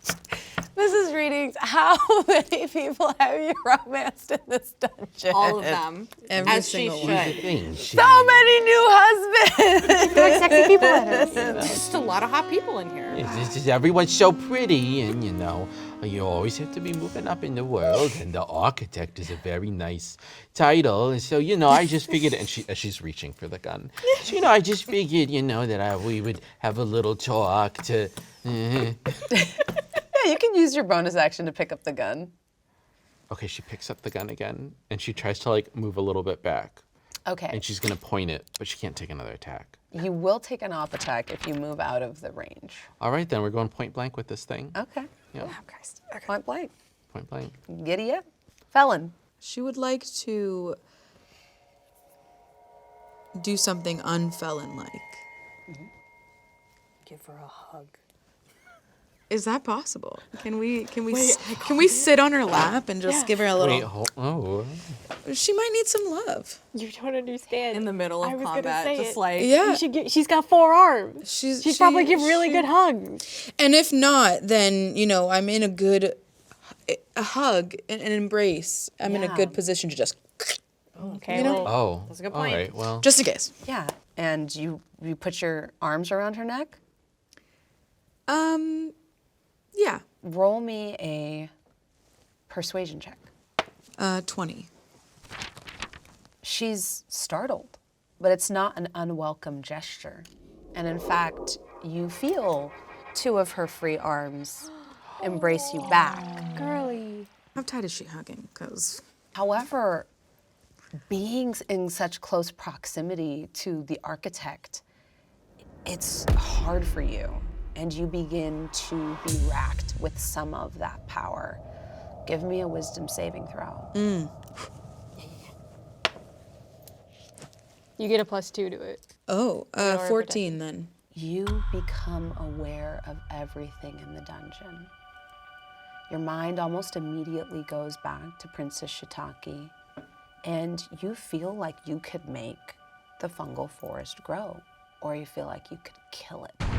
You feel like you could drop an ooze or create a spectral dragon. You feel like you could reanimate the souls of every person who's ever died here, and you feel like you could do anything. Your sentience begins to merge with that of the architect. Not an unwelcome feeling for Felon. She likes a little bit of power, but then it's a little bit overwhelming. With the failed save, I'm gonna roll a d4. I've basically started a clock for our audience, and when the clock fills, you will meld with the architect. Okay. That's a 1.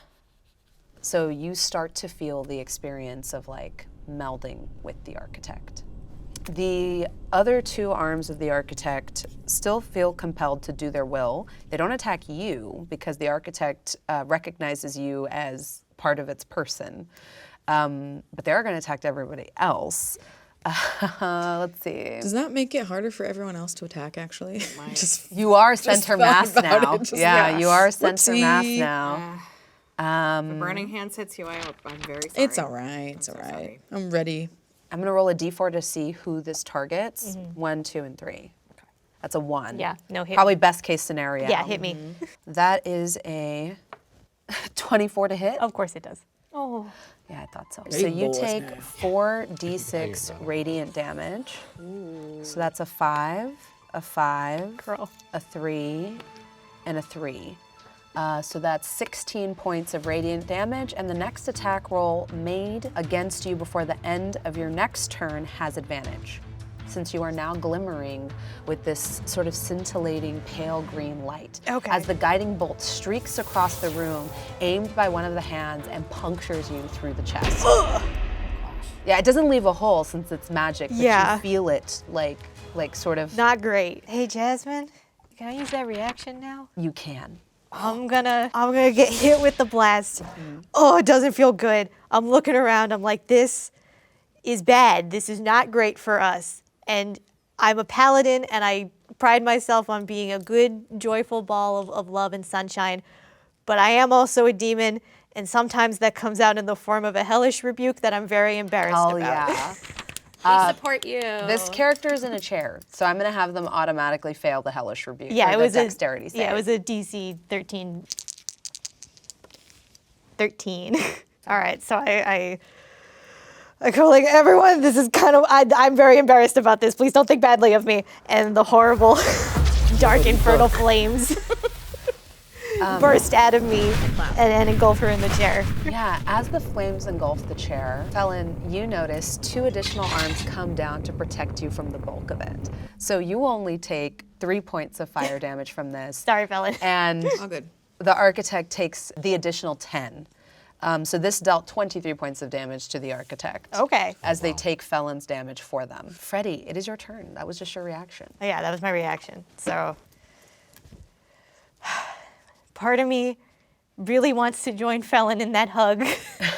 I'm not gonna lie to you. Do it. I would do. Why would you do I would do anything for this adventure to end with a group hug, but I have a feeling that's not 100% the best solution at the moment. So I'm just gonna go ahead again with my long sword. Roll to hit. Yeah. You get 2 strikes. 14 plus 6 is 20. That's a hit? Actually, straight up, can I do a smite? Yes. Can I? As you should. 2d8 extra radiant damage. Okay. 11, and then plus 5, 16. So 16 points of damage? Yeah. As the arms come down to like protect Felon from the fire, it's a perfect opening for you and you use it. Your longsword hits true and you are able to smite the creature. Yeah, so my blade's gonna start glowing. I got the little heart on my shield, right? And it's that kind of like beautiful friendship energy that flows through it. And I'm like, Felon's my friend. I don't think this is a good situation for her to be in, actually. And I'll hit and I'll smite. I can attack again, right? Even if I use a smite? So I'm gonna swing again. That's a 13 plus 6, 19. That hits. I'm not gonna smite again. 12. 12. Yeah, your second strike hits true as well, and you feel like you are doing damage to this creature. Would you like to do anything with your bonus action? No, because I'm gonna save my little spells, my little guys. At the end of its turn. Actually, wait. Can I use my bonus action to convince it to let Felon go, to yell at it? You can use your bonus action to convince Felon Yeah. to get out of the chair. Felon, I'm like, hey, Felon, everyone's melting. This is a really bad time. Are you sure this is a good idea? And you gotta understand, my conflict of interest in I love hugs. I'm all about hugs. I'm so proud of you for going to give this woman a hug, but you are melting. And I'm worried about you. I'm embraced in the hug. I'm feeling it. I'm feeling it. She's feeling the love. Felon left you on red. Oh my God, I poured my heart out, Felon. It says message delivered, Freddie. Red. I'm just convincing Not myself like responded. her phone is off, her phone is off, maybe she didn't see it. You're in melee range. They're going to attack you with one of the arms. Okay. Actually, I think that's only an 18 to hit. My armor class is 17, so that does hit. That does hit. Okay, so you take another 7 points of damage as one of the arms grabs the scimitar from the belt and like strikes out at you now that you're in melee range. I'm like, ow, that hurts, but also scimitars are really cool, so I can't be mad.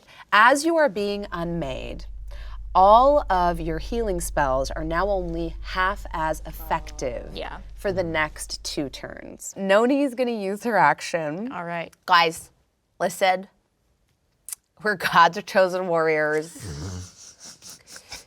Very good. Even when you can't see him, God is there. He is a silent observer at every table, a quiet watcher at the window, the silent wanderer behind all our footsteps. He's even here right now. Noni, It's a little creepy, He actually. looks around a little panicked. He's always there. He's always watching. He knows everything about you. Is your All God the time. Santa? And she casts Beacon of Hope, which unfortunately, despite her unsettling words, bestows hope and vitality. She can choose any number of creatures in range. She chooses all of you for the duration. You all have advantage on wisdom saving throws and death saving throws, and you regain the maximum number of hit points possible from any healing. Yo! So it's just, she's the opposite of the architect. That's gonna come in handy. God's here right now, guiding every arrow. It's all his will. So That's all I got, guys. That's how I feel for all of you. anytime somebody tries to heal any of us, We don't even have to roll, it's just the max. It's just the max. Love If that. it Love says that. 1d8 plus 4, it's just 8 plus 4. Love that. Love that. Yeah, clerics are wild. Okay, I'm gonna need someone else to start doing some damage to this thing. Don't worry, I got you. I mean, Icky, you are up. Firebolt again. That love worked. That worked really well last time. Yeah, roll to hit. Yeah. So it's a dirty 20. That All right. hits. So that is 3 points of fire damage. That is low on 2d10s. Ugh. Yeah. You see that your firebolt is going to just hit true, and you can't bring yourself to use the full force of your magic, knowing that Felon might potentially take some of the damage. Roll me on your wild magic table. But, okay. Give me a d20 roll. Okay, And if you just- roll a 1, then it creates a wild magic Okay. surge. It's a 7. You're able to control the wild magic that wants to come itching out of your body now that you're so close to this realm where your fey roots are kind of incurring upon the world. But your friendship with Felon is deeper than your blood bond with the fey. So much. I don't want to hurt you with the big spell. Would you like to do anything with your bonus action? I think a lot of the stuff I could do is all around sorcery points, and I realized I might have only had 2, and I spent Got them it. on that bend luck. Yeah. Should have kind of saved that. Twin spell and stuff I think requires sorcery points. So I'm like, Didn't think clearly. Mrs. Readings, you're up. It's been a long time coming. Mrs. Readings pulls the trigger on her little gun that is squarely pointed at the architect. Does she dodge it? Roll to hit. It's just, she has these arms that can come down and I deflect it. hate but- those arms. Yeah, I'm pretty sick of those arms. We're cooking with a 7. Your little artillerist gun goes off, and you see one like arm with a big brass wristband on it come down across her face and deflect your bullet, Wonder Woman style. That was pretty cool. I gotta say. Yeah, making me reload again. She starts fiddling. with You the only gun. have one little bullet in there? Yeah, it's only a single shot Derringer. And that's the end of her turn. She's so disgruntled right now. Felon, give me another wisdom saving throw. You have advantage because of Noni's talk about God. And you still get the +2 from me. And +2 from you. You need to beat a 16. Okay, I got an 18, 19, 20. You still feel like you can control the dungeon, but with that resounding success, you also kind of remember who you are and you remember what you're going through. You do not completely meld with the architect yet, but instead of being overwhelmed by the experience of controlling the dungeon, you actually see who the architect was when they came here. You feel like you can move it like a movie forward and back through time. And you see a young woman with her party coming here to make new lives for themselves. And you see them betray her, but she survives.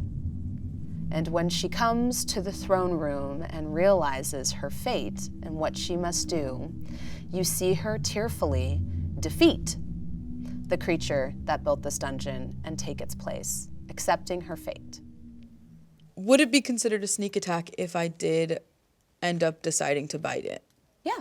That was my first thought. And then my second thought is, could I pull away? Like, can I pull away from it? Yeah, so it was like you passed your persuasion check, so it was like a consensual hug.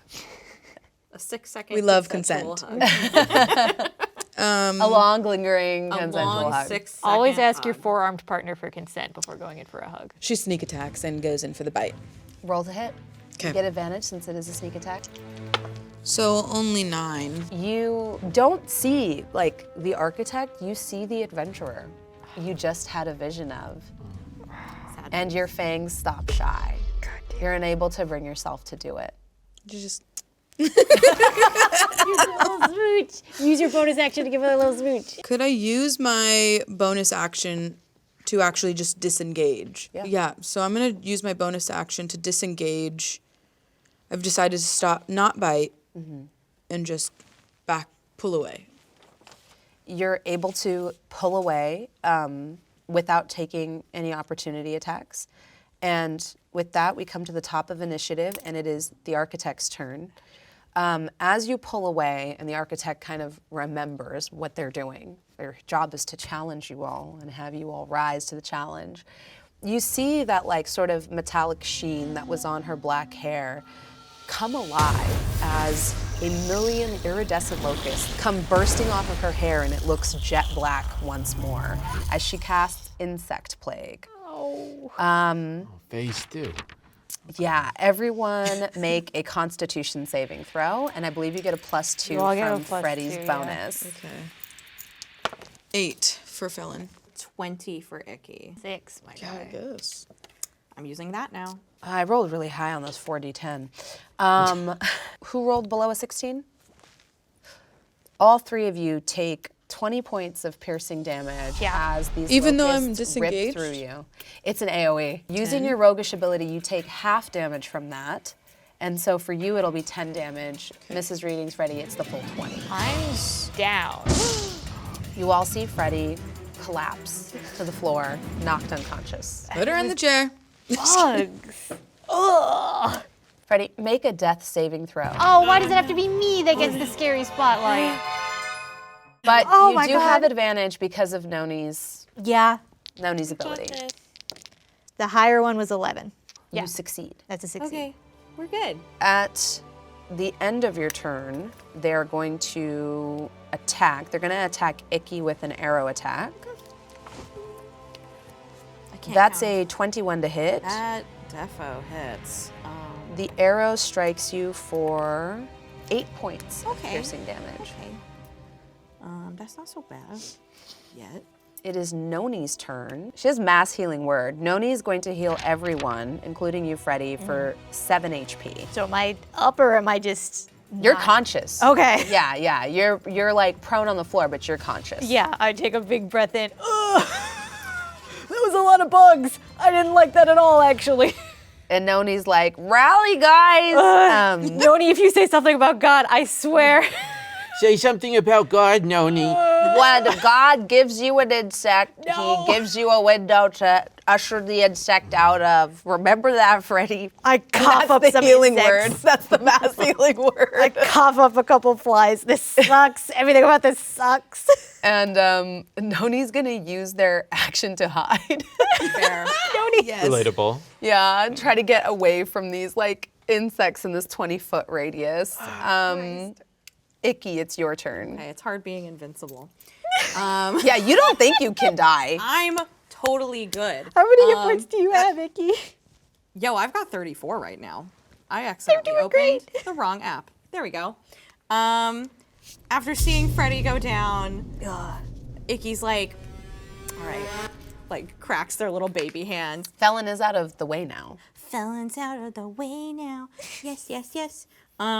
Let's see. I'm gonna try I have a really cool spell. Yeah. I've got a couple cool spells I'm so that I think excited. I can do. I get within 15 feet of the architect, and I cast Burning Hands. Amazing. Just like, this is for Freddy. Yeah. Icky. Um, Icky, be careful, but I love you. It's they must make a dexterity saving throw to beat an 18. Yeah, they're in a chair. Okay, that's fair. That's kind of why this fight is so hard, is like this character automatically fails dex saves. Yeah. 11. You Fire damage. see the crystal beginning to crack away from the architect, but they are still alive. Mrs. Readings. I didn't want to have to do this, but I'm gonna have to. She goes in her purse and she pulls out the card that she had just been given. And she uses it against this poor architect. Yeah. They make a Constitution save. 17 is the DC, so you brandish the card in front of her, and you see it beginning to take effect. And then you hear her say, "The architect created the card. The architect can withstand it." You know, architect. As she makes the DC for the Constitution save. And does that count as an attack? Or it's an action for me using Yeah, it? it was an action to brandish it. You still have your bonus action. I don't do bonus actions That's beyond fair. talking. Miss I'm having a Readings great goes time. back to still fiddling with the gun because she's got to get the gunpowder out. So she's just, man, it takes a long time to get these little things. She takes out a tiny little when you push the Clean it, pellet down. Yeah. All right. Okay. And that's the Felon, turn. it's your turn. Okay. So you said during Icky's turn, when they used the burning hands, that some of the crystals kind of melted away. Was that because she just like literally got melted, or because it was like letting go of her? Yeah, it was like the throne almost realized that her time was up and started to relinquish her. I would say you're close enough to her that you realize that she's on the losing side of this battle. Yeah, I feel some connection with the architect, and I kind of want to see her like survive this a little bit. Yeah, you can declare any damage as non-lethal damage. Oh. In D&D. Oh. Yeah, so you can incapacitate her and choose not to kill her. Oh, okay. We're cool with that. We love a non-lethal queen. I cast Power Word Kill. Not Just kidding. Okay, I don't have that so spell yet. because she's disengaged, does that make Felon still a bit sneaky? Yes, so you get sneak attack damage anytime one of your allies is in melee range. Currently you have 2.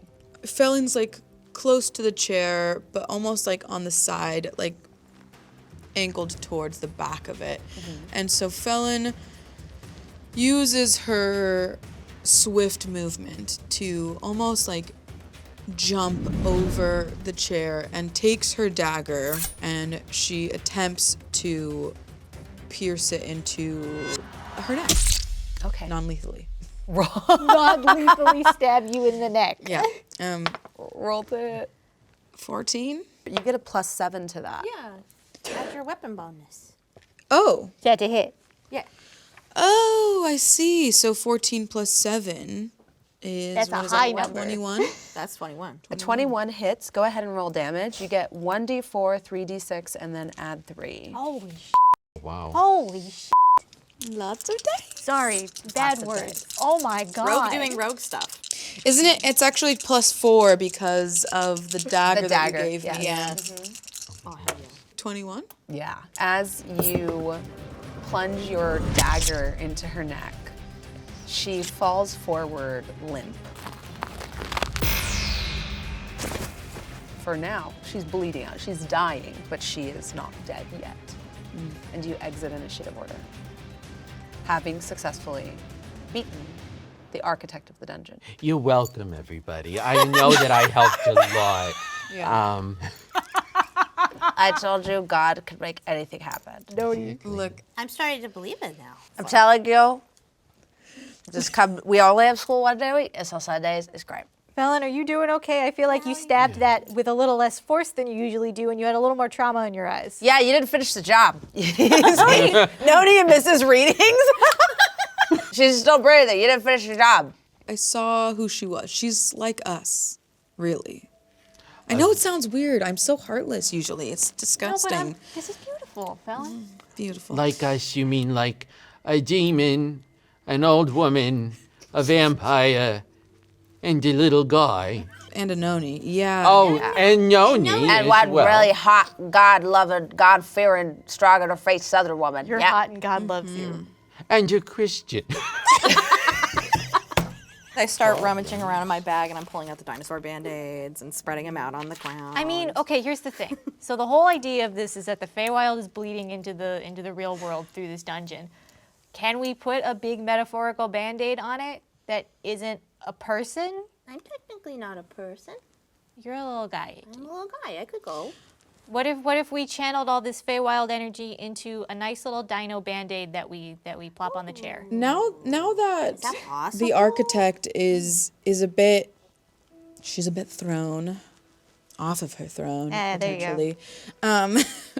Is there a way to see or talk with her to see like how originally how it was supposed to be?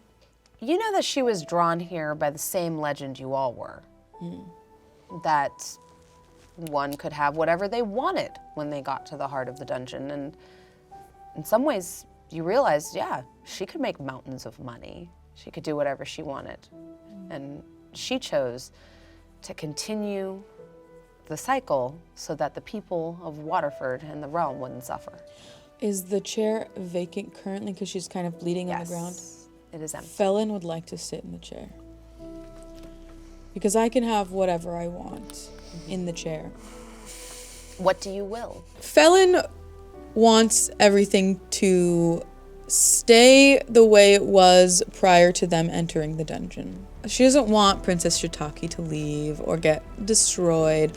She doesn't want the Fae to get destroyed. She doesn't want the world to collapse or anything like that. She just wants everything to be okay. You all are whisked away to that day before you entered the dungeon. The felon is not with you. We are left with an image of Felon sitting upon the crystal throne, doing what she needs to do to keep her friends safe.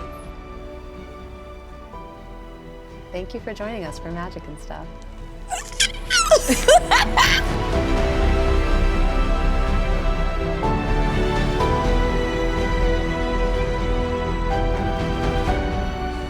I'm so proud of you, but also I did not expect that to happen. I thought it was just gonna be happy and end and I was gonna be done. Come back to the dungeon and visit me and save me. It's fine.